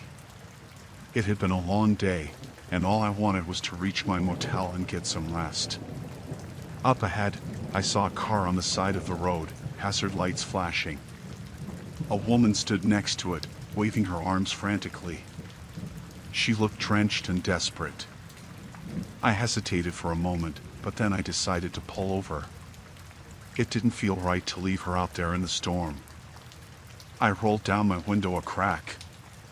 "Do you need help?" I shouted over the sound of the rain. "Yes, please," she called back. "My car won't start. Can you give me a ride to the nearest gas station?" I nodded and unlocked the passenger door. She climbed in, dripping water all over the seat. I noticed she was shivering, and her clothes were soaked through. I felt a pang of sympathy. "Thank you so much," she said, her voice trembling. "I've been out there for almost an hour." "No problem," I replied, trying to be reassuring.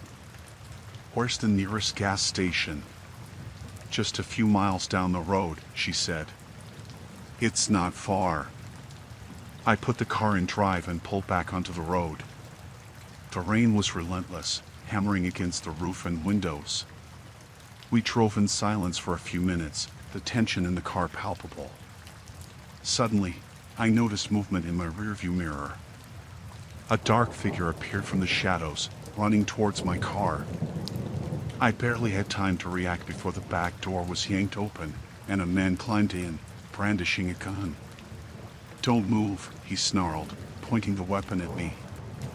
My heart pounded in my chest as I stared at him, fear gripping me. "Keep driving," the woman ordered, her tone now cold and commanding. "Do exactly as we say, and you won't get hurt." I nodded, my hand shaking on the wheel. I felt trapped, panic rising as I realized I had fallen into a trap. They had planned this, using the woman as bait. "Where do you want me to go?" I asked, trying to keep my voice steady. "Turn left up ahead," the man instructed. "There's a dirt road. Take it." I did as I was told, my mind racing. I had to find a way out of this. The dirt road was muddy and slick, making it hard to keep control of the car. We drove for what felt like hours, though it was probably only minutes. "Stop here," the woman said abruptly. I brought the car to a halt, my heart pounding. The man kept the gun trained on me as the woman got out, motioning for me to follow. "Get out," she commanded. I slowly opened my door and stepped into the rain, the mud sucking at my shoes. They led me to a small clearing, where two more men were waiting by an old, beat-up van. "Hand over your keys," the man with the gun ordered. I fumbled in my pocket, pulling them out and tossing them to him. He caught them and handed them to one of the other men. "Take his car," he said. "We'll deal with him here." Panic surged through me. I knew I had to act fast. As they turned towards the van, I made a split-second decision. I bolted, sprinting into the trees. Shouts erupted behind me, and I heard the sound of footsteps chasing after me. The forest was dense, branches scratching in my face and clothes as I ran. I stumbled over roots and rocks, the rain making everything slippery. My lungs burned, but I didn't dare stop. I could hear them behind me, getting closer. I spotted a large fallen tree up ahead and dove behind it, trying to catch my breath. I listened, my heart pounding in my ears. The footsteps grew louder, then stopped. I heard them cursing, their voices angry and frustrated. "Spread out," one of them shouted. "He can't have gone far." I stayed as still as possible, praying they wouldn't find me. I could hear them moving through the forest, searching. I knew I couldn't stay hidden forever. I needed a plan. I noticed a small creek nearby, its water rushing from the rain. An idea formed in my mind. If I could follow the creek, maybe I could lose them and find my way back to the road. I waited until their voices faded a bit, then carefully crept towards the water. I moved as quietly as I could, the sound of the creek covering my footsteps. The cold water soaked through my shoes, but I didn't care. I just needed to get away. I followed the creek for what felt like an eternity, my senses on high alert for any sign of my pursuers. Finally, I saw a break in the trees up ahead. I picked up the pace, hoping it was the road. As I emerged from the forest, relief washed over me. The road was just a few yards away. I scrambled up the embankment and onto the pavement, looking around frantically. There was no sign of the carjackers. I started running down the road, not sure where I was going, just needing to put as much distance between myself and them as possible. After what felt like hours, I saw headlights approaching. I waved my arms, praying it was someone who could help. The car slowed down and stopped beside me. An older man rolled down the window, concern etched on his face. "Are you all right?" he asked. "Please," I gasped. "I need help. I was attacked." "Get in," he said, unlocking the door. "I'll take you to the nearest police station." I climbed into the car, my body shaking with exhaustion and fear. As we drove away, I couldn't help but look back, half expecting to see the carjackers emerge from the darkness. But the road remained empty. At the police station, I told them everything. They took my statement and assured me they would search for the criminals. I knew it would be difficult to catch them, but I was grateful to be safe. That night, as I lay in a cheap motel room, I couldn't stop thinking about how close I had come to losing everything. The rain still pounded against the window, a reminder of the terrifying encounter I had survived.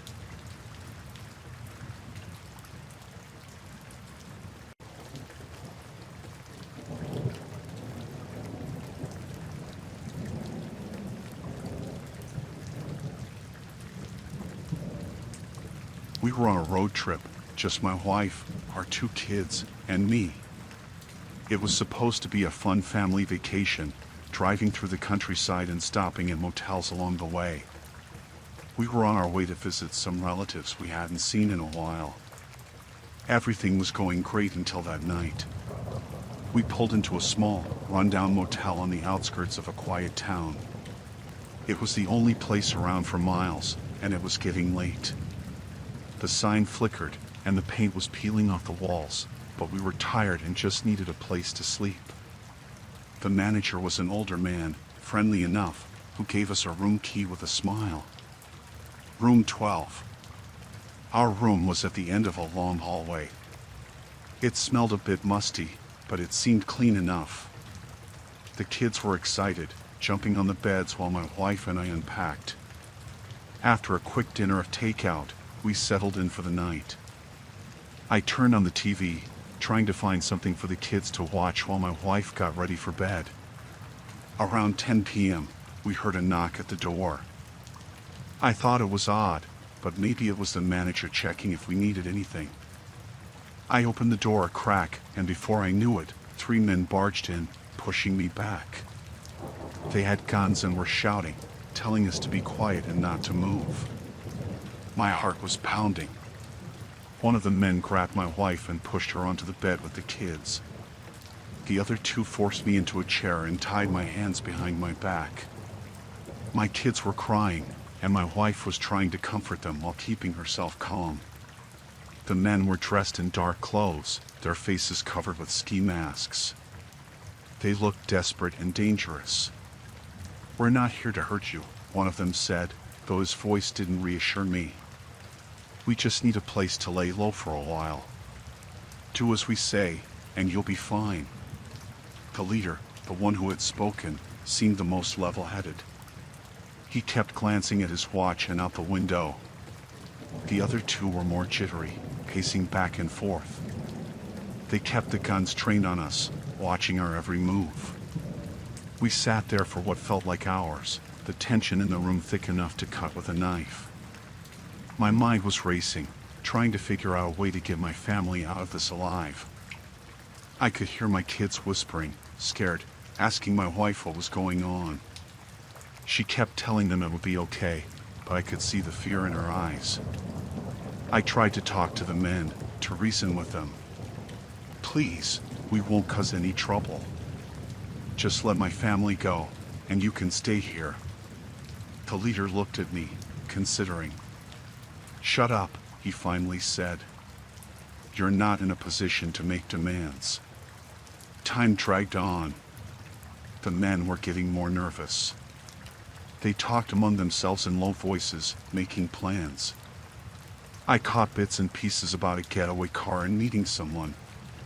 They were waiting for someone to come get them. I realized then that they weren't just hiding out, they were on the run. I needed to do something. I couldn't just sit there and hope they'd let us go. I started to work on the knots binding my wrists, trying to loosen them without drawing attention. My wife noticed and gave me a subtle nod, understanding what I was trying to do. Suddenly, there was a noise outside. The men tensed up, their guns aimed at the door. The leader motioned for us to be quiet, and we all held our breath. There was a knock, and then a voice calling out. It was the motel manager. "Everything okay in there?" he called. "Just doing a check." The leader swore under his breath and motioned for one of the other men to open the door. The manager's eyes widened when he saw the guns and us tied up. Before he could react, the man at the door grabbed him and pulled him inside. The situation was getting worse. The manager was now a hostage too, tied up next to me. The men were arguing, their nerves fraying. I knew we had to act soon or things could get deadly. I finally got my wrists free. I kept my hands behind my back, waiting for the right moment. The men were distracted, yelling at each other about what to do next. I glanced at my wife and gave her a look, hoping she'd understand. In a split second, I jumped up and tackled the nearest man, wrestling for his gun. My wife grabbed a lamp and swung it at another, hitting him on the head. The kids were screaming, and chaos erupted in the small room. The man I tackled was strong, but I was fighting for my family's life. I managed to get the gun and pointed at him. "Drop it," I shouted. "Everybody, drop it." The men hesitated, but seeing the gun in my hand, they slowly put their weapons down. The leader cursed and glared at me, but they complied. I kept the gun trained on them while my wife untied the manager and the kids. We backed out of the room, the manager leading us to the office where he called the police. The men didn't follow. They knew they were caught. The police arrived quickly, surrounding the motel and arresting the 3 men. They were wanted for a string of robberies and had been on the run for days. They'd chosen our room by chance, a random act that could have ended tragically. We were shaken but safe. The manager apologized repeatedly, offering us a free stay, but we declined. We just wanted to get out of there, away from the nightmare. We drove to a nearby town and found another motel, one with better security. That night, none of us slept well. The kids had nightmares, and my wife and I stayed up, holding each other and thanking our luck. It was a trip we'd never forget, but for all the wrong reasons.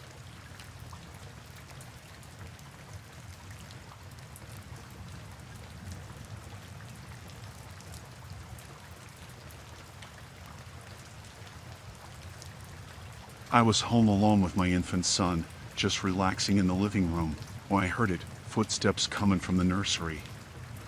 My heart started pounding in my chest, and I felt this cold chill run down my spine.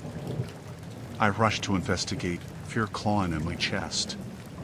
The nursery was dark, with only the soft glow of the night light illuminating the room. But when I got there, I found the crib empty. Panic set in as I realized my son was gone. I felt like my world was crumbling around me, like I was trapped in some kind of nightmare. I searched the room frantically, tears streaming down my face. But there was no sign of him. He was just gone. That's when I noticed it. The window was open, despite it being securely locked just moments before. My blood ran cold as I realized someone had taken him. I felt sick to my stomach, like I was gonna throw up. I didn't know what to do. I wanted to scream, to run outside and search for him. But I knew I had to stay calm, to think clearly. I called the police, my hands shaking as I dialed the numbers. I tried to explain what had happened, but I could barely get the words out. I was so scared, so helpless. I searched the house from top to bottom, but there was no sign of him. It was like he vanished into thin air. The police arrived soon after, but they couldn't find anything either. They said they'd do everything they could to find him, but I knew it was too late. He was gone, and I was left alone with this unbearable grief. I felt like I was suffocating, like I couldn't breathe. I wanted to scream, to cry out in agony. But I couldn't. I was numb, trapped in this never-ending nightmare. Days turned into weeks, but there was still no sign of him. I felt like I was losing my mind, like I was trapped in this never-ending cycle of grief and despair. But then, just when I thought all hope was lost, I heard it, the sound of a baby crying. My heart leapt into my throat as I rushed to investigate. I found him outside, in the arms of a stranger. Relief washed over me as I scooped him up, holding him close like I'd never let him go. The stranger explained that they found him abandoned in a nearby park. I didn't care about the details. All that mattered was that he was safe, that he was back in my arms where he belonged. I thanked the stranger profusely, tears streaming down my face. They said they were just glad they could help, then disappeared into the night. I held my son close, feeling like the luckiest person alive. I didn't know who had taken him, or why. But none of that mattered now. All that mattered was that he was safe, and that we were together again.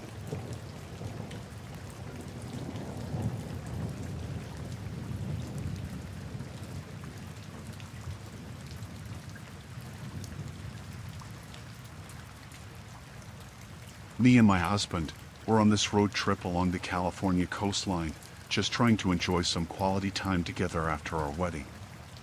We're driving along these winding roads, the ocean stretching out beside us, and everything's going great. I mean, the scenery is stunning, the weather's perfect, and we're both feeling really happy. But then, out of nowhere, we see this guy on the side of the road, hitchhiking. Now, normally I wouldn't think anything of it, but there's something about this guy that sets off alarm bells in my head. He's got this wild look in his eyes, like he's not all there, you know? And he's waving his arms around like he's trying to flag us down, like he's desperate for a ride. My husband, being the kind-hearted guy he is, he pulls over to see if the guy needs help. But as soon as the guy gets in the car, I can tell that something's not right. He's fidgeting in his seat, looking around like he's expecting something to jump out at him. And then he starts talking in this low, raspy voice that sends shivers down my spine. He's saying all kinds of crazy stuff about how he needs to get to the next town because he's being chased by some people who want to kill him. And I'm just sitting there, frozen in my seat, trying to ignore the sinking feeling in my stomach. But then things start to get really weird. The guy starts reaching into his pockets, pulling out these knives and other weapons, and my heart starts pounding in my chest. I can see the fear in my husband's eyes, but he's trying to stay calm, trying to reason with the guy and get him to put the weapons away. But it's like the guy's not even listening to us. He's just ranting and raving, waving his weapons around like he's ready to use them at any moment. And that's when I know that we're in serious danger, that this guy isn't just some harmless hitchhiker looking for a ride. He's a threat, a real threat, and we need to get away from him as fast as we can. I start pleading with my husband to drive, to get us out of there before it's too late. And finally, thank God, he listens to me, slamming his foot down on the gas pedal and speeding away from the crazy hitchhiker as fast as the car will go. I can hear the guy yelling behind us, screaming threats and curses as we disappear into the distance. But I don't care. All I care about is getting as far away from him as possible, and making sure that me and my husband are safe. We drive for what feels like hours, the adrenaline pumping through our veins as we put as much distance between us and the hitchhiker as we can. And finally, when we're sure that he's nowhere near us anymore, we stop the car and catch our breath. We sit there in silence for a while, both of us trying to process what just happened. And then my husband turns to me, his eyes filled with concern, and he asks me if I'm okay. And I nod, because even though I'm still shaking with fear, I know that we're safe now, that we made it out of that nightmare alive. But even now, weeks later, I still can't shake the memory of that deranged hitchhiker and the terror of knowing that our lives were in his hands. It's a road trip I'll never forget, for all the wrong reasons.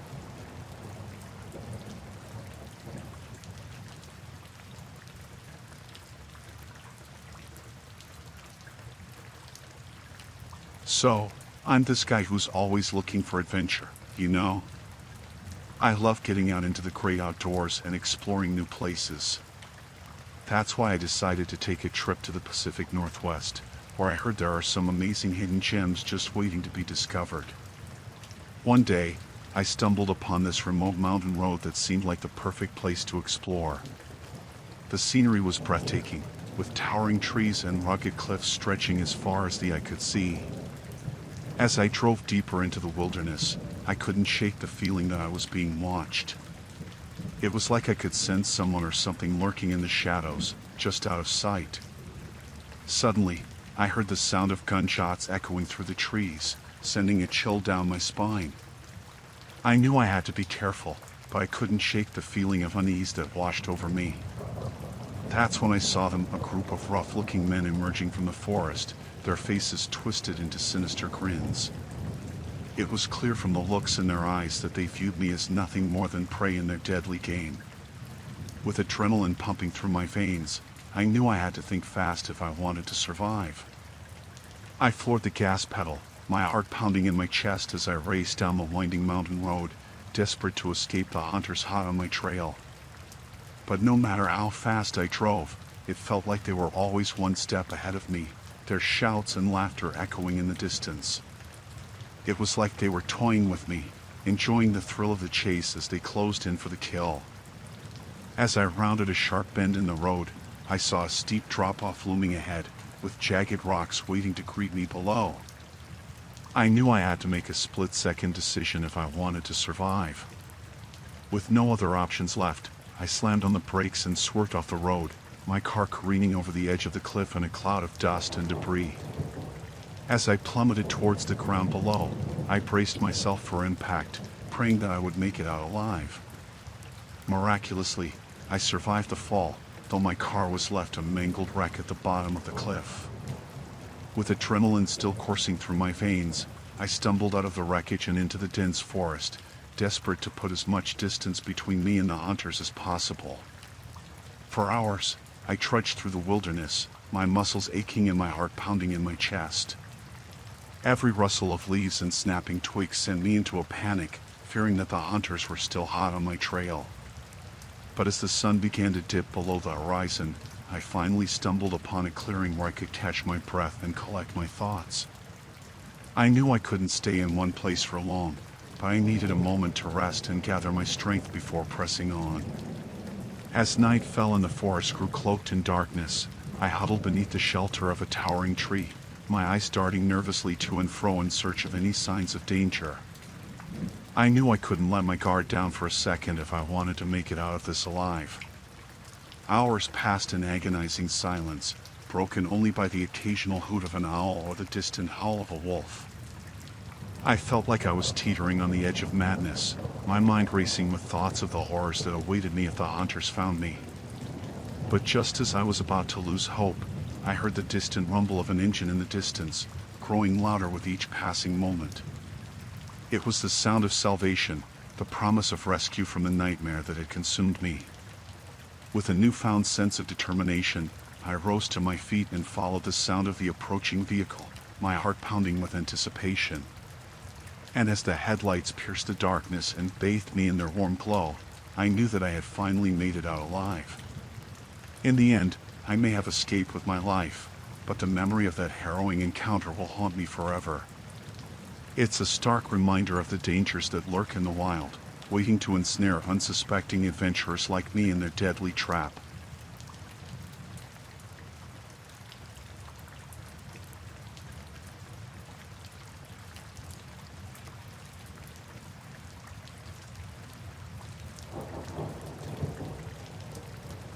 I was out camping by a remote lake in Minnesota, seeking some peace and solitude away from the hustle and bustle of city life. The sun was setting, casting a golden hue across the water, and I had just finished setting up my tent for the night when I heard footsteps approaching. I turned to see a man standing at the edge of my campsite, his expression stern and his eyes piercing.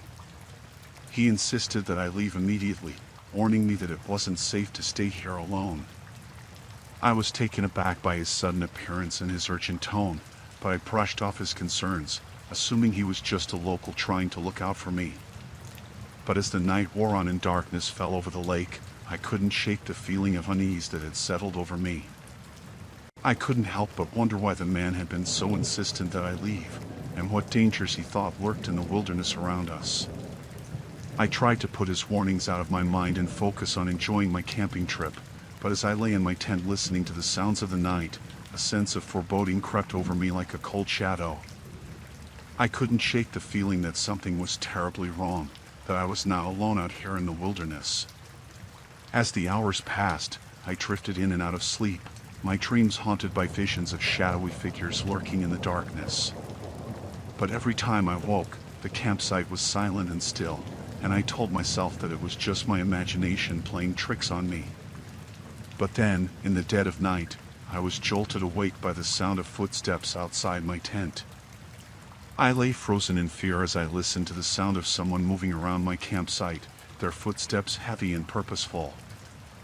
I strained my ears, trying to catch any clue as to who or what was outside, but all I could hear was the pounding of my own heart in my chest. I knew I had to act fast if I wanted to survive the night, so I reached for my flashlight and prepared to confront whoever was out there. But as I unzipped the tent and stepped outside, I was met with a sight that chilled me to the bone. The man from earlier was standing just a few feet away, his eyes gleaming with malice as he advanced towards me. I stumbled backwards, my heart racing in terror, as the man's threats became all too real. He brandished a knife in his hand, his movements quick and precise, and I knew that I was in grave danger. I tried to reason with him, to plead for my life, but he was beyond reason, consumed by a rage that seemed to emanate from the very depths of his soul. He lunged at me with the knife, his eyes wild with fury, and I knew that I had to fight for my life. I dodged his blows as best as I could, my mind racing with fear and adrenaline, but it was clear that he was much stronger and more experienced than I was. I knew that I was no match for him in a physical fight, so I did the only thing I could think of. I ran. I sprinted through the darkness, my heart pounding in my chest, as I fled into the wilderness, desperate to escape the man who was trying to kill me. I stumbled and fell several times, my body bruised and battered from the rough terrain, but I refused to give up. I ran for what felt like hours, the sounds of pursuit echoing in my ears, until finally, just as dawn was breaking over the horizon, I stumbled upon a ranger station deep in the heart of the forest. I collapsed on the doorstep, my breath coming in ragged gasps, as I pleaded for help.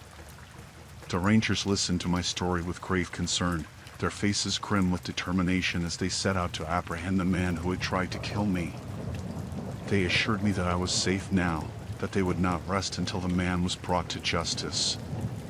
And as I lay there, shaken but alive, I couldn't help but feel an overwhelming sense of relief wash over me. I had survived the night, escaped from the clutches of a madman, and lived to tell the tale.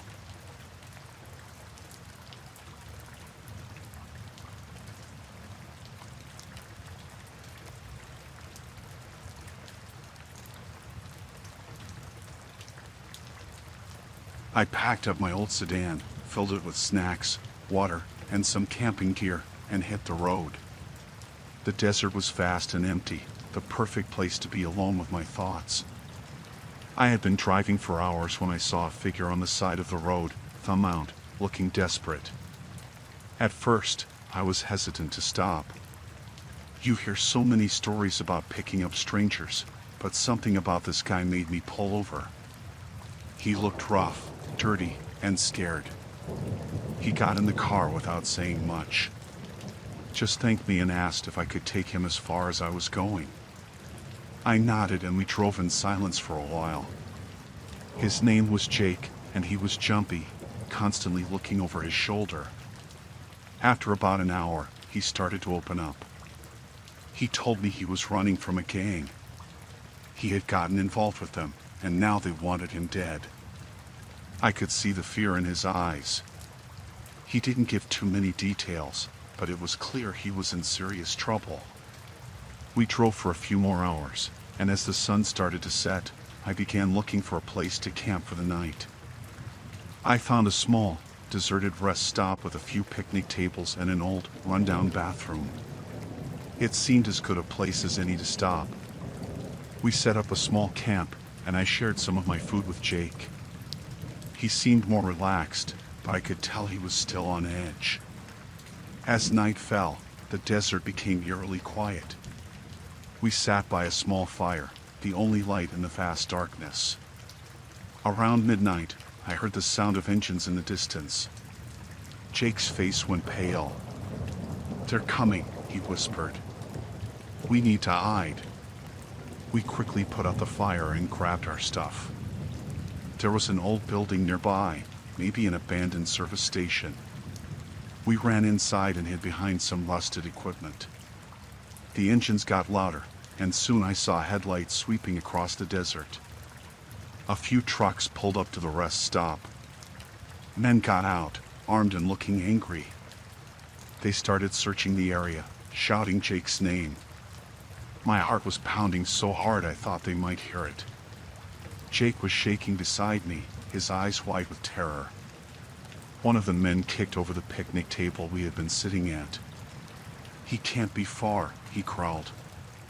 They spread out, and I knew it was only a matter of time before they found us. We needed a plan. I whispered to Jake that we should try to make a run for the car. He nodded, and we waited until the men were on the other side of the rest stop. We moved as quietly as we could, slipping out of the building and heading towards the car. We were almost there when one of them spotted us. "There they are," he shouted. We sprinted the last few yards to the car, bullets whizzing past us. I fumbled with the keys, my hands shaking, but managed to get the door open. We jumped in, and I started the engine, flooring it as we sped away. The trucks gave chase, their headlights glaring in my rearview mirror. The road was rough, and the car bounced and swerved as I tried to keep control. Jake was shouting directions, telling me to take turns onto smaller roads, hoping to lose them in the maze of desert trails. We drove for what felt like hours, the trucks slowly falling behind. Finally, we found a narrow, rocky path that the trucks couldn't follow. I kept driving until we were sure we had lost them. We stopped in a secluded spot, hidden by rocks and scrub. Both of us were panting, drenched in sweat. We stayed there until dawn, too scared to move. When the sun rose, we cautiously made our way back to the main road. We didn't talk much after that. I drove Jake to the nearest town, where he said he had friends who could help him. He thanked me, genuinely grateful, and disappeared into the crowd. I continued my road trip, but the rest of the journey felt different. The desert wasn't as peaceful anymore, and I couldn't shake the feeling of being watched. When I got back home, I realized how close I had come to something truly dangerous. I still think about Jake sometimes, wondering if he ever found safety or if the gang caught up to him.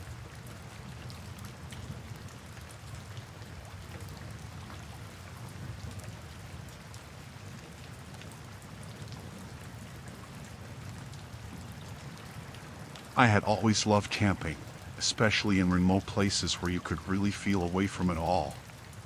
This time, my friends and I decided to camp in a secluded area of the Adirondacks. We wanted a real adventure, away from the usual spots crowded with tourists. We set up our tents near a quiet lake surrounded by dense woods. The first couple of days were perfect, just us and nature. We hiked, fished, and enjoyed the peace. On the third night, we decided to split up to gather firewood before it got too dark. I wandered off, figuring I knew the area well enough. As I walked deeper into the woods, the trees seemed to close in around me. I lost sight of the camp, but I wasn't worried. I had my flashlight and plenty of time to get back. After gathering a decent pile of wood, I realized it was getting darker faster than I expected. I turned to head back, but the forest seemed different. I tried retracing my steps, but nothing looked familiar. I kept walking, hoping to find a landmark, but it was like the woods were shifting around me. Panic started to set in. I yelled for my friends, but my voice seemed to vanish into the trees. After what felt like hours, I saw a small cabin through the trees. Relief washed over me. Maybe someone there could help.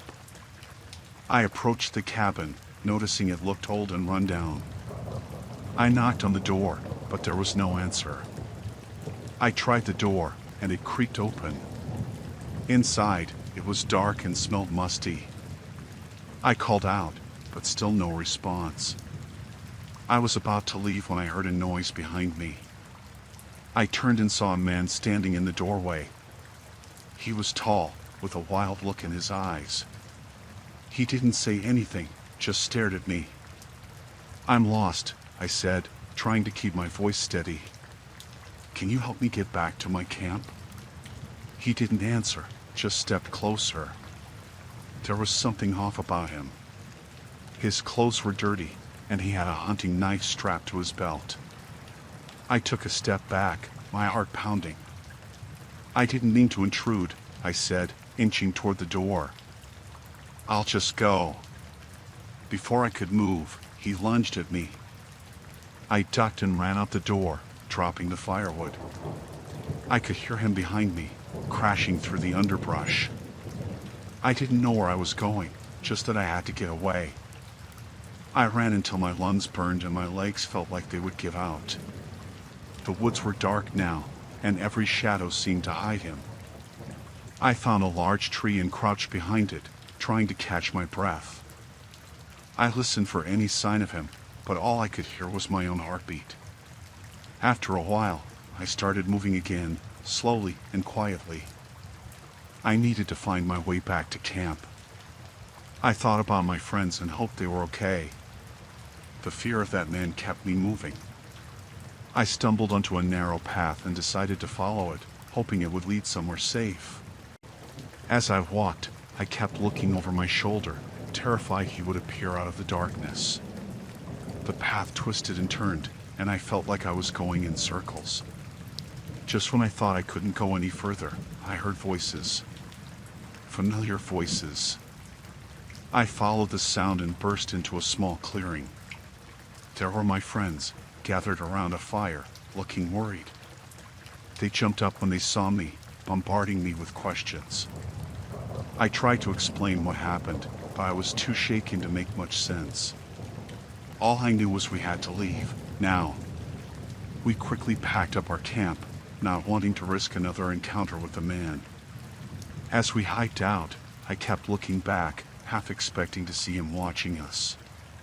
The feeling of being hunted stayed with me long after we were safe. Back home, the experience haunted me. I couldn't shake the image of his wild eyes and the feeling of being trapped in those woods. Camping, something I once loved, now filled me with dread. I still think about that night and wonder who he was and what would have happened if I hadn't escaped. I'm grateful I got out, but the fear lingers, a reminder that sometimes the real danger is just a heartbeat away, hidden in the quiet places we least expect.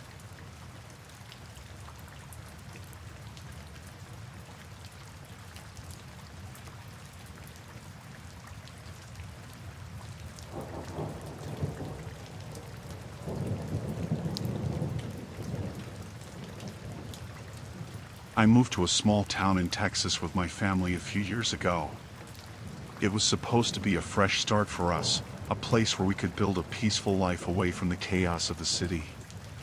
The neighborhood was quiet, everyone seemed friendly, and we quickly settled in. Our next-door neighbor, Mr. Thompson, was a bit of an oddball. He kept to himself mostly, rarely spoke to anyone, and his house was always closed up tight. At first, I thought he was just a private person, but over time, I started to notice strange things. There were people coming and going at all hours of the night, and sometimes I'd hear loud noises from his house that didn't make sense. One evening, I was out in the backyard when I saw Mr. Thompson meeting with a group of men. They were huddled together, talking in low voices. It struck me as odd, and I began to suspect that something illegal was going on. I decided to keep an eye on things, just to see if my suspicions were correct. Over the next few weeks, I noticed more and more strange activities. Cars with out-of-state plates would pull up to his house, stay for a few minutes, and then leave. There were also nights when I'd hear what sounded like arguments or fights coming from his place. I started to feel uneasy, and I couldn't shake the feeling that something was very wrong. One night, I decided to gather some evidence. I told my husband what I was planning, and he thought I was being paranoid, but I couldn't ignore my instincts. I waited until it was dark, then grabbed my camera and snuck out to the side of our house, where I could get a clear view of Mr. Thompson's place. As I watched, a car pulled up, and a man got up carrying a large bag. He knocked on the door, and Mr. Thompson let him in. I snapped a few photos, trying to stay as hidden as possible. After a few minutes, the man left without the bag, and I managed to get a picture of his license plate before he drove off. I went back inside, feeling a mixture of excitement and fear. I finally had some proof that something shady was happening. The next day, I decided to call the local police and report what I'd seen. They took my information and said they'd look into it, but I could tell they weren't taking me very seriously. A few days later, I noticed a black car parked across the street from our house. It was there when I left for work, and it was still there when I got home. I started to get a bad feeling, like someone was watching us. That night, I heard noises outside, and when I looked out the window, I saw someone in our yard. I woke up my husband, and we called the police, but by the time they arrived, whoever it was had disappeared. The next day, things got worse. I found a threatening note taped to our front door. It said that I needed to mind my own business or there would be consequences. My heart pounded as I read it. I realized that Mr. Thompson or one of his associates must have found out that I was watching them. I was scared, but I couldn't let it go. I decided to go to the police station and show them the photos I'd taken. The officer I spoke to was more interested this time and promised to investigate further. I hoped that would be enough to put an end to the threats, but deep down, I was still worried. That night, my worst fears were realized. We were woken up by the sound of breaking glass. Someone had thrown a brick through our living room window. I called the police again, but I knew they wouldn't be able to catch whoever did it. My husband and I stayed up all night, too scared to sleep. The next day, we decided to stay with my sister in the next town over until things calmed down. I felt safer being away from the house, but I couldn't stop thinking about what was happening. I kept checking my phone, waiting for updates from the police, but there was nothing. After a few days, we returned home, hoping that the worst was over. But that evening, as I was getting ready for bed, I heard a noise outside. I looked out the window and saw the black car parked down the street again. My heart sank. They were still watching us. I called the police once more, and this time they sent a patrol car to keep an eye on our house. It was a small comfort, but I was still terrified. I couldn't shake the feeling that we were in real danger. A few nights later, things escalated again. We were woken up by the sound of our front door being kicked in. I grabbed my phone and dialed 911 while my husband grabbed a baseball bat. We barricaded ourselves in the bedroom, listening to the sounds of footsteps and things being thrown around downstairs. The police arrived quickly, and we heard shouting and the sound of someone being taken down. When we finally opened the door, an officer told us they had caught one of Mr. Thompson's associates in our house. He was armed and had a list of our names and addresses. They also found a hidden room in Mr. Thompson's house with drugs and weapons. The police assured us that Mr. Thompson and his associates would be taken care of, but the experience left us shaken. We decided to move away from that town, hoping to leave the nightmare behind us.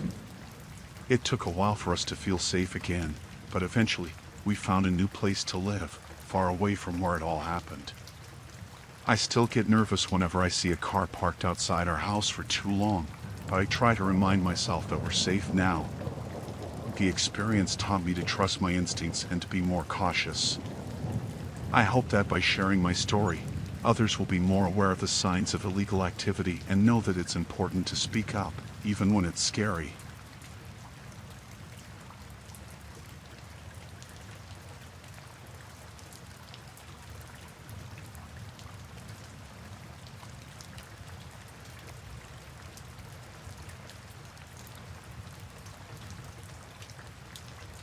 It was supposed to be a simple stopover. I had been driving for hours along the California coast, heading south to visit my sister. The sun was setting, and I decided to find a place to stay for the night. I pulled into a small, nondescript motel off the highway. It looked a bit run down, but I was too tired to be picky. The manager at the front desk was a middle-aged woman with tired eyes. She checked me in with minimal conversation and handed me a key. My room was at the far end of the building, away from the road noise. It seemed quiet enough, and I was grateful for that. After settling in, I decided to take a shower. The water pressure was weak, but the hot water felt good. I wrapped myself in a towel and looked out the window. The parking lot was almost empty, just a couple of cars scattered around. One of them, a black SUV, stood out. It was parked at an odd angle, and I couldn't see anyone in or around it. I shrugged it off and got dressed. My plan was to grab some food from the vending machine and call it a night. As I stepped out of my room, I heard voices coming from the room next to mine. The walls were thin, and the voices were loud and angry. I hesitated for a moment, considering whether I should knock on their door and ask them to keep it down, but decided against it. Walking towards the vending machine, I saw a man standing by the black SUV. He was on his phone, speaking in a low, urgent tone. His eyes darted around nervously. Something about him made me uneasy, so I kept my head down and moved quickly. As I reached the vending machine, I realized I had forgotten my wallet in the room. I turned back, annoyed with myself. As I passed the SUV again, the man was no longer there. The voices from the adjacent room had grown louder, and I could now make out a few words. They were arguing about money and something that sounded like shipment. Back in my room, I grabbed my wallet and paused.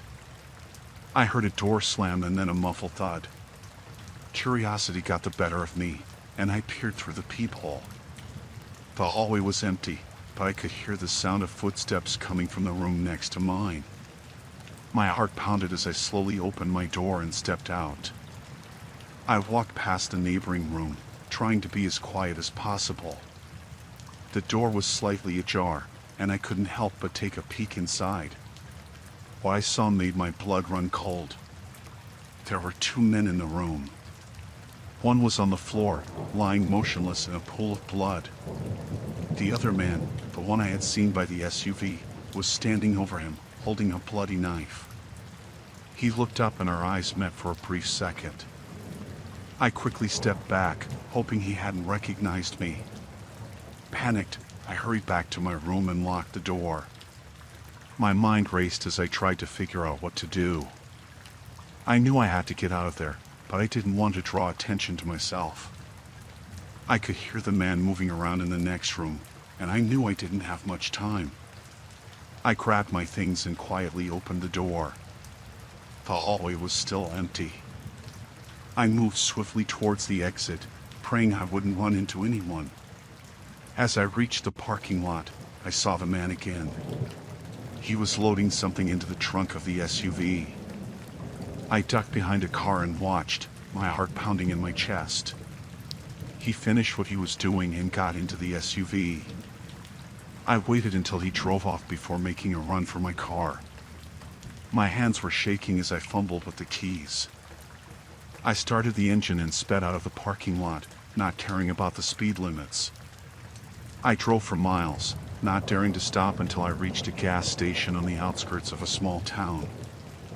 I parked in a well-lit area and sat there, trying to calm down. I knew I had to call the police, but I was terrified the man might find me. What if he had seen my license plate? What if he knew who I was? I finally mustered the courage to call 911. The dispatcher took my information and assured me that officers would be sent to the motel. They advised me to stay put and wait for the police to arrive. Minutes felt like hours as I waited in the gas station parking lot. Eventually, a patrol car pulled up, and 2 officers approached me. I explained everything I had seen, and they took my statement. They told me to stay in town for the night and check into a different motel. They would keep me updated on the situation. I barely slept that night, jumping at every sound. The next morning, I got a call from one of the officers. They had found the man's body in the motel room, but the suspect was still at large. They assured me they were doing everything they could to find him and keep me safe. Days turned into weeks, and I couldn't shake the feeling of being watched.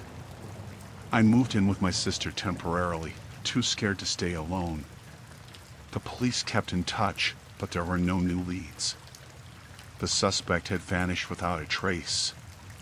It took a long time for me to feel somewhat safe again. I installed security cameras at my sister's place and never went anywhere without checking my surroundings. The fear never completely went away, but I learned to live with it. The experience changed me. I became more cautious, more aware of the dangers that could be lurking around every corner.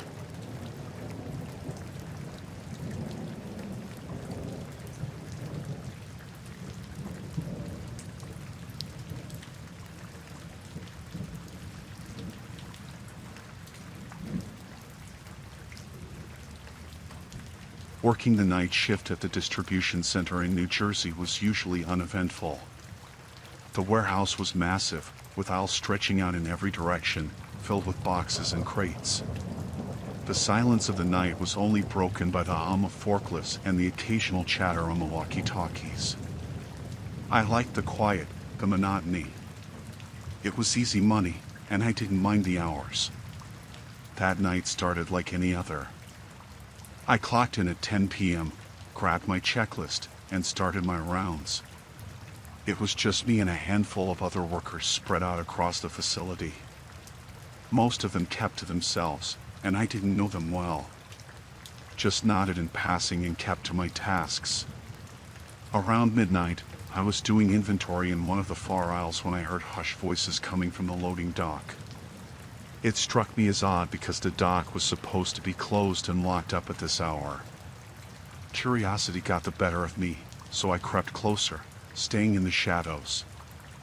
I peeked around a stack of crates and saw a small group of my coworkers huddled together. There was Tony, the shift supervisor, and a couple of guys I recognized but didn't know by name. They were unloading boxes from a truck that wasn't on any of the manifests. The way they moved, fast and furtive, set off alarm bells in my head. I strained to hear what they were saying. "Make sure everything's accounted for," Tony said. "We can't afford any mistakes tonight." One of the other guys nodded. "Yeah, the boss won't be happy if anything goes missing. You know how he is." I couldn't believe what I was hearing. My heart started pounding. It was clear they were up to something illegal, and I was in way over my head. I thought about just walking away, pretending I hadn't seen anything. But as I took a step back, my foot hit a loose piece of wood, and it made a loud crack. The conversation stopped abruptly. Tony's head snapped up, and his eyes scanned the area. I ducked behind the crates, holding my breath. "Who's there?" he called out, his voice hard and suspicious. I didn't move a muscle. I could hear my own heartbeat, loud in my ears. After a moment, Tony seemed to dismiss it. Probably just a rat, he muttered. Let's get this done.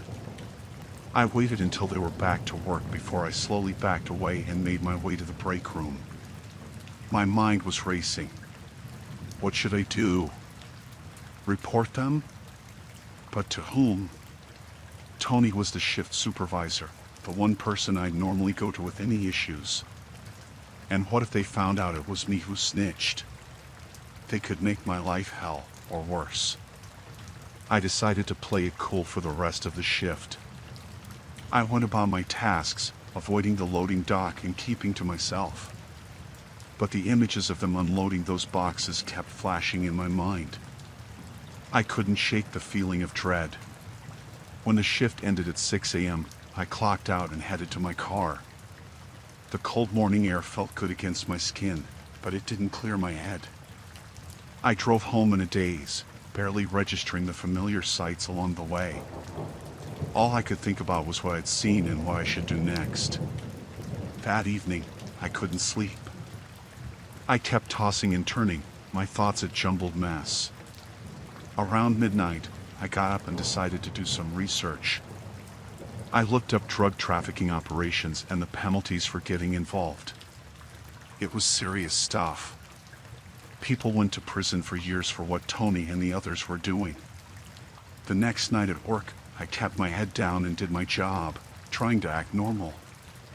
But every time I saw Tony or the other guys, I felt a surge of anxiety. I couldn't shake the feeling that they knew I'd seen something, that they were watching me. A week passed, and I was a wreck. I barely slept, and I was constantly looking over my shoulder. One night, as I was finishing my shift, Tony cornered me in the break room. "Hey, got a minute?" he asked, his tone casual but his eyes hard. "Sure," I replied, my heart racing. He closed the door behind him and leaned against it. "You've been acting strange lately. Everything okay?" I forced a smile. "Yeah, just tired, I guess." He stared at me for a long moment, and I could feel the sweat on my forehead. "You know, it's important to stay focused on the job. Distractions can be dangerous." I nodded, not trusting myself to speak. "Good," he said, clapping me on the shoulder. "Keep it that way." After he left, I sat down, my legs feeling weak. It was a warning, plain and simple. I knew then that I had to do something. I couldn't keep living like this, in fear every day. But I had to be smart about it. The next night, I waited until Tony and the others were busy with their illicit activities. I snuck into the office and used the phone to call the anonymous tip line for the police. I kept my voice low, giving them all the details I could without revealing my identity. I hung up, my heart pounding. I hoped I'd done the right thing. All I could do now was wait. The following night, the warehouse was raided. Police swarmed the place, arresting Tony and his crew. I stayed out of sight, my heart in my throat, as they were led away in handcuffs. It was over. In the days that followed, I was questioned by the police. I played dumb, pretending I had no idea what was going on. They seemed to buy it, and eventually, things started to return to normal. But I couldn't shake the feeling of paranoia. Even though Tony and the others were gone, I kept looking over my shoulder, afraid that someone would come after me for what I'd done. It's been a few months now, and I finally started to feel like I can breathe again. But I'll never forget those nights in the warehouse, the fear, and the sense of danger that hung over me. I learned a lot about myself through this ordeal. About courage and fear, and the lengths I'd go to protect myself. I hope I never have to go through something like that again. But if I do, at least I know I can handle it.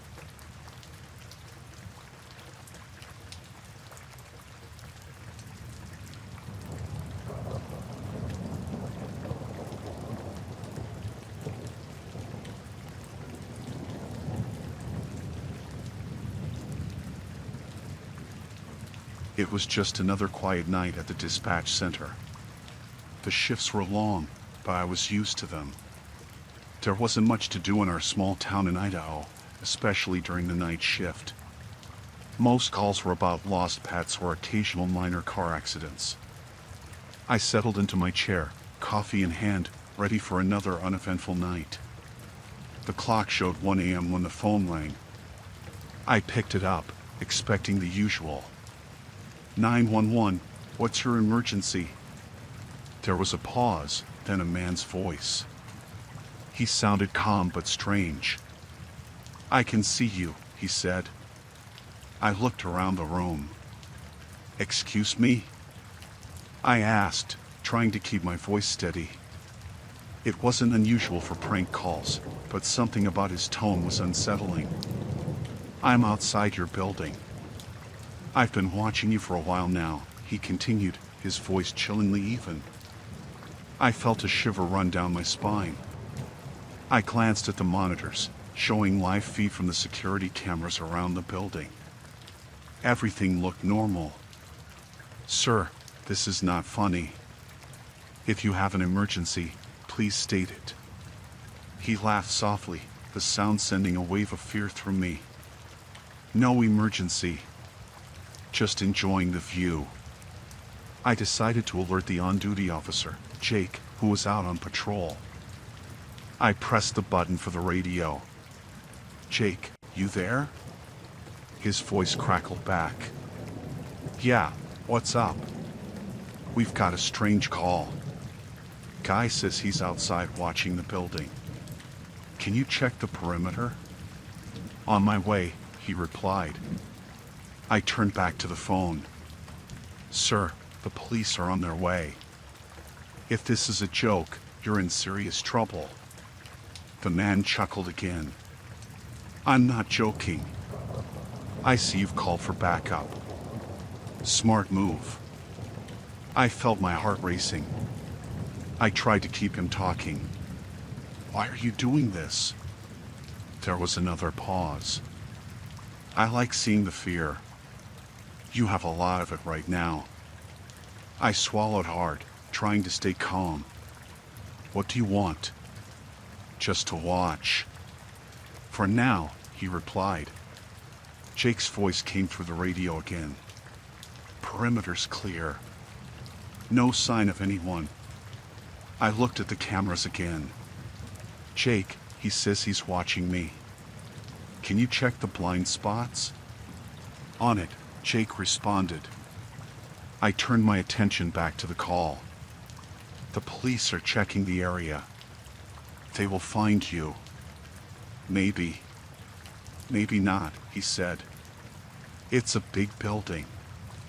I heard Jake's footsteps outside, and he came through the front door a moment later. He gave me a nod and started checking the rooms. Sir, this is your last chance.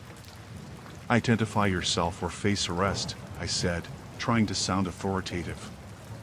The man was silent for a moment. Then he whispered, I'll be closer soon. The line went dead. I felt a wave of relief but also dread. Jake came back into the room.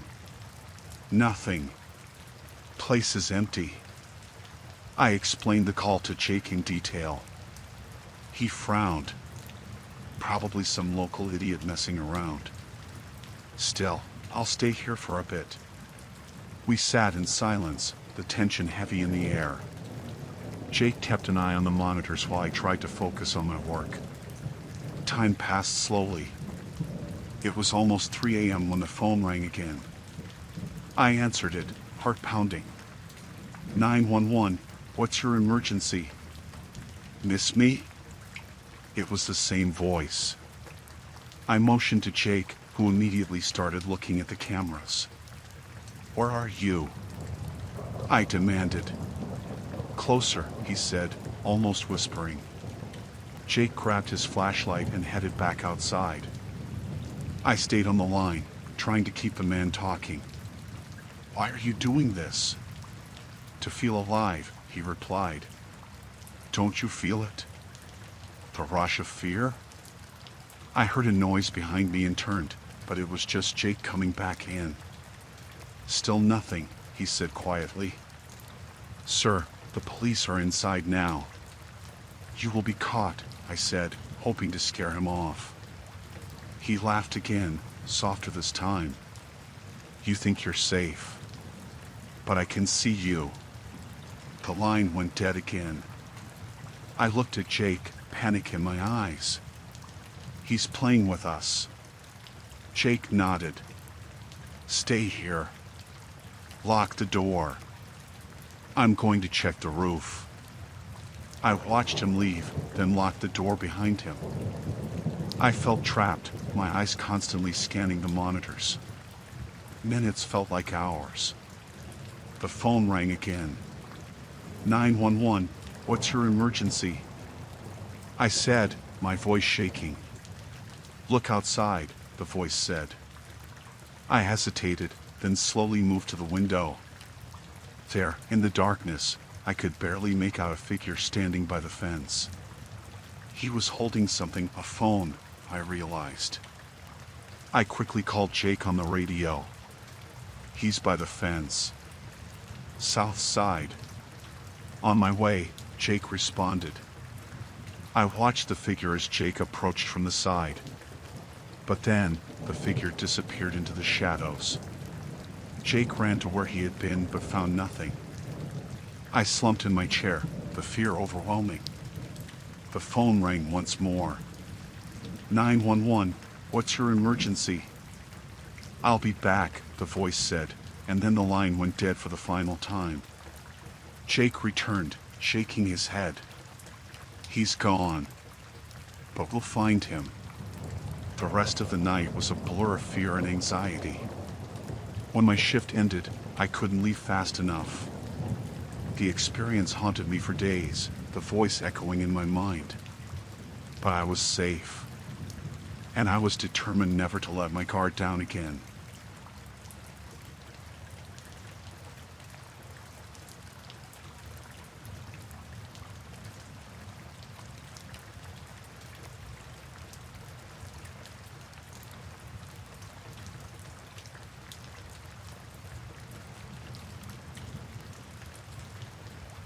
I had been studying wildlife in the Florida swamps for about 3 weeks.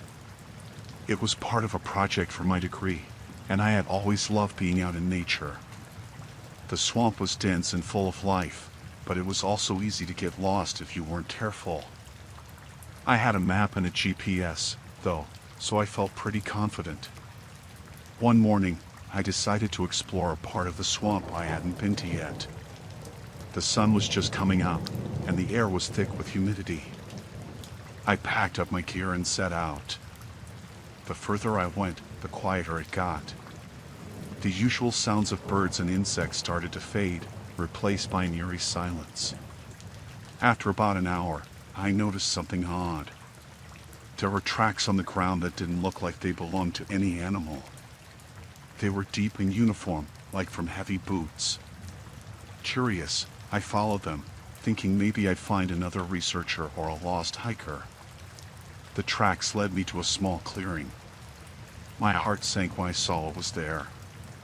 Hidden behind some thick brush, there were several camouflage tents and crates stacked high. I moved closer, staying low, and my worst fears were confirmed.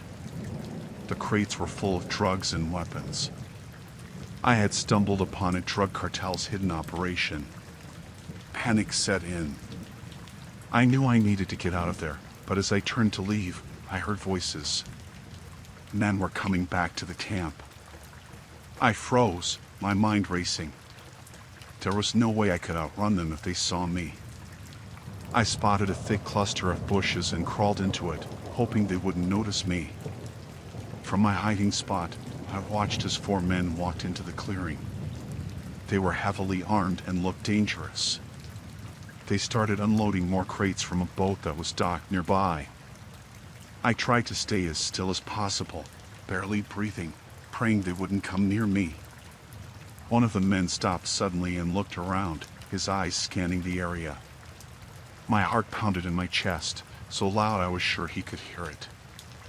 He said something in Spanish to the others, and they all looked tense. I knew I had to get out of there before they started searching the area. As they continued with their work, I slowly began to inch my way back, trying to put as much distance between me and them as possible. Every movement was painstakingly slow, and every rustle of leaves sounded deafening. I managed to get a few yards away before I heard a shout. They had found my footprints.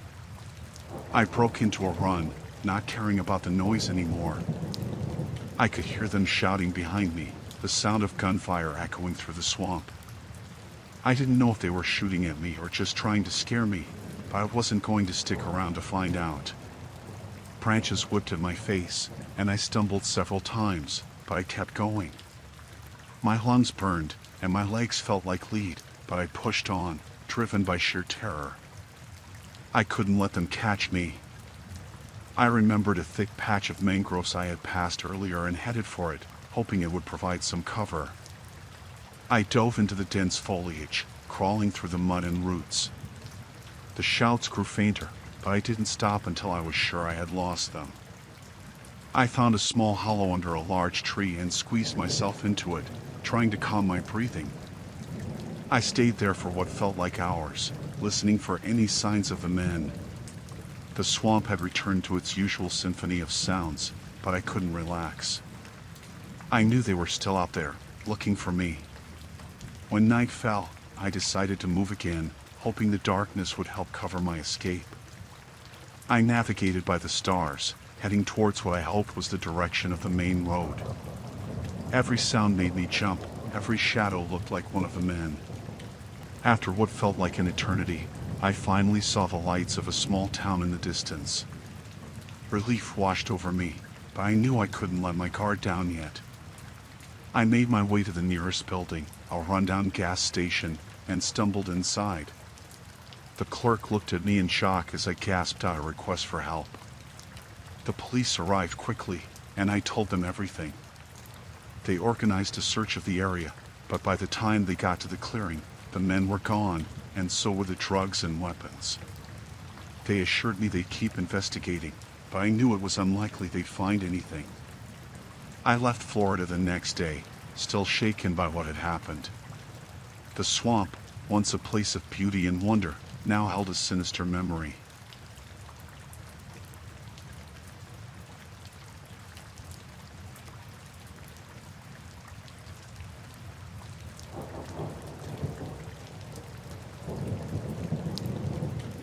I needed to clear my head and just drive, see where the roads would take me.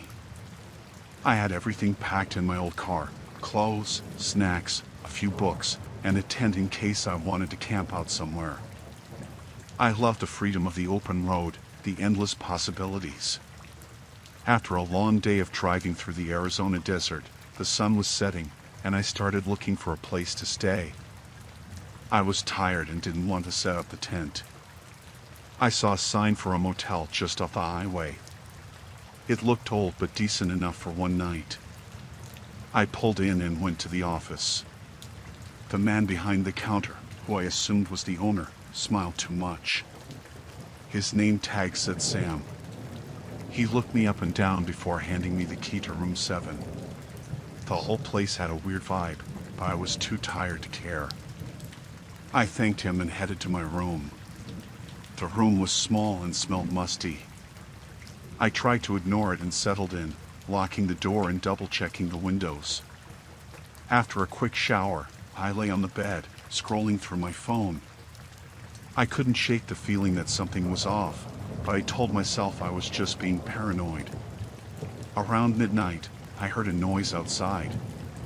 At first, I thought it was just the wind, but then I heard voices, hushed but urgent. I crept to the window and peeked through the curtain.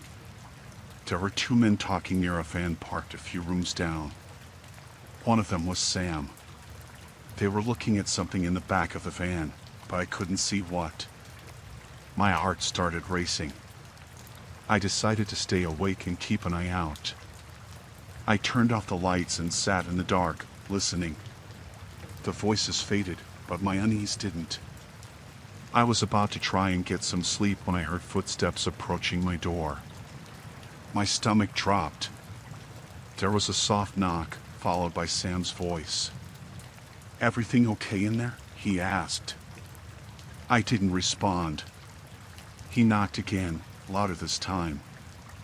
"I just want to make sure you're comfortable," he said, his voice almost mocking. I held my breath, praying he would go away. After what felt like an eternity, he did. I heard him mutter something before his footsteps retreated. I waited a few minutes, then quickly packed my things. I needed to get out of there. Just as I was about to unlock the door, I heard a scraping sound coming from the window. I turned and saw a man trying to pry it open. Panic set in. I grabbed my phone and called 911, whispering my location and the situation. The operator told me to stay on the line and find a place to hide. I shoved the dresser against the door and crawled under the bed, trying to stay as quiet as possible. The window finally gave way, and I heard the man climb in. He moved slowly, his footsteps heavy on the old carpet. My heart was pounding so loud I was sure he could hear it. He walked around the room, opening drawers and looking under the bed next to mine. I watched his feet through the gap, praying he wouldn't check my side. He stopped right in front of me, and I held my breath. Then, suddenly, he turned and left. I heard him talking to someone outside.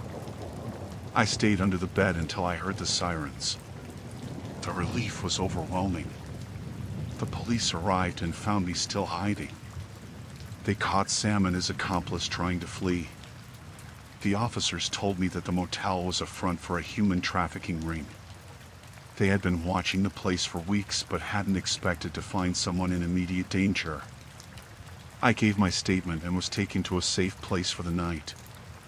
The next day, I continued my road trip, but I was more cautious, more aware of the places I chose to stay. That night haunted me for a long time. The fear, the close call, it all felt too real, too raw. But I was alive, and for that, I was grateful.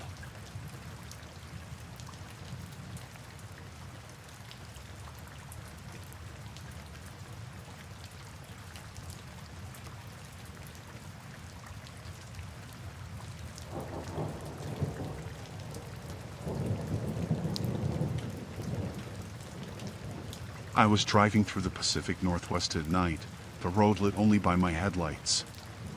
It was a long stretch of highway, surrounded by dense forest. I had been on the road for hours, enjoying the solitude and the hum of the engine. I was heading to visit some old friends, needing a break from the routine of work and life. Around midnight, I saw her. A young woman, standing by the side of the road, waving frantically. She looked terrified. I slowed down and pulled over, rolling down the window. She ran up to the car, her face pale and eyes wide. "Please, can you help me?" she asked, her voice shaking. "I need to get away from here." I unlocked the door, and she climbed in quickly, glancing over her shoulder as if expecting someone to appear out of the darkness. As I pulled back onto the highway, she kept looking behind us, her hands trembling. "What's going on?" I asked, trying to keep my voice calm. "There's a man," she said, her voice barely above a whisper. "He's after me. I escaped from him, but he's coming." My heart pounded. I didn't know what to say. I just kept driving, hoping to put some distance between us and whoever she was running from. She introduced herself as Sarah. She told me she had been staying at a nearby campground when she met this man. At first, he seemed friendly, but soon his behavior turned threatening. She managed to run away when he wasn't looking, but she was sure he would come after her. I drove faster, glancing at the rearview mirror, expecting to see headlights behind us. The road was empty, but the tension in the car was thick. Sarah was still looking back, her fear palpable. "Do you think he'll find us?" I asked. "He always finds me," she replied, her voice hollow. We drove in silence for a while, the only sound the hum of the tires on the road. Then, out of nowhere, I saw headlights in the mirror. They were far back, but they were there, growing closer. "Is that him?" I asked, my voice tight. Sarah turned to look and her face went white. "Yes," she whispered. "That's him."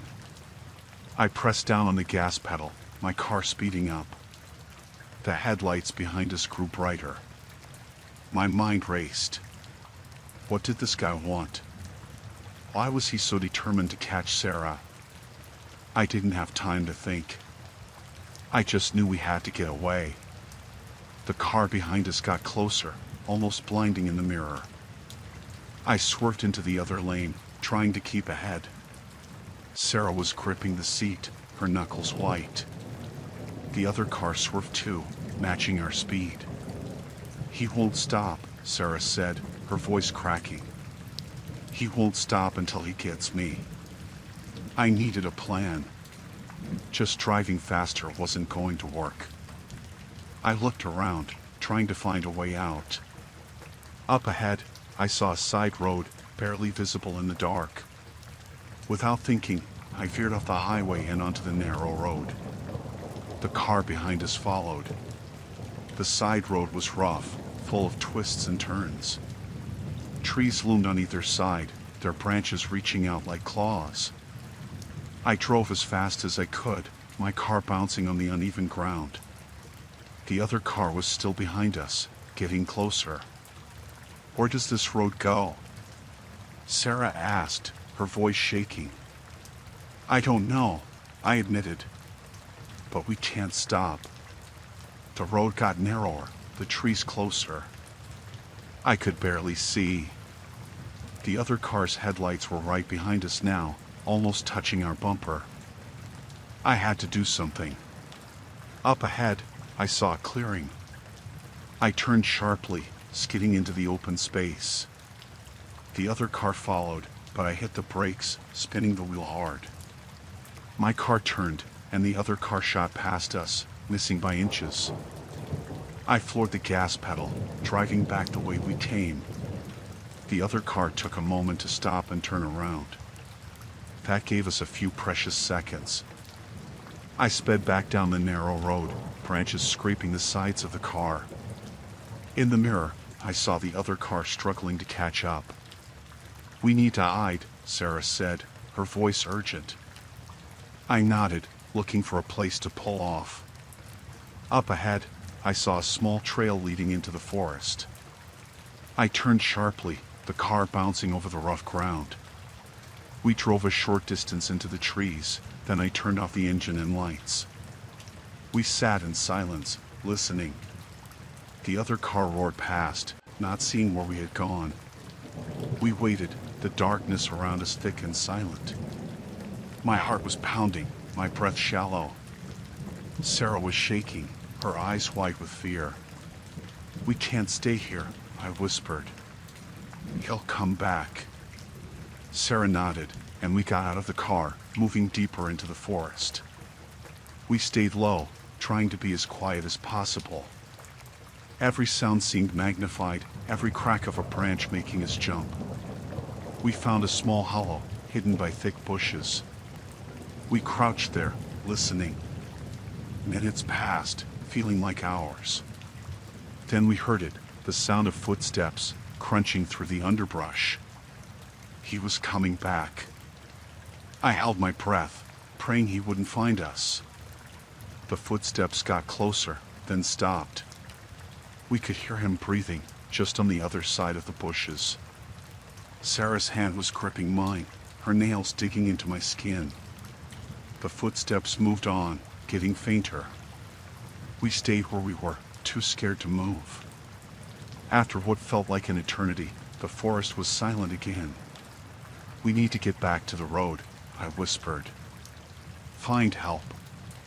Sarah nodded, and we started moving again, keeping low and quiet.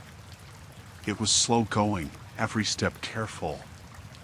The forest was dark and confusing, but eventually, we found our way back to the road. We stayed hidden at the edge, watching for the car. After a few minutes, I saw headlights in the distance. I waited, my heart in my throat. The car passed without slowing down. It wasn't him.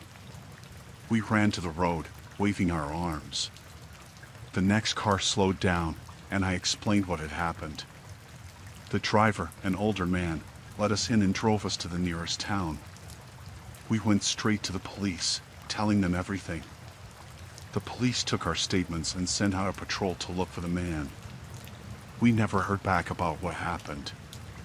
Sarah was reunited with her family, and I continued my trip, though I couldn't shake the fear that had settled in my chest. Every time I drive at night now, I'm more careful. I watch my mirrors, and I never pick up strangers.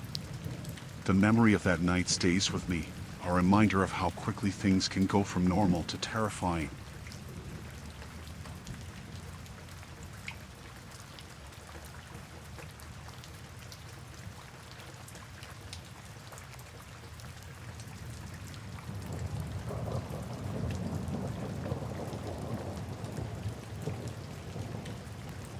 We were driving late at night, heading through a remote area when we decided to stop at a small, rundown motel.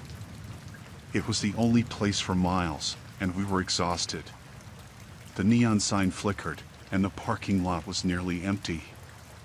We checked in and got our key from the old man at the front desk, who barely looked up from his book.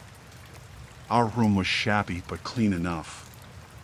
As we unpacked, I heard a faint noise outside. At first, I thought it was a cat or some other animal. But then I heard it again, a soft, muffled cry. I looked at my partner, Mark, and he nodded. We both went outside to investigate. In the corner of the parking lot, near a broken-down car, we found a small bundle. It was an infant, wrapped in a dirty blanket. The baby was crying softly, its little face red and scared. My heart sank. Who would leave a baby out here like this? We picked up the baby and hurried back to our room, trying to calm it down. We needed to call the authorities, but there was no cell signal in this remote area. The only option was the phone in our room. I dialed the front desk, but there was no answer. Mark decided to go to the office to get help. I stayed in the room, rocking the baby and trying to keep it calm. Minutes passed, and I started to worry when Mark didn't come back. The baby's cries grew louder, and I felt more and more uneasy. Finally, I couldn't wait any longer. I wrapped the baby up again and went to find Mark. The hallway was dimly lit, and I felt a chill run down my spine. I reached the front desk, but it was empty. The old man was gone, and there was no sign of Mark. I heard a noise coming from behind the desk, like something being dragged.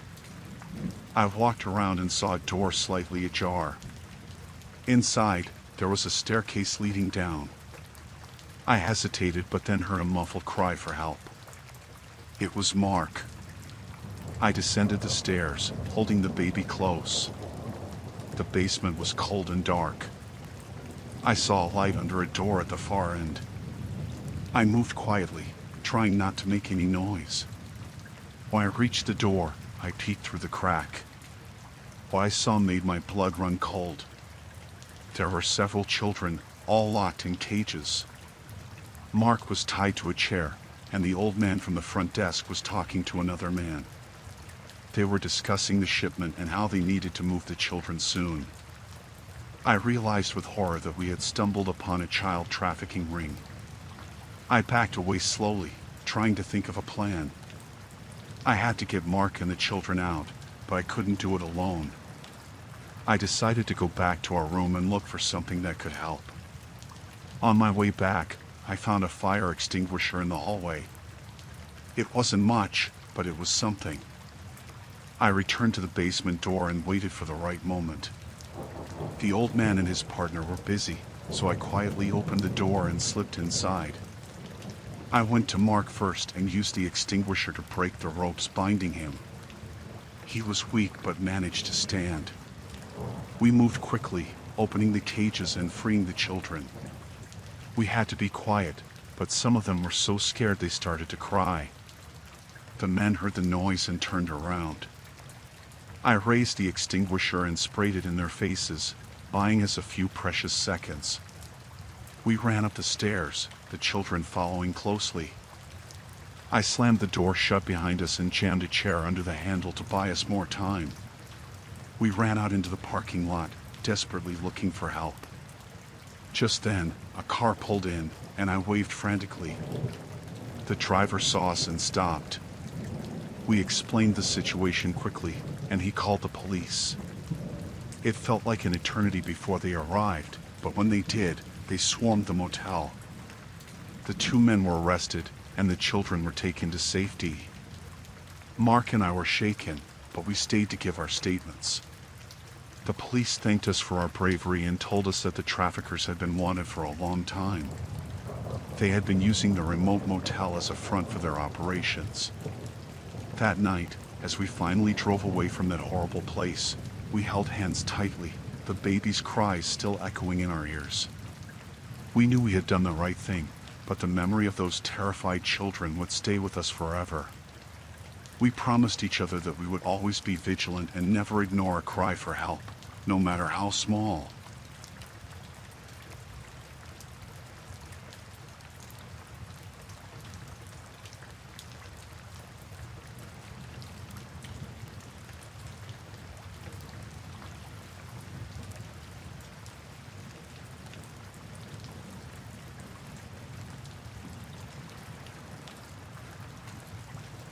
I decided to spend a few days at my family's beach house.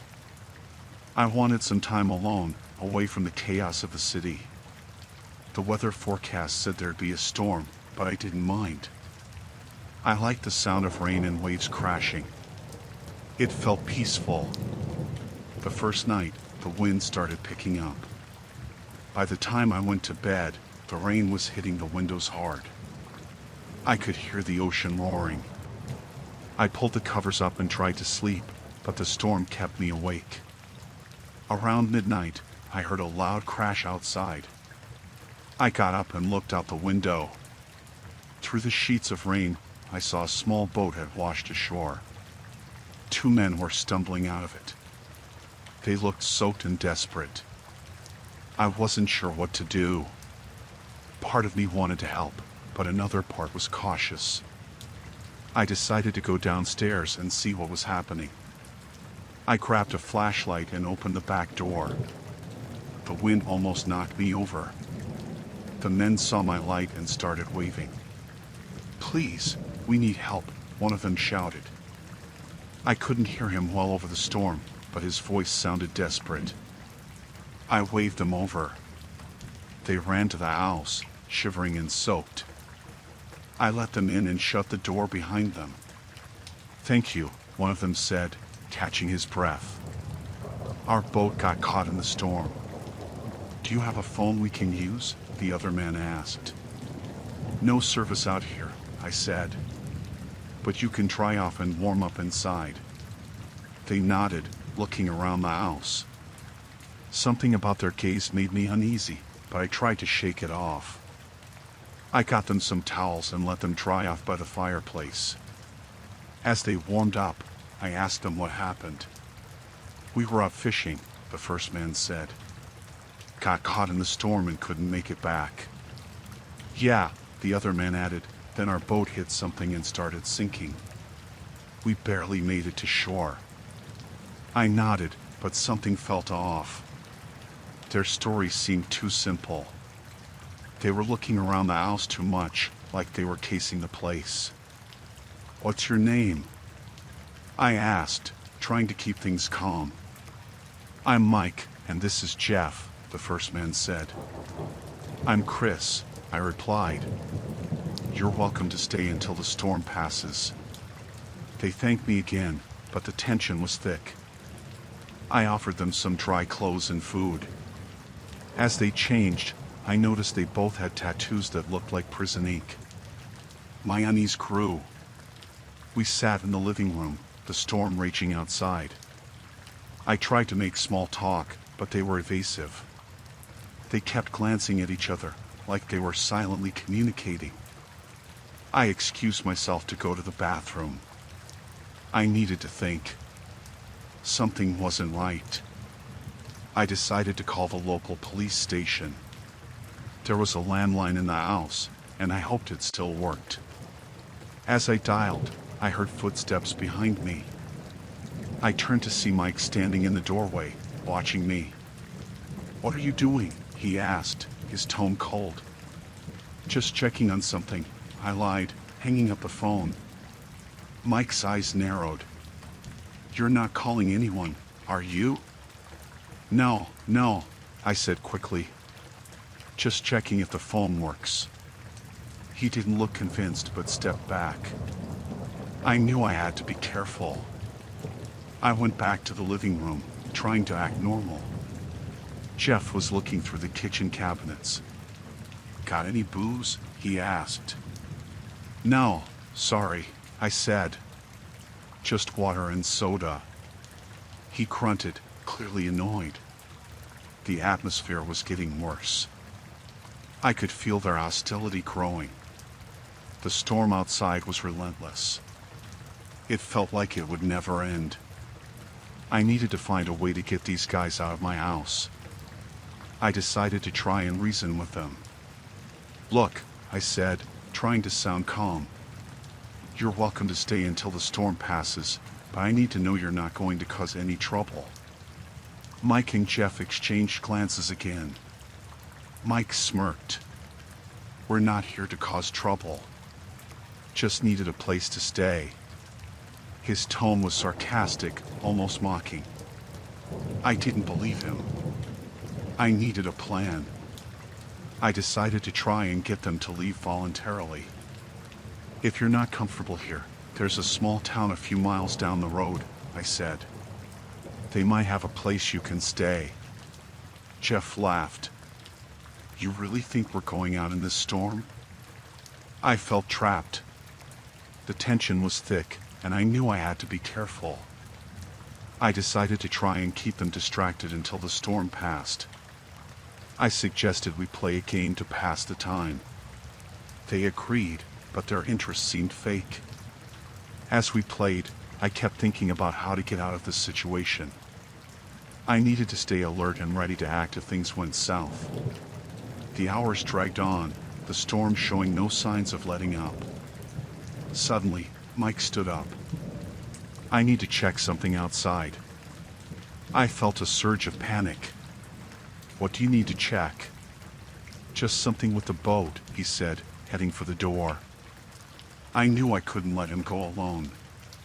"I'll come with you," I said. He turned, a cold look in his eyes. "No need. Stay here." I followed him anyway, grabbing my flashlight. As we stepped outside, the wind almost knocked us over. I could barely see through the rain, but I followed Mike to the boat. When we reached it, he turned to me. "Why are you really out here?" "I told you, I wanted to help," I said, trying to keep my voice steady. He stepped closer, his expression menacing. "I don't believe you." Before I could react, he lunged at me. I dodged, the flashlight slipping from my hand. We grappled in the mud, the storm raging around us. I managed to push him off and ran back to the house, slamming the door behind me. Jeff was waiting inside, his expression cold. "Where's Mike?" "He's staying with the boat," I lied, trying to catch my breath. Jeff didn't look convinced. "You're hiding something." I needed to act fast. "We should wait for the storm to pass, then you can both leave." Jeff's eyes narrowed. "We're not going anywhere." I knew I had to get help. I moved towards the phone, but Jeff blocked my way. "You're not calling anyone," he said, his voice low and threatening. I felt a surge of fear. These men were dangerous, and I was trapped. I needed a plan. I decided to try and lure Jeff outside, away from the phone. "I think there's something wrong with the boat," I said, trying to sound convincing. "Mike might need help." Jeff hesitated, then nodded. Let's go. I followed him outside, my heart pounding. As we neared the boat, I saw Mike struggling in the mud, trying to get up. Jeff rushed to help him, and I took my chance. I ran back to the house, grabbed the phone, and dialed the local police. My hands were shaking, but I managed to explain the situation. They said they'd send someone right away. I locked the doors and waited, my heart racing. I knew it was only a matter of time before Mike and Jeff came back. I needed to stay hidden until help arrived. I heard footsteps on the porch, followed by banging on the door. "Let us in," Mike shouted. I stayed silent, hiding in a closet. The banging grew louder, more desperate. I heard the sound of glass breaking and knew they were inside. I held my breath, trying to stay calm. The minutes felt like hours. I prayed the police would arrive soon. Suddenly, I heard sirens in the distance. Mike and Jeff stopped searching, their footsteps growing frantic. They knew their time was up. The police arrived, bursting through the door. They found me hiding and quickly apprehended Mike and Jeff. I felt a wave of relief wash over me. The officers took my statement and assured me I was safe. Mike and Jeff were taken into custody, their plans thwarted. I spent the rest of the night at the police station, grateful to be alive.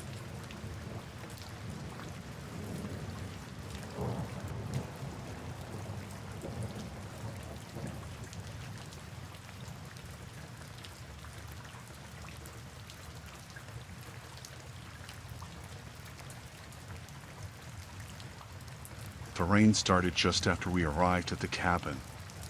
Jenny, Alex, Rachel, and I had planned this weekend getaway for months. It was supposed to be a break from our hectic lives, just a couple of days to relax, play games, and catch up. The cabin was cozy, tucked away in the woods, perfect for what we needed. By nightfall, the storm had turned fierce. The wind howled, and the rain hammered the windows.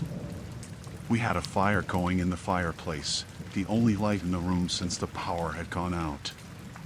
We huddled around, telling stories and laughing, trying to ignore the weather outside. Around 10 p.m., there was a knock on the door. It was so unexpected that we all jumped. I exchanged a look with Jenny, then got up to see who it could be. Through the peephole, I saw a man, soaking wet, shivering. He looked desperate. I cracked the door open, keeping the chain on. "Can I help you?" "I'm sorry to bother you," he said, his voice shaking. "My car broke down a mile back. Can I come in and use your phone to call for help?" My gut told me something was off. "There's no phone service up here, and the power's out." His eyes darted around, like he was thinking. "Please, I just need to get out of the rain." Jenny came up behind me. "Maybe we should let him in, just for a bit." Reluctantly, I unchained the door.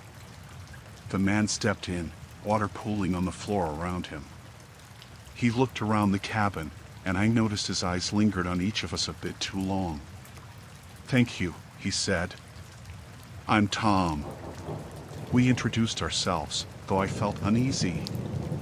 He sat by the fire, warming his hands. "It's really coming down out there," he said, trying to make small talk. "Yeah," Alex replied. "We're lucky we got here before it started." Tom nodded, then looked at me. "You sure there's no phone service? Not even a landline?" "No, nothing," I said. "We're pretty isolated here." Rachel, who had been quiet, finally spoke up. "What happened to your car?" Tom hesitated, then said, "Hit something in the road, maybe a branch. Engine just died." Rachel looked at me, her eyebrows raised. I knew she was thinking the same thing I was. His story didn't add up. I walked through a storm to a cabin with no guarantee of help. I decided to test him. We have a radio in the back. Maybe you can get a signal and call for help." Tom's face twitched, but he smiled. "That would be great, thanks." I led him to the back room, where we kept the old radio. As he fiddled with it, I noticed something sticking out of his coat pocket. It looked like a piece of paper, but I couldn't make out what it was. "Weird that your car died so suddenly," I said, trying to keep my voice casual. "Where were you heading?" "Just passing through," he replied, not looking up from the radio. His answers were too vague. I needed to talk to the others without him hearing. "Let me check on the others," I said, and quickly left the room. Back in the living room, I whispered to Jenny, Alex, and Rachel. "Something's wrong. His story doesn't add up." Rachel nodded. I thought the same thing. He seems too calm. "What do we do?" Alex asked, glancing nervously at the hallway. "We need to stay together," I said, "and watch him closely." Tom came back out, shaking his head. "No luck with the radio. Looks like I'm stuck here until the storm passes." We nodded, trying to act natural. But the tension was thick. We played a game of cards, Tom joining in. Every time he looked away, we exchanged worried glances. Something about him was definitely off. After a while, Tom excused himself to use the bathroom. As soon as he was out of earshot, Rachel leaned in. "We need to search his stuff. See if we can find anything." "Agreed," I said. "Alex, keep an eye on him." Rachel and I slipped into the back room. We found his coat and searched the pockets. There was a piece of paper, folded up. When we opened it, our blood ran cold. It was a map of the area, with our cabin circled in red. There were notes scribbled on it, timing, how many people, the layout of the cabin. "This isn't random," Rachel whispered. "He planned this." We heard footsteps and quickly put the paper back. Tom reappeared, looking at us suspiciously. "What are you doing?" "Just checking something," I said, trying to stay calm. Tom's smile didn't reach his eyes. "Everything okay?" "Yeah, fine," I replied, moving past him. We should get back to the others. Back in the living room, I discreetly showed Jenny and Alex the map. Their faces went pale. We knew we had to act fast. Tom was dangerous, and we were trapped with him. We needed a plan. I whispered to Jenny and Alex, telling them to follow my lead. Rachel distracted Tom with questions while we gathered supplies, anything we could use as weapons. A heavy flashlight, a kitchen knife, a fireplace poker. Tom was getting impatient. "What's taking so long?" he asked, eyes narrowing. "Just a minute," I said, trying to sound casual. "Rachel wanted to show you something." Tom followed Rachel to the back room, and we seized the moment.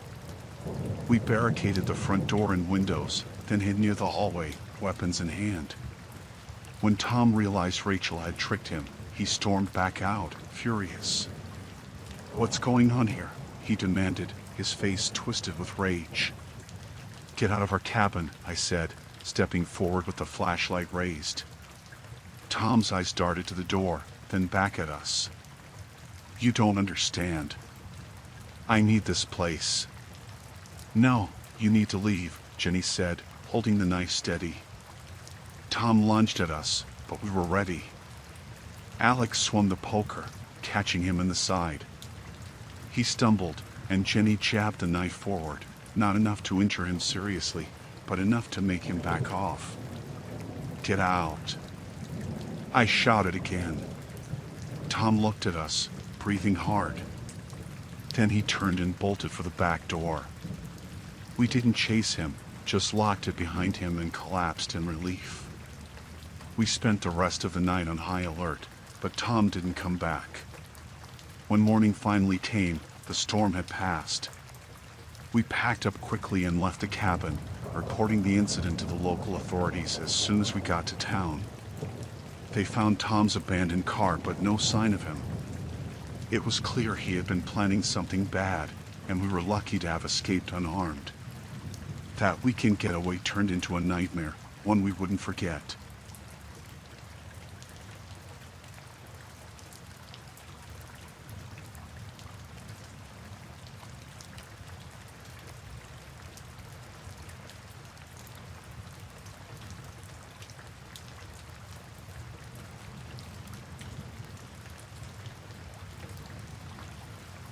I was on assignment in a remote village, tasked with capturing the essence of its ancient culture through my camera lens.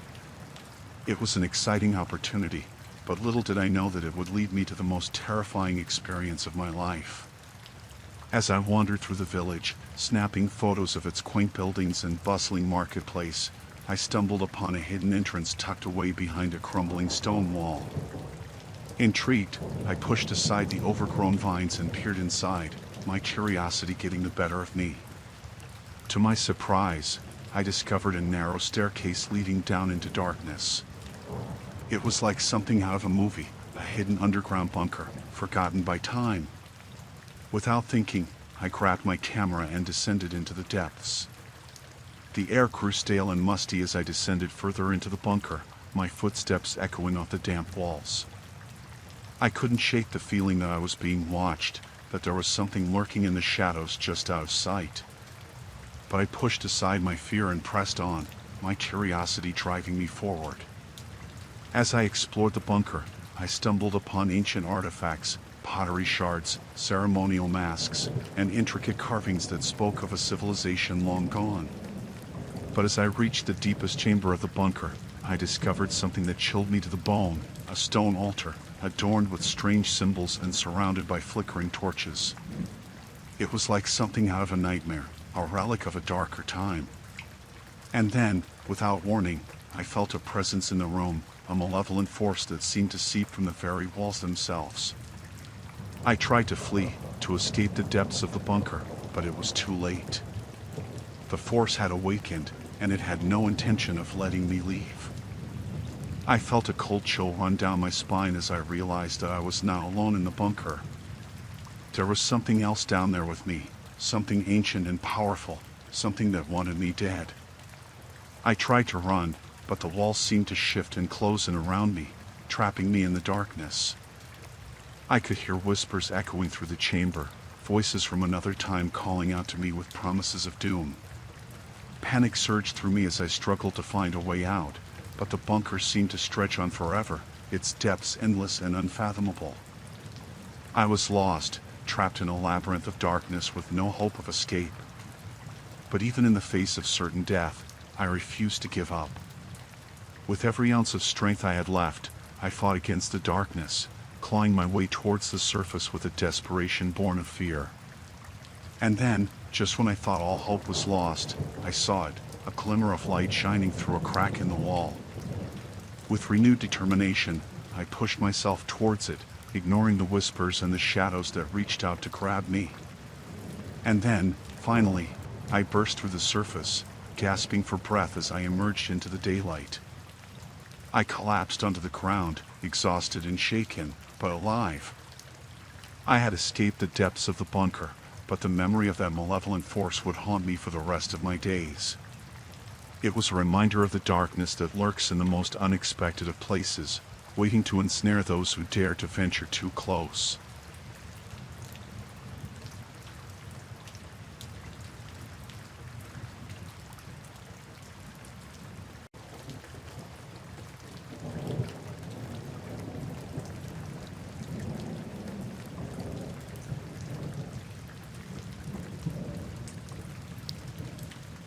I'm just an average guy who loves spending time with my family. So, when we decided to go on a cross-country road trip, I was thrilled at the prospect of making memories together. Little did I know, our journey would soon take a terrifying turn. As we drove through the heartland of America, the open road stretched out before us, promising adventure at every turn. But as night began to fall, we found ourselves in need of a place to rest for the night. That's when we stumbled upon a small town in the middle of nowhere, its streets eerily quiet in the darkness. We pulled into the nearest motel, hoping to find shelter for the night. But as we checked in, I couldn't shake the feeling that something was off about this place. The motel manager eyed us with a suspicious glare, his demeanor cold and unwelcoming. Ignoring my unease, we settled into our room for the night, hoping to get some rest before hitting the road again in the morning. But as we drifted off to sleep, I couldn't shake the feeling of unease that lingered in the air. In the dead of night, we were awakened by a loud banging on our door, sending shivers down my spine. I cautiously approached the door, my heart pounding in my chest as I peered through the peephole.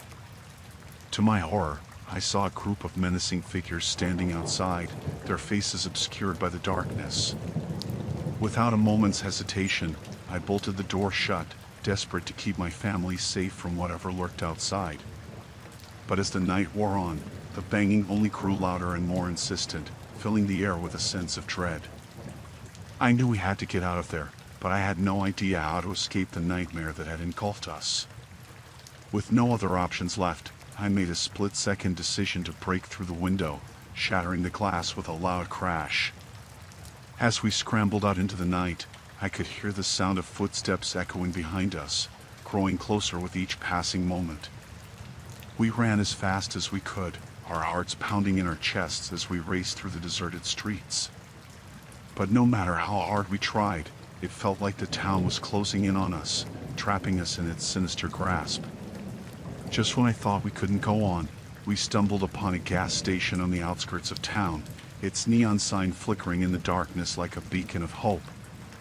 With renewed determination, we sprinted towards the safety of the station, praying that we could find help before it was too late. As we burst through the doors, gasping for breath, the attendant eyed us with a mixture of surprise and concern. Without hesitation, I pleaded with him to call for help, desperate to escape the nightmare that had consumed us. Thankfully, the attendant didn't hesitate, immediately dialing 911 and summoning help to our location. As we waited for the authorities to arrive, I couldn't help but feel an overwhelming sense of relief wash over me. In the end, we were lucky to escape with our lives, but the horrors we witnessed in that small town would haunt us forever.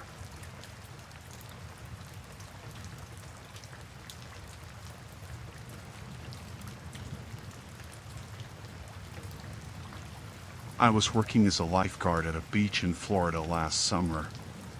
It was a hot day, and the beach was crowded with families. The sun was shining, kids were playing in the sand, and people were swimming in the clear blue water. It seemed like just another typical day. Around midday, I noticed a group of men sitting on the beach. There were 4 of them, all in their late 30s or early 40s. They looked out of place. While everyone else was enjoying the sun or splashing in the water, these men were just sitting there, not talking much, just watching. At first, I thought they might just be friends hanging out, but something felt off. They weren't looking at the ocean or the scenery. They were watching the children. I tried to shake off the uneasy feeling, but I couldn't. I kept an eye on them, pretending to scan the beach as part of my usual routine. As the day went on, their behavior got stranger. They would whisper to each other, point subtly, and then split up, each man taking a different position around the beach. It was like they were forming a perimeter. My heart started to race. I had never seen anything like this before. I decided to get a closer look, so I walked down the beach, making it seem like I was just patrolling. When I got near one of the men, he glanced at me, then quickly looked away. I tried to stay calm, but the look in his eyes was chilling. It was like he knew I was onto him. I went back to my lifeguard stand and grabbed my binoculars. I scanned the beach, focusing on the men. They were definitely watching the kids. One of them even had a camera, pretending to take pictures of the ocean but clearly aiming it at the children. My stomach churned. I needed to do something, but I wasn't sure what. I couldn't just accuse them without proof. I decided to call the beach security. I explained what I had seen and my concerns. They said they would send someone over to check it out, but I could tell they weren't taking it as seriously as I was.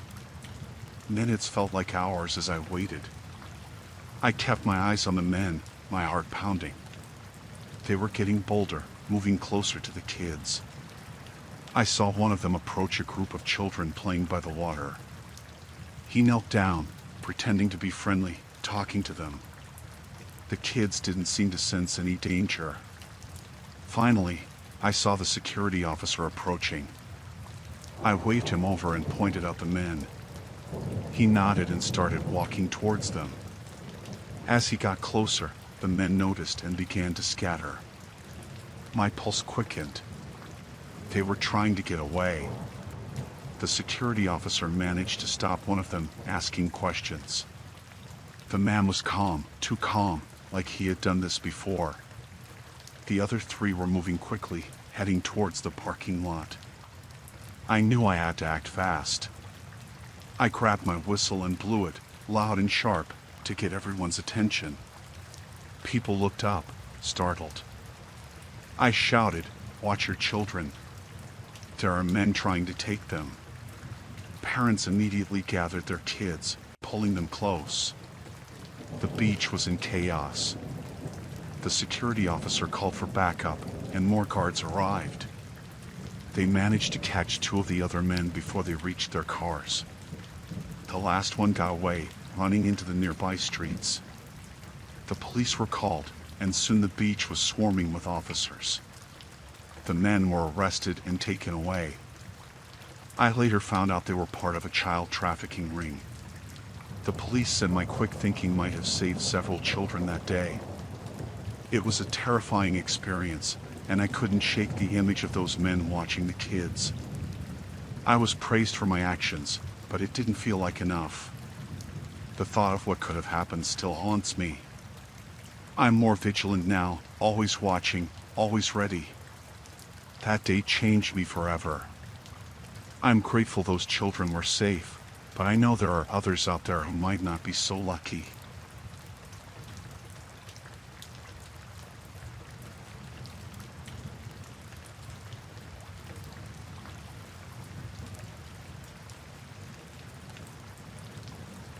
I decided to take a solo backpacking trip in the Black Forest in Germany.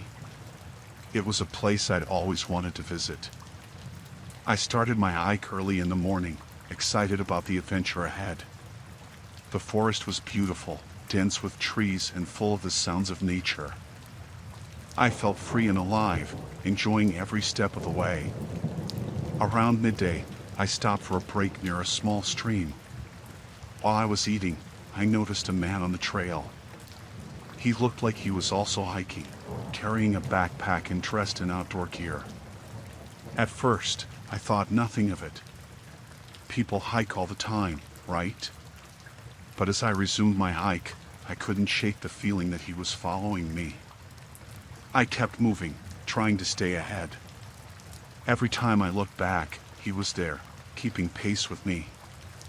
I told myself I was just being paranoid, that it was a coincidence. But the unease grew as the hours passed. By late afternoon, I was sure he was following me on purpose. My heart started racing, and I quickened my pace. As the sun began to set, I decided to set up camp. I found a small clearing, hoping he would just pass by and leave me alone. But as I was pitching my tent, he appeared at the edge of the clearing. He didn't say anything, just stood there watching me. I forced myself to stay calm, finishing my tent and pretending not to notice him. He finally approached, a smile on his face that didn't reach his eyes. He asked if he could share my campsite since it was getting dark. I didn't want to seem rude or scared, so I agreed, but my gut told me this was a mistake. He set up his tent a little too close to mine for comfort. We sat by the fire, making small talk. He said his name was Klaus and that he was also backpacking solo. But something about his story didn't add up. His eyes never seemed to leave me, and his smile was unsettling. The tension in the air was thick. I barely touched my dinner, too nervous to eat.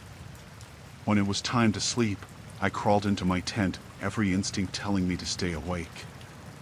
I heard him moving around outside, the sound of footsteps circling my tent. My heart pounded in my chest. I held my breath, hoping he would just go to sleep. But the sounds didn't stop. Instead, they got closer. Suddenly, my tent zipper started to open.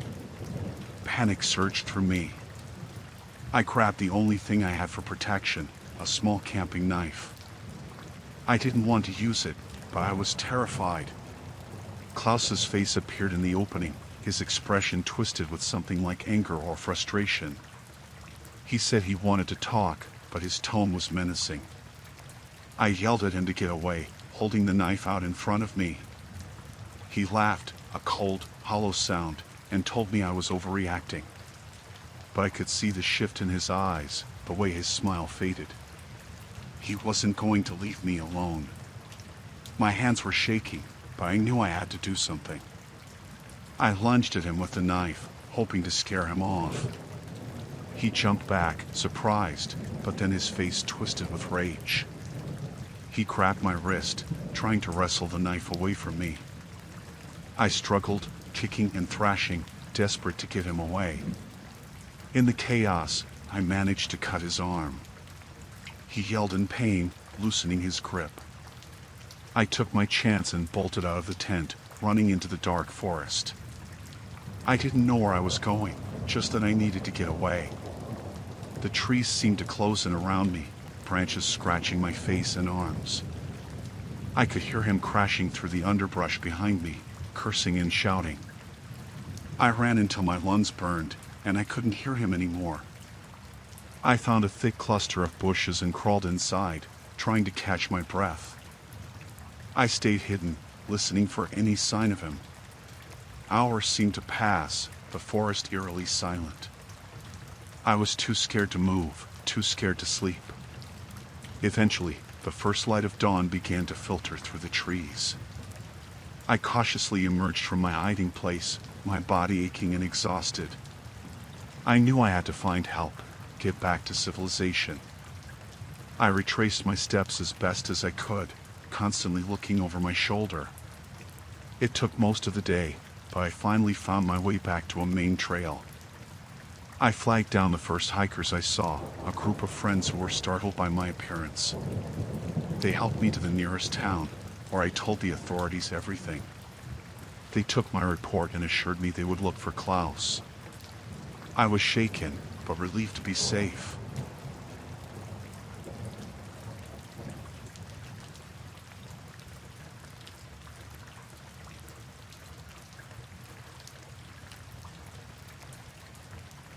It was really late at night, and my girlfriend and I were driving on our way home. As we rounded a bend in the road, our headlights illuminated a scene that sent a chill down my spine, a makeshift roadblock manned by a group of shifty men, their faces obscured by dark masks. My heart pounded in my chest as I slowed the car to a stop. Oh my God, I thought, my mind racing with fear and uncertainty. I could feel my girlfriend's hand trembling in mine as we stared at the masked figures blocking our path. We were completely at their mercy, feeling helpless, at the mercy of a group of strangers whose intentions were unknown to us. For a moment, there was silence, broken only by the sound of our breath. And then, one of the masked men stepped forward, his voice low. We couldn't move as he spoke to us through the closed window of our car. He demanded that we hand over our belongings, threatening us with violence if we refused. My mind raced as I tried to think of a way out of the situation, but it was no use. We were trapped, with nowhere to run and no one to help us. With trembling hands, I reached for my wallet and phone, handing them over to the masked men as my girlfriend watched in silence beside me. I could feel the weight of their gaze, their eyes boring into our souls with a chilling intensity. As the masked men disappeared into the darkness, leaving us alone on the deserted highway, I couldn't help but feel a sense of relief wash over me. We had escaped with our lives, but it could have been worse, but the memory of that night would haunt me for years to come.